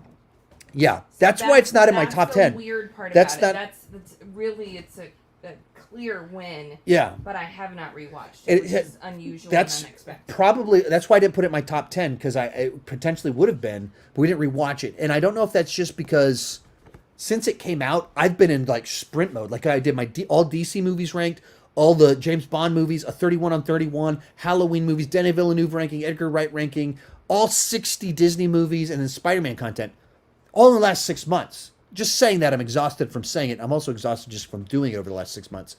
But we watched Tomorrow War, and that's what we did following that up. And I don't know if that's why we didn't rewatch it, or if it's just like, that's a great experience. That's like a good popcorn roller coaster ride for us, but not necessarily like a... I did recommend it to several people as well. Which is... Me too. Thousands of them on my channel. Well, I didn't recommend it to thousands of people. All right, number 14. This is you're talking about most surprising out there. How did this make it in my top 20? Till Death. Until Death. Megan Fox movie. Megan Fox movie. That's the number 14 on my list. Basically, she wakes up one day and she's handcuffed to her husband's dead body. And she's out in the middle of nowhere and it's freezing and she's trying to survive. And that's the setup. And then there's a lot more to it from there, of like exactly what's going on. And so there's just like little self-contained thrillers. When they're well crafted, I love them. And that's what this was. And I didn't watch. Actually, we put the trailer on. And we stopped. And we stopped at 10 seconds in. Like literally, it does says even less than what I said. Like just that gets to almost the setup. And I was like, I know I'm going to watch it, so I don't want to know anything.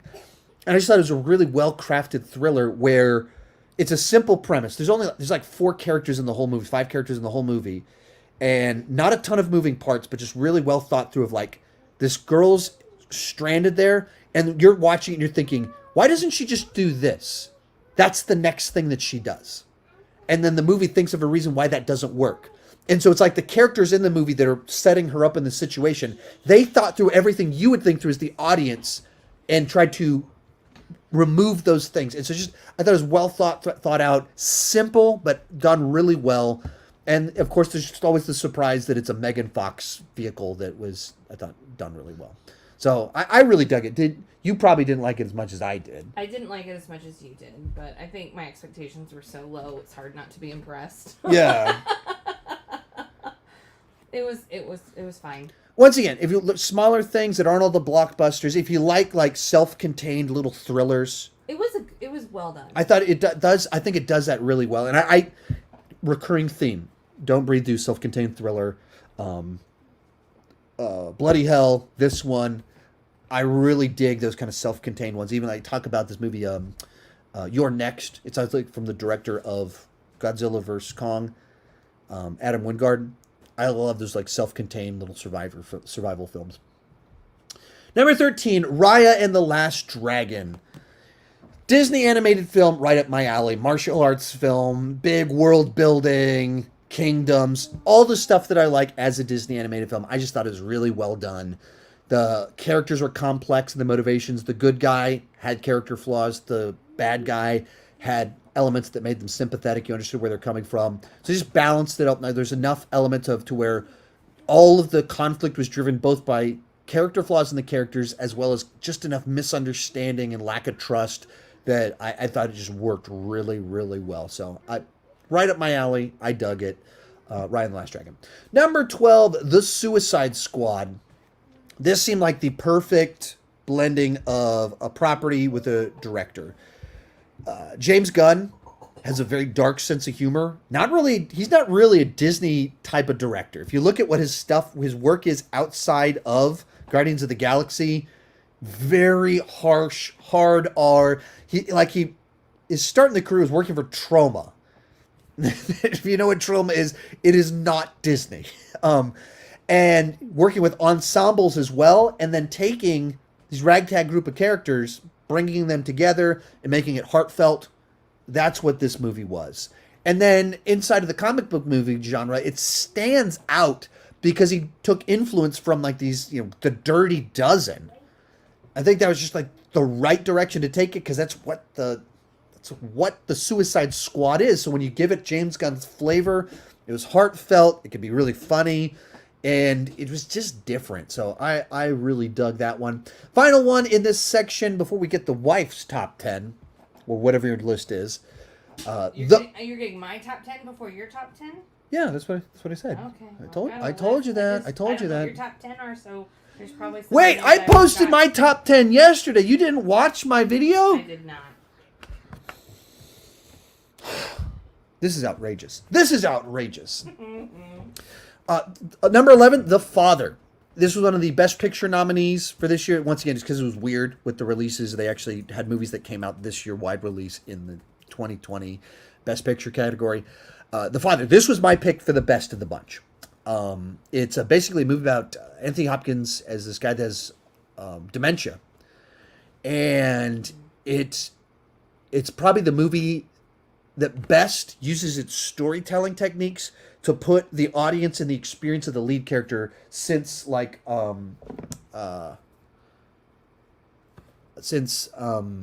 Memento, where it's a movie that finds a way to tell the story in a way that just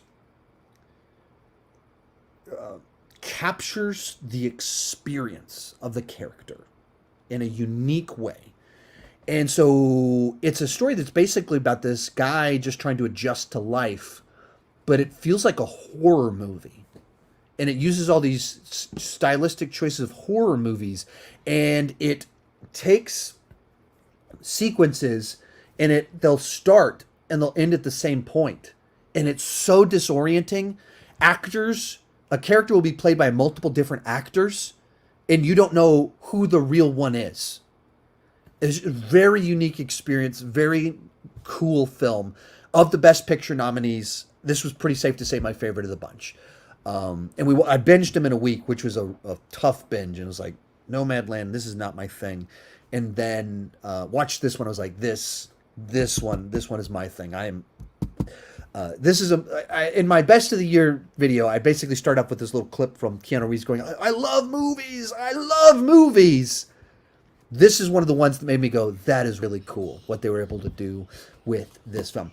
All right, that will close out this section. We only have 10 more from me.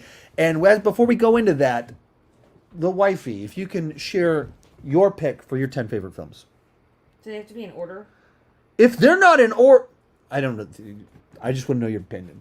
Here's some of your picks, and then I'll respond to them with vicious rage. Oh, okay. If I can just save them now, I can have them in order before the end of the movie. Is that fair?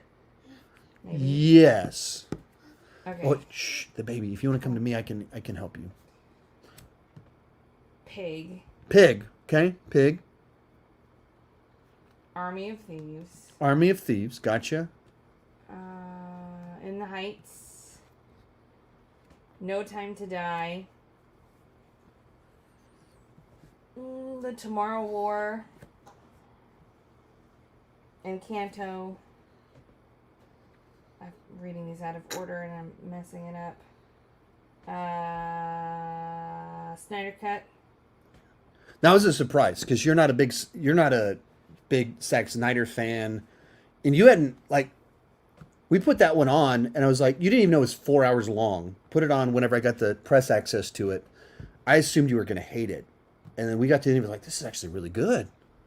I think part of the reason that I like it is the story of how it came to happen. Yeah. Like, that's a huge... I love backstories and how a movie is made and overcoming obstacles and all that stuff. So that makes the movie better. Let's see. Okay. I said that one. It's a much, had it come out 4 years ago and didn't have all the backstory to it, I mean, I think still it would have been well received by someone like me and people who like Zack Snyder's work. But when you add to it this whole underdog story of just this crazy backstory, it only came into, we'll talk about it later, so I don't talk too much, but one of the reasons it came into existence is because of COVID, because studios shut down, so there was a window of time to where they could do this other project because stuff wasn't being filmed for a little bit. That's part of the history of how it happened, of just,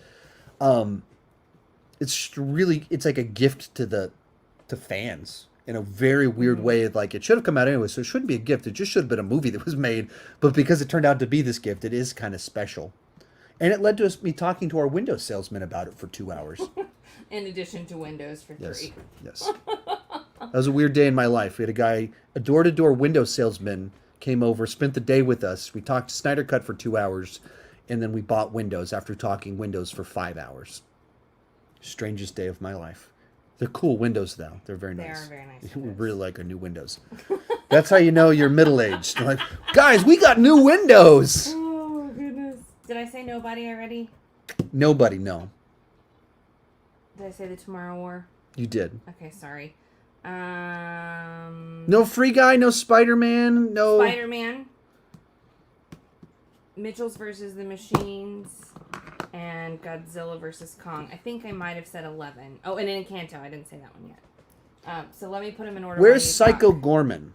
I don't know what that is. There's also a bunch that I wanted to see that I haven't seen. Like, obviously. But, what is that one? Coda. I really wanted to see that one. I didn't see that. I missed a lot, too. There's so many things that... I was supposed to moderate a local press screening of Coda. I know. They invited me to moderate, and I haven't even seen the movie now. Though it's just weird the way some of it works out. Watch movies for a living, but didn't have time to watch movies. Yep. Life. So I think that's it. I'm working on putting them in order now. Okay, before we go into this final section, you got some questions for me? Oh my word. Wait, what is happening? I'm stretching, popping my back. Oh, you're talking about the comment section. Oh, yeah, I'm As sorry. a narcissist, I always assume she's talking about me. I actually am going to need you to do something because I've got to take care of something. Sorry, I can't help you. If you need me to dive into my top 10, I can, but you didn't watch my top 10 videos, so I don't want you to leave for my top 10. Super fast. Oh, good. Cool. What do you want me to do? Were you going to ask me questions? I can't. I've got it. There's something I have to take care of. There's Okay, no so you time. want me to go into this? Yes. Okay, I Sorry. I misunderstood what you're saying. We have made it to the top 10 on here. What is it? Assuming you haven't watched yesterday's video, which you probably have. Coming in at number 10, Free Guy. I went into this movie expecting a fun Ryan Reynolds movie. And it is that. It has all of the stuff I expected. What I didn't expect is that it was also like a double rom-com and had this also kind of message about living your life for something you're passionate about. Don't just work for the man, which is ironic coming from Disney. The messaging of this film versus the studio that put it out. It's pretty funny. But I just thought it worked on so many more levels than I was expecting based off the trailer. And it worked on all the trailer levels really well too. So a movie that I was anticipating, but still managed to surprise me. Did you have anything to say about it, or are you still working on something? I'm still working on something. I don't even know what you just said. I'm sorry. Number 9, Nobody. This one is a movie from the... Love Nobody. Wife loves this one. This one is from the writer of John Wick that made a John Wick movie that my wife would actually love since she won't watch the John Wick films. And did it in the most unexpected of ways by casting Bob Odenkirk as an action hero and Christopher Lloyd as an action hero. And this unlikely set of heroes turned out to be exactly what this movie needed to make, just for like a fresh, simple addition to the genre. Like, not every movie needs to radically reinvent the genre to do something really cool. And that's what this was. Just the exact action movie that I didn't know that I needed. The exact action heroes that I didn't know that I wanted and needed. That's what this was. And it's also it also works because Bob Odenkirk put in the work. That he trained for a long, long time with a top stuntman, one of the guys that's on the John Wick team. He's one of the guys that's actually in the bus fight, is the guy that trained him for months and months and months and months to prep for it. And so I just thought it was just really well done. Takes a simple premise and just executes it perfectly. Number 8, No Time to Die.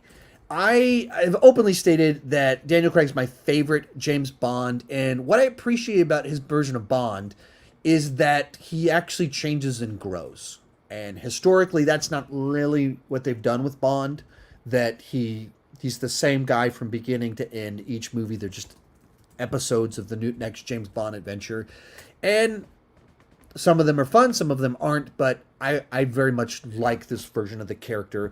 You have to be able to accept the fact that he's a reluctant hero. He's a James Bond that doesn't seem to want to be James Bond, which some people don't like that, and I think that's entirely fair. I think it worked for being this pocket universe of James Bond, where what happened in Casino Royale mattered in each of the following movies, and it actually built up to this film that I felt like the natural conclusion to the journey that he was on, that felt emotionally fulfilling and definitive while having great, fantastic action in it as well. Number 7, we've come to Spider-Man No Way Home. Now, this is an interesting one because it's a movie that I was very positive in my review, but I also went into it with some pretty big criticisms, and I came out with those exact same criticisms. But the things that it does well, it does so well. It is such a crowd pleaser. I've seen it 4 times in the theater at this point in time. And when you move into that second half of the film, some familiar faces show up. It is so fun. It's so satisfying. It works much better than I even was expecting. You know, some of what was in this movie was the worst kept secret in Hollywood. And still, when you see it, it's just joy-inducing. And beyond that, they give Tom Holland a real arc in this film that fleshes out his version of the character quite a bit and fills in some gaps that were missing. Where there was a certain amount of his character, you just assumed there was backstory there from the other versions that wasn't actually there and was never explained. And there's kind of a hole in his version that this movie filled in. And so it has a character arc, it has emotion, and fan service done wonderfully. I have quite a few problems with the film that I could spend a bunch of time nitpicking if I so desired to do so. But it's a movie, when I look back at it, when I think about it, I remember how it made me feel. And ultimately, that's what matters most. How does the movie make you feel? And this movie made me so happy, so excited that it existed. I just wish the setup was as good as the payoff. Number 6, Dune. Dune, a sci-fi epic designed for adults. In an era where everyone's trying to copy the MCU and create a shared universe that's really funny, fast-moving, Warner Brothers trusted Denis Villeneuve to translate this without appealing to the lowest common denominator. It's this big, epic world with all these factions and characters. And they allowed him to tell a story where he could slowly set everything up and build out the world properly and not rely on cheap entertainment. I love that about this film. That it's sci-fi for grown-ups. The production is immaculate. The score, set design, costumes, all of it, absolute perfection. Just so well done. And so I can't wait till we get the next one. In 5th place, Ghostbusters Afterlife. I'm a lifelong Ghostbusters fan. Grew up on the real Ghostbusters. Don't remember when I saw Ghostbusters 1 and 2 for the first time because I was so young that they've just always been a part of my life. And then Sean Chandler Talks About, the first video done under Sean Chandler Talks About was Ghostbusters 2016. We went out for date night to watch it, and according to the internet, you're either supposed to hate it because it was terrible, or if you didn't like it, it's because you were sexist. And I was like, I didn't hate it the way other people did, and I certainly didn't love it. It's kind of right there in the middle. Thought that was an interesting enough take. Posted my first review under Sean Chandler Talks About, and it changed the course of my life. Now, this is what I do for a living. So, obviously I go into a Ghostbusters movie with a lot of baggage, good and bad. And I thought this movie was just so well handled. And much like with Spider-Man No Way Home, it's a movie where what matters most is how it made me feel. And I loved what they did and the emotions that it drew out of me. It's another one that you can nitpick a lot of details about the story and like, wait, why are the Marshmallow Men showing up? Why is this happening? Certainly repeat some beats from Ghostbusters 84. Fair enough if that was a problem for you. I loved it. I loved it. I loved the payoff.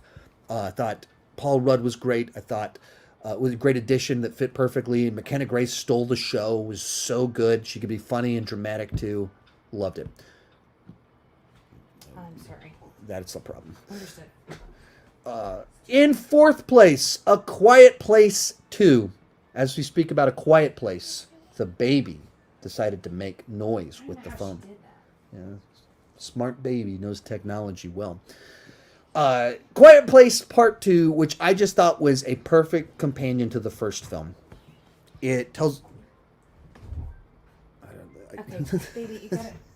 Here, go ahead. I don't know if you guys can hear it, but she's like on a phone, and I'm just hearing like beeping and music, and it just is throwing me off every time it beeps. I thought it was a perfect companion that told a bigger story. It expanded the world, but it did all of that without sacrificing what made the original film work. It still has the thrills, the family element, but it doesn't just feel like a rehash because it is telling this bigger, different story. Some of that is because the Cillian Murphy character kind of replaces John Krasinski's character, but what his arc, his purpose is very different. He's this character that starts off very cynical, but he almost has like an uplifting kind of character arc as he changes throughout the film. And it's a movie that is very optimistic while being in such a dire, dire place. And that mesh of things worked so well for me. A few other things that I liked about the film. It uses intercutting where the family is divided. They go to two different places, but they do a great job of having the two stories playing and properly building the tension between both of them at the same time.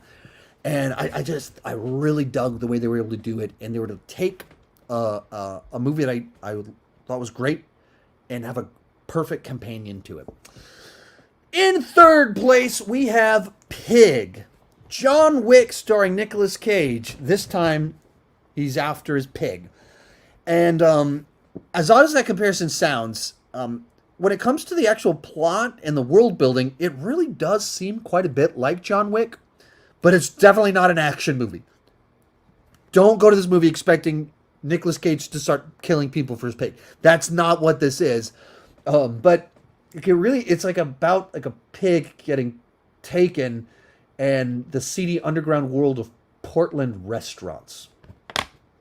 Sounds very weird. It is very weird.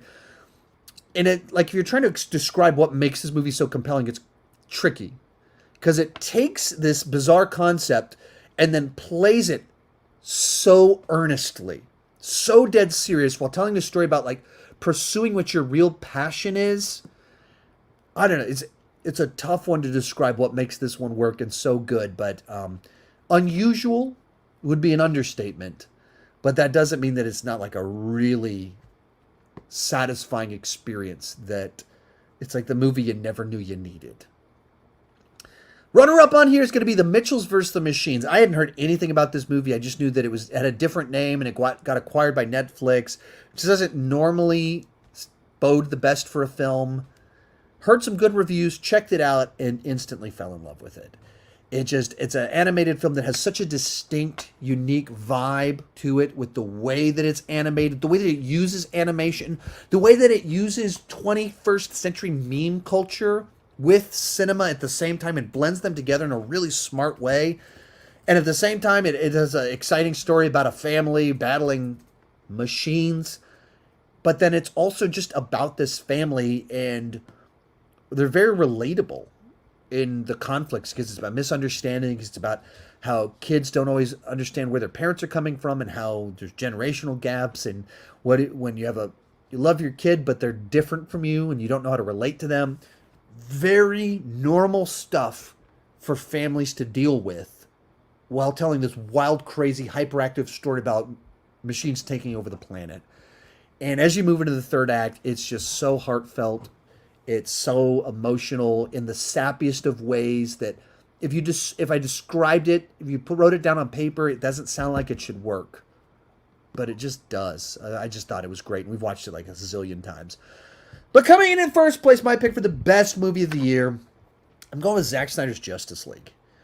And this is a movie I never thought that we would see a proper version of it. And for years I said that on this channel. I don't think we're ever going to see it because Zack Snyder had said, like, well, I've got a cut of it, and Jason Momoa was like, oh, he showed me a cut of it, and people were like, see, he's got a cut of it. It's like, but we'll never see that because it's not finished. It doesn't have visual effects. They were 9-10 months away from finishing when he left the project, so we'll never see that because there's just too much work that needs to be done on it. And although that was true, but then the way the universe played out, there was enough fan demand that they actually greenlit spending $70 million more to complete this film. And that's the piece to it, I think, like this blend of like, I get why the internet was like, hey, it really does exist. But the reason people are saying it's never going to happen is because it requires $70 million to finish it, to do a director's cut. I understand it's a lot more than a director's cut. And that's unprecedented that this actually happened, and I am so glad that I was wrong. I'm so glad that this insanely strange thing happened. And as I said in my review and my rankings and everything else, every change that they made from his version made the movie much worse. Every change they made them look like morons. And the fact that they released this version only, in a lot of ways, it exists just to embarrass whoever these insane producers, executives were that thought, man, that thing sucks. Let's have Joss Whedon come in and turn it into a 2-hour comedy. I don't know how it happened. But what I do know is Zack Snyder made a sweeping superhero epic for adults.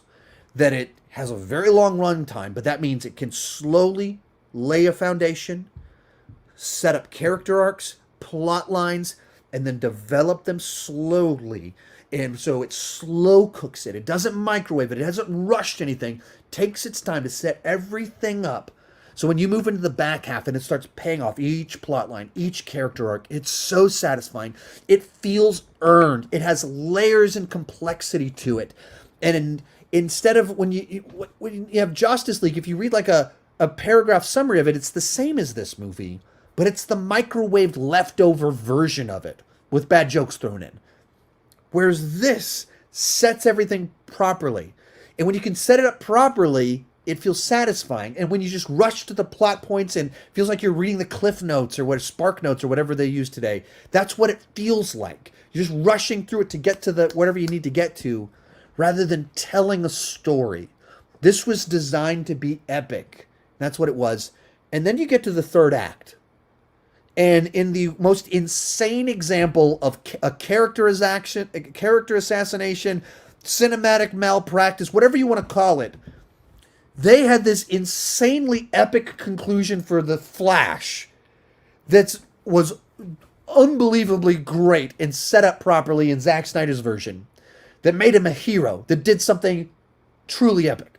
Epic in the proper sense of the word. And they replaced it with, what if the Flash pushed a car? That's what they put in Justice League. Flash pushes a car as a setup where he's the butt end of a joke because Superman's better than him.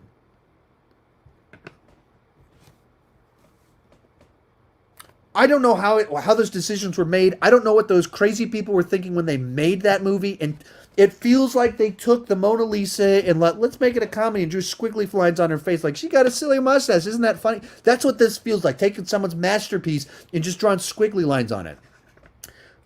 But we actually got this movie.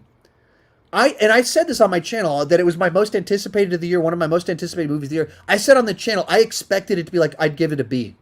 I expected it to be good but flawed, like it's a mess in its own regard. And I loved it.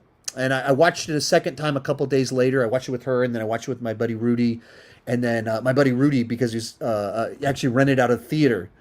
And so I got to see Zack Snyder's Justice League in a theater back a couple months back in October. And rewatching it 6 months later on a theater is like, it wasn't just that the novelty of getting to see it. It really is a great superhero epic for adults. Where MCU, I love the MCU, but it's going for a lowest common denominator sometimes with the humor. It's designed for a broad audience, and this wasn't. It's designed for adults. And it's mature. It's complex. It's really long. And I love that we have both the MCU and we have Zack Snyder's Justice League. But for me, Zack Snyder's Justice League was my favorite film of the year. I love that it actually exists. I love that it exists. So it comes in at number 1. And we have done it. We have ranked 102 movies. We have some more questions. And then we can take some in order. Yeah, we'll take some questions. Then my wife will share her top 10 in proper order, and then we'll load the kids up and we'll go get blizzards or something. Oh, okay. So I shouldn't order pizza. You don't want to get blizzards? Well, That's fine. could the pizza be delivered after we get our blizzards? We should pick up the pizza if we're going to get blizzards. They don't have pizza at Dairy Queen. Anyway. Alrighty. You're wondering what I'm like in real life. I'm very It's obnoxious very much, and exhausting all the time. True. Though you do have some positive qualities. Okay. If we can do some questions, if you guys want to throw in some questions real quick. We've got some. So we'll go, I don't know how long, not terribly long, because we're already at 4 hours and 18 minutes. And I'm still going. Like, I'm still amped up. And so, real quick before I start answering your questions, if you enjoy these kind of live streams, I do a weekly live stream on Patreon. Join at any level, you can access that. For $21, you can get an annual membership, get all the exclusives in 2021 for just 2022. All the exclusives in 2022 for just $21. And it was about 35 exclusive videos, 30-ish extended cuts or early releases, and then about 35 live streams last year. It's about 100 different exclusive videos last year. It's also the number one way to support the channel. If you like my content, the number one thing you can do is join over on Patreon, and I do the best I can to offer extra value through the exclusive videos. That everybody that joins gets that. At $5 a month, you get your name on the end card, and at $25 a month, you get a monthly 30-minute video chat with me. So, there you go. What do we got? It's on the screen. Sean, superhero movie this year most anticipated, I would imagine. So I'll have a video rank them based on my excitement and anticipation in a week or two of all the projects, and I'll even throw in the animated stuff into that one too. But the Batman, no question, the Batman. Batman is my favorite comic book character along with Superman. Matt Reeves. My first pick was for Batfleck to actually do Batfleck because Ben Affleck has an Oscar on his shelf for writing Good Will Hunting. He directed Argo, which won Best Picture. People, because he's so famous as a movie star, people forget sometimes that as a filmmaker, as a storyteller, he is a top talent. And top talent, Oscar-winning screenwriter, Oscar-winning director, though he wasn't nominated for Best Director, was going to do a Batman movie. I would have loved to have seen it. If it wasn't going to be him, Matt Reeves might have been my number one pick. After what he did, like Dawn of the Planet of the Apes, War Planet of the Apes, I just thought that those were just such great popcorn blockbusters that also had like deep themes and like Shakespearean tragedy in the way they were constructed. I thought that fit perfectly if you're going to do Batman, because there's plenty of weird comic book stuff in Batman, but you also want to have that dark tragedy to it. That was the right guy. And so I've loved that. And, my biggest complaint is I don't like it when you cast A-listers that are known for a franchise. Edward Cullen as Batman is pretty funny the way that worked out. And the other thing that I said in the video is that he's too skinny of a guy. And then based off this new trailer, I would still say that, but that's not going to stop me from loving the movie if the movie's awesome. A lot of us were not excited about Ben Affleck initially as Batman. Yeah. I mean, Batfleck. People had their criticisms, and especially after Zack Snyder's Justice League, they get really after Justice League. It was like, what did they do to him? Then when you saw that, because he was like literally sleepwalking through the reshoots, like dreaded being there, hated. They're like, how dare you? What did you do to our movie? Resentful of having to be in this garbage. As they were watching, like, I'm reshooting, I'm making my own movie crap right now. And all these specs, like, all the things that they made them do make more sense when you understand this context of the movie that they actually made. Anyway, but yeah, people were angry about Batfleck when he was cast, and I would agree that I didn't like an A-lister being cast, but as for his portrayal, I think it really worked, and I would have loved to have seen more of that. And Pattinson, if you only know him as Edward Cullen, then that's not a good point of reference. He basically spent the last decade building a credibility as an actor doing non-mainstream things. So if you've watched those, you know the talent that he is. My favorite part of your channel is your work ethic, workflow, and humble respect for film. It's big influences as I grow my channel. Also, you are a great dad. I tried it. Tried. They, I really appreciate that. You know, I try to work hard at this. I'm very lucky to get to do this for a living, and I turned 40 a little over a month ago, and very much feel like I turned 40 as like I'm at just a great place of like, wow, I get to do this. I work for myself talking about movies. This is really cool. So, and that's because of you guys. I greatly appreciated. What's the one movie that surprised you? I'm assuming in 2021. Yeah, so talking about the big surprises, Till Death, the Megan Fox thriller movie. That was one that I wasn't on my radar until like a week before I saw it. And even when it was on my radar, I didn't know much about it. And then obviously it's in my top 20. Zack Snyder's Justice League, I'm surprised that it actually exists in the sense. But I also, as I said, I thought it was going to give it like a B. I thought it would be good but flawed. That's where I would put Batman v Superman. I'm not a Batman v Superman hater, but I think it's flawed, but ambitious but flawed. I give it like a B, a very complex B. And it wasn't. It was just a very good movie. It was, which is weird to say. It was in my most anticipated, but still surprised me. Free Guy is one that I thought had a lot more to offer than I would have expected. Some of the smaller things like Bloody Hell, not on my radar in my top 20. Boss Level's a smaller thing that kind of surprised me. So, there's just some stuff like that.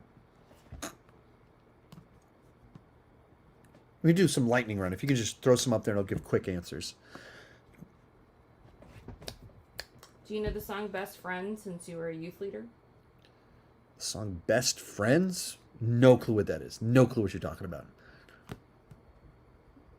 I'm not the biggest Ghostbusters fan, but I'm so glad that the 2016 Ghostbusters movie exists because it gave us Shang Chi. It's true. That's the thing. Like, if you hate that movie, but you love my channel, that's where life gets very complex. You have this channel because of Ghostbusters 2016. I love Passing on Netflix. Sean, have you seen it? No, I don't know what that is. Me either. There's so many Netflix movies that even sometimes they're even starring like actors that I like, but they crank so much stuff out that it's tough to follow all of it. That's what Austin Burke is for. He's able to track all of that. Oh my word! There's so many questions. So it's lightning round. Let's fly through some. Which I'm the worst at lightning round because I want to give a complex answer to everything. I found a way to do a cue, but oh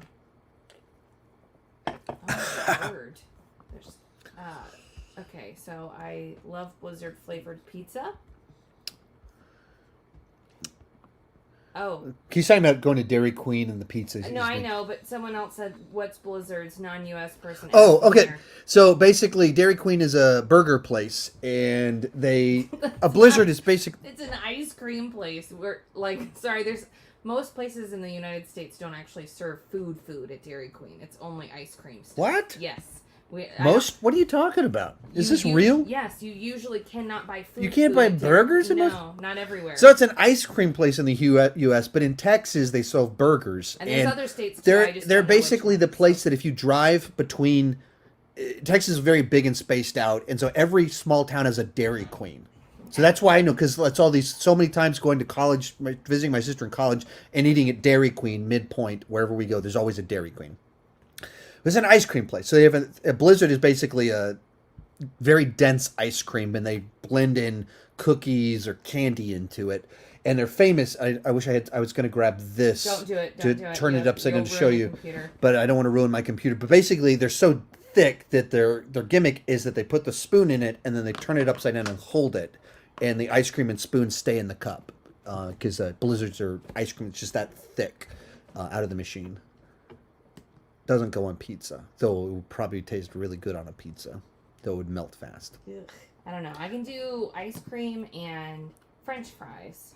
I don't think I could do ice cream and... Well, that's what I'm going to force you to eat tonight. We're all eating Blizzard on our pizza tonight. Nope.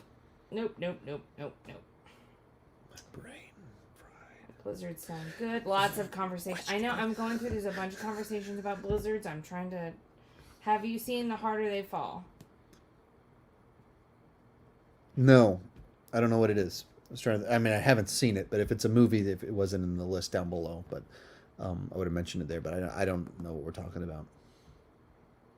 Do you drink energy drink? Yeah. Or did you? Did you drink an energy? So I drank a Bang, and then I also this morning, and then right before we started, I did a scoop of Derek More Plates More Dates Gorilla Mode pre-workout. So he doesn't have the beta alanine in it. I thought maybe my nose wouldn't itch because it doesn't have the beta alanine, and beta alanine gives you tingly fingers and makes your nose itch. He describes a different body part itching, but I won't go into that here in this conversation as we're talking about blizzards. I didn't do that. His stuff doesn't have the beta alanine that gives you the tingly fingers, so I thought maybe I wouldn't get the itchy nose, but I did anyway. That's also how I kept up the energy for all of this. R.I.P. Betty White. If only she lived 18 more days, she would have made it to her 100th birthday. Very close to 100. Yeah. It was a very full life.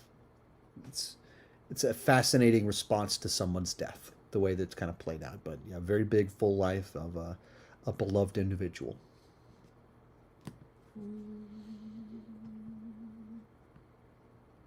Why are you such a cutie? Got questions for me? That was a question. Why am I such a cutie? Such a cutie. I sleep with a bag of lotion on my head and keep my youthful, and then I drink energy drinks to keep my youthful energy and youthful looks. It's as simple as that. Who is the stricter parent in the household? I mean, it kind of there's a lot of different things as to what's stricter about what. That's true. There's a who's more lenient in what they can watch, video games or fireworks. But there's a lot of things about like keeping the house clean and closing things and obsessive compulsive type stuff that I get much more like, why are these papers here? Stuff like that. Why are these doors open? But generally speaking, she would be the stricter one. I'm like the fun uncle of a parent because I'm just as immature as you'd imagine. Maybe more so. Probably a lot more so. Happiest New Year to you and the fam. Stay golden. Woo!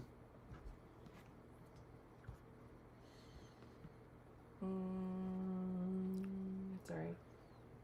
Lots of people asking about Licorice Pizza and why you haven't watched it. This is a Paul Thomas Anderson movie. I'm not interested at all.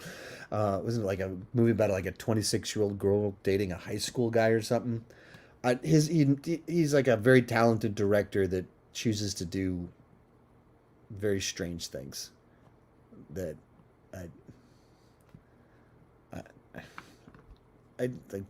no one has made an argument to me as to why the movie would be interesting to me specifically.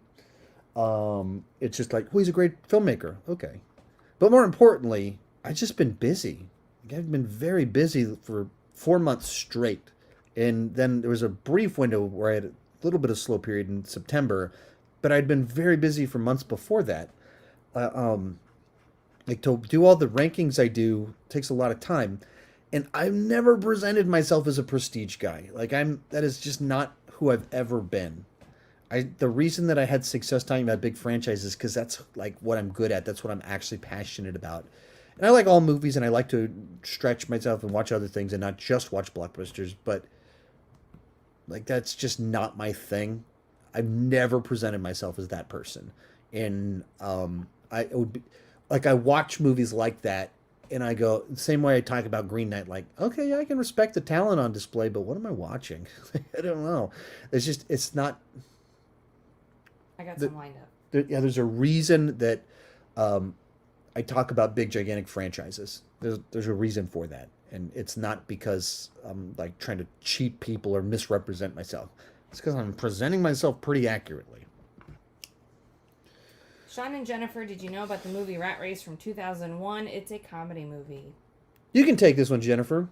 I love this movie. I absolutely know about this movie, and I've watched it 90 million times. I knew of this movie and had avoided watching this movie, and then we got married, so I've seen this movie 80 million times.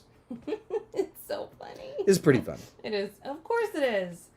Actually, You want to show it to the kids now? Can watch it tonight with them? No, I think now that Ricardo's is out, it makes me want to watch it because of the Bus Full of Lucy's with Cuba Gooding Jr. That's the reason you want to meet the Ricardos or whatever it's called.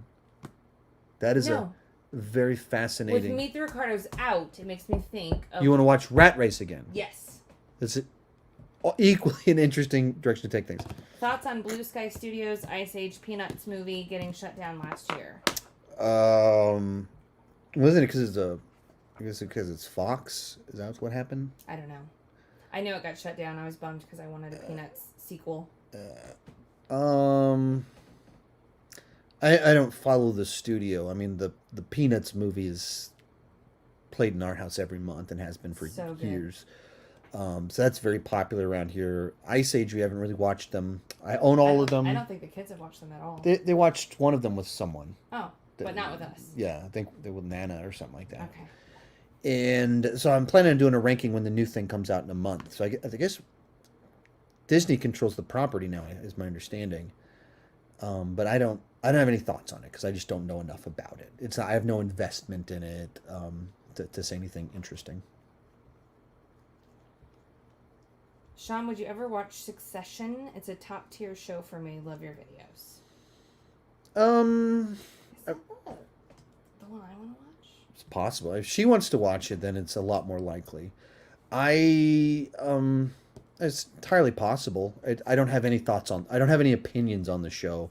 It didn't immediately catch me, and I've heard it. That one does look interesting. That's not the one I was thinking of. It's not one that I've seen having enough people asking me about it to like push it up my list, and it's not one that I saw the trailers and immediately went, I need to go watch this. So it's kind of in that category of like I don't have any reason I wouldn't watch it, but there's a million things out there that are in that category. There's just so many things that I have interest in or could watch that there's only so many hours in the day. And when you're the ranking guy, I have to watch so many movies for my ranking, and that just sucks up the time.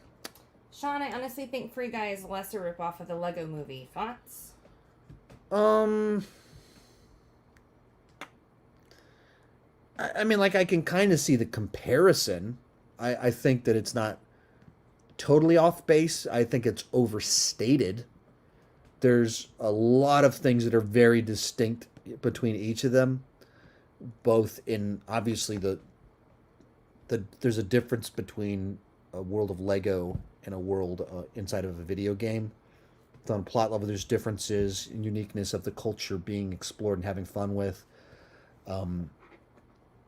The lead character, I think, is the big commonality of this very innocent guy getting swept up into this adventure. But even where they take the characters and the arc that they have is quite different. So I can see why someone might interpret it that way, but I wouldn't agree with the criticism. Yeah, I thought it was fun. The criticism was fun? No, the movie. What? Which MCU thing has the two of you most excited? Moon Knight, because I'm hoping it's something darker, and that Oscar Isaac, who's kind of at the top of the world of, he's getting prestige directors wanting to work with him, as well as obviously coming off Star Wars, so he can kind of do whatever he wants, and he decided he wanted to do Moon Knight. So that one has me very intrigued. Multiverse of Madness has me interested on multiple levels. I've wanted more Doctor Strange since really Infinity War. And then Sam Raimi returning to Marvel. Very fascinated by that. And then whatever crazy wild multiverse stuff they're doing. And you're getting your Wanda back. Yes. Which are you most excited for? The Marvels? Is it the Marvels? You're excited for the Marvels? I don't even know what's upcoming, honestly. Oh. I'm sorry. I know. You'll tell me what's coming. I will. But I don't know unless you tell me. All right, got a couple final ones. I think I just hit the moment where I'm starting to crash. Sentence not yes, come out. Did. Good. New to the stream, have you seen The Lost Daughter? Saw it yesterday and dropped a review on my channel this morning. Really surprised by it. Definitely one of my favorites this year. No, I haven't heard. I haven't even heard of it. I don't think I've heard anyone talk about it. So sorry, I've not seen that one, or I don't know anything about it. My guess is that the movie involves one daughter that gets lost. That is the depth of my knowledge of the film.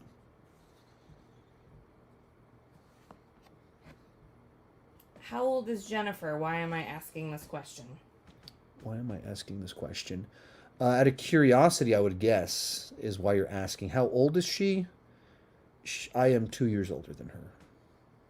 I'm 37 right now. I'll be So 38 it soon. looks like I'm 3 years older, but her birthday's at the beginning of the year and mine's at the end of the year. So I'm only 3 years older than her for about a month and a half.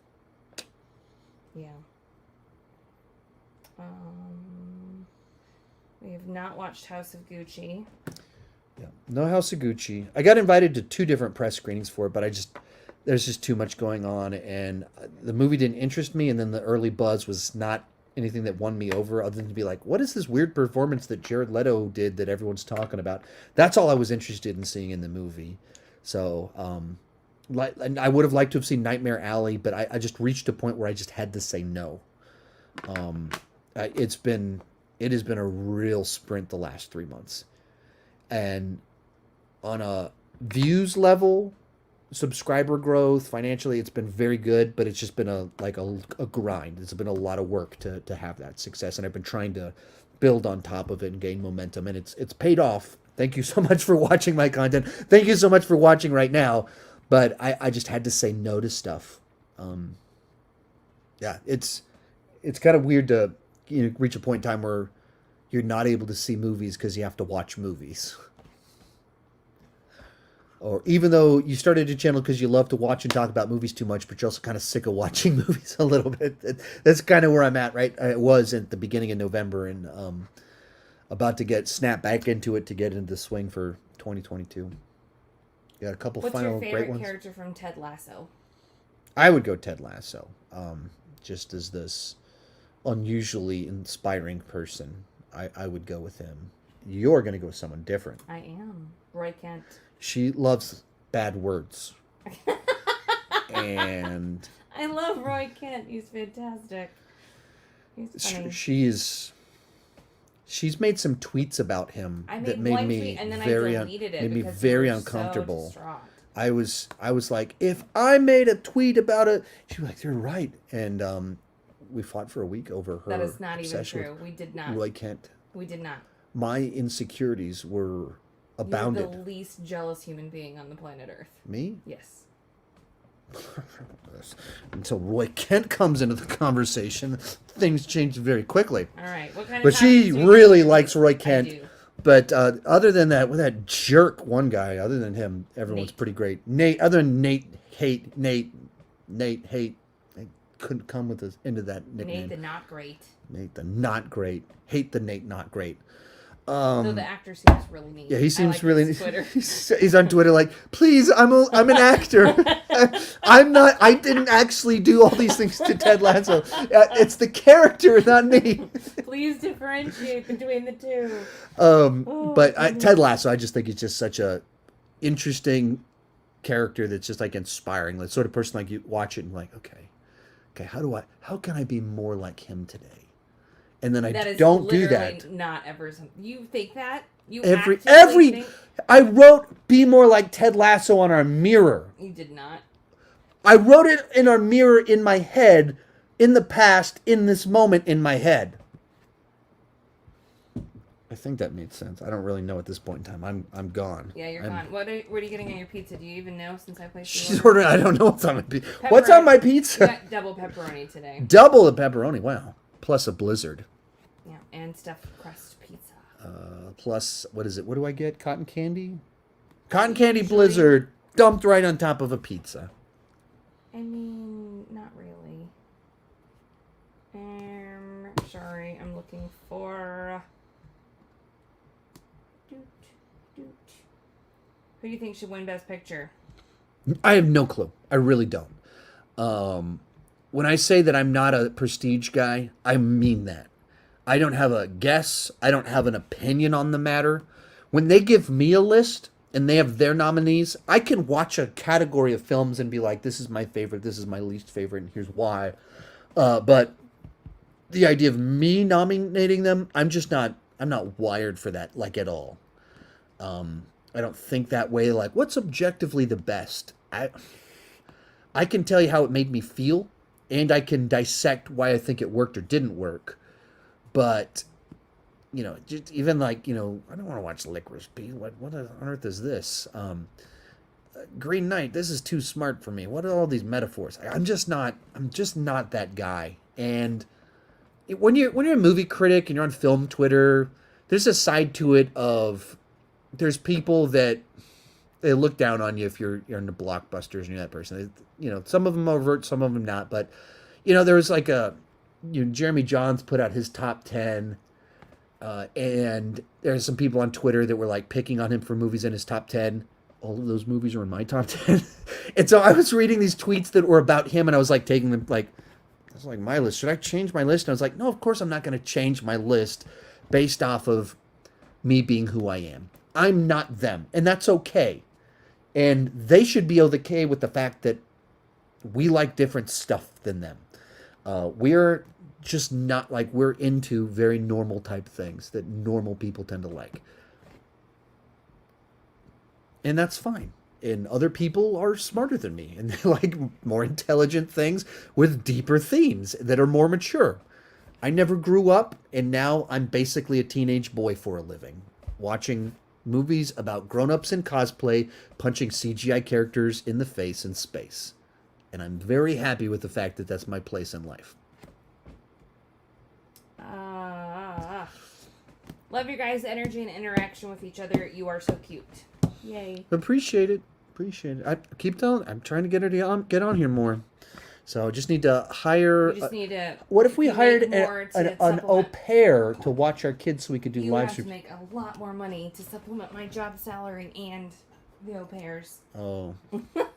But if we were doing regular, not live streams, it's a new source of income. Okay. On a random note, Jennifer sounds exactly like my aunt. Plot twist: she is your aunt's real. Oh, his name went away. Which celebrity does Sean Chandler look like? I always say Dax Shepard. Dax Shepard's a common one, but he's taller than me. You're more attractive. I saw you use a Ryan George clip. Do you watch him? A lot. Ryan George is definitely kids aren't as much into the pitch meetings. They're into the Ryan George channel with his, naming vegetables and stuff like that. There's a lot of Ryan Georging in our house. Is that basically I used that clip because that was what the kids were quoting all week long because they're really into his bathroom stall video. But I reached out to him to try and interview him on my channel a couple years back, and he was very gracious, very kind. We weren't able to work it out. There was a piece outside of each of our control that stopped it from happening, but he indicated that he'd watched some of my content, which is pretty cool, especially now that over the last 2 years, he'd been exploding for 2 years before that, but he's really taken off the last 2 years with everyone locked at home and him being really funny. So sorry, someone says you look like Chris Evans. Chris Evans. I'll take it. Just kidding. America's ass. Where's that was going? They couldn't see me. I leaned forward to look at him from behind. It was a joke. That's right. They can't see us. Yes. So yeah, she leaned over and did like this googly eye type thing. And I was like, "What is she doing?" We watched Endgame last night, and but that's actually not Chris Evans. That's I know. That's Sam's brother. Sam's brother. Apparently, the Flash movie is removing Ben Affleck and Henry Cavill from the DCEU. I've heard some of these rumors and things like that. Yeah, I've heard it. I've heard some things about that movie that sounds like they're doing Spider-Man No Way Home, except doing all the stuff that makes everyone mad as opposed to making them happy. So if they actually do some of that stuff, I think they're just going to utterly... Okay. They're going to set the internet on fire in the worst way possible. WB makes the strangest choices where it's like, they do the thing that makes the internet like, yes, he gave us Zack Snyder's Justice League. And then they make these other choices that make you go, oh dear, why? Okay, I am... You got one final killer one for us? Three. We got three left. Quick ones, so three quick one, and then we got to go get our pizza blizzards. Any further questions we will not be able to answer. Thank you guys so much for watching. One final time. Number one way to support the channel is join over on Patreon. It's little as $2 a month. You can get all the live streams, all the exclusive videos. We do a weekly Q&A. And in the Q&As, if you join at any level, do Q&As. I answer everyone's questions. Every week I answer everyone's questions, every single week. And so did about 35 of those last year. They're all over an hour long, plus exclusive edited videos, extended cuts, companion videos. Number one way to join the channel, or $21 per month. You can get all the exclusives in 2022. Final 3 questions. Thank you guys so much for watching. Did you say $21 a month? $21 a year. That's $21 a month is not a category. $25 a month, you can have a video chat with me. $21 a year. A year. You can get all the exclusive live streams and everything like that. What did you think of the Willow TV series? What do I think? It hasn't come out yet. So I don't think anything of it yet because we don't even have a trailer. We just had a little... They did like a comedy sketch. It was actually pretty funny of Warwick Davis because he's a funny guy. I'm excited for it. I like Willow the movie's not great, but it's like a thing that it's neat that it exists. That George Lucas had this other fantasy story that's an actual classic fantasy story, with Val Kilmer in it, and then Warwick Davis, is of course is a legend. So I'm excited for the potential of it. Hopefully. It's a sort of situation. I think it has the potential to be better than the movie because the movie's not great, but there's a world that could be really good. So I'm very curious as to this Willow show. I actually need to make a note about it of TV shows to be on the lookout for. This isn't a question to me. Sean looks like Johnny from Cobra Kai with a beard and different hair. I do not see that, but sometimes it happens when you watch something recently and you, oh my, are you okay? No. What did I do? No. What did I do wrong? You said quick questions. All You right, got me here's doing the last dress up. question. Okay. I did not tell you to dress up. You did that all by yourself. What is your favorite Arnold Schwarzenegger movie and line? Well, if you've seen my list of my top 40 favorite movies, came out for my 40th birthday, November 28th. Actually, it came out November 29th. You'll have the answer to that question. So I don't want to spoil that for you. You got to watch that video to find the answer. Favorite line? Who's your daddy and what does he do? That's probably the most quoted one in our house. Yeah. And now the get to the chopper. Yeah, get to the chopper. It's not a tumor. A million different puns. Man, I don't know. He's great with the one-liners, and he does them too in his appearances on talk shows. I think he has like a joke writer or something. So he walks out and they set him up to like just say these funny little one-lines. He just loves cheesy one-liners, but I don't really know what my favorite would be. I'm actually not very good at picking favorites, despite doing that for a living. I think it's who's your daddy and what does he do? That's what you say the most. At least in this phase of life. You do that, though, too. You pick something and you recycle it for a while, and then you move on to something else. So, some of these people have been here this entire time. We've had several that took naps and watched football games and came back, and they're still going. Yeah. We're at that point where we might as go 10 more minutes to hit 5-hour mark. What? 4 more minutes, and no. We have to go get pizza and dessert. I bet the baby's asleep. It's going to be a very long night now. Well, I can wake the baby up with my hot wax. No, you can go to jail. Oh, is that bad parenting? Yeah. I didn't know. No one told me that. No one specifically ever told me not to pour boiling hot wax on a baby. Good night, everybody. Thought you had one more question for me. No, I gave you my last question. We're done? Yeah, you're just spiraling on your own. Just losing control, threatening to pour hot wax on the baby. Yeah. Woo! You can tell when my brain is fried.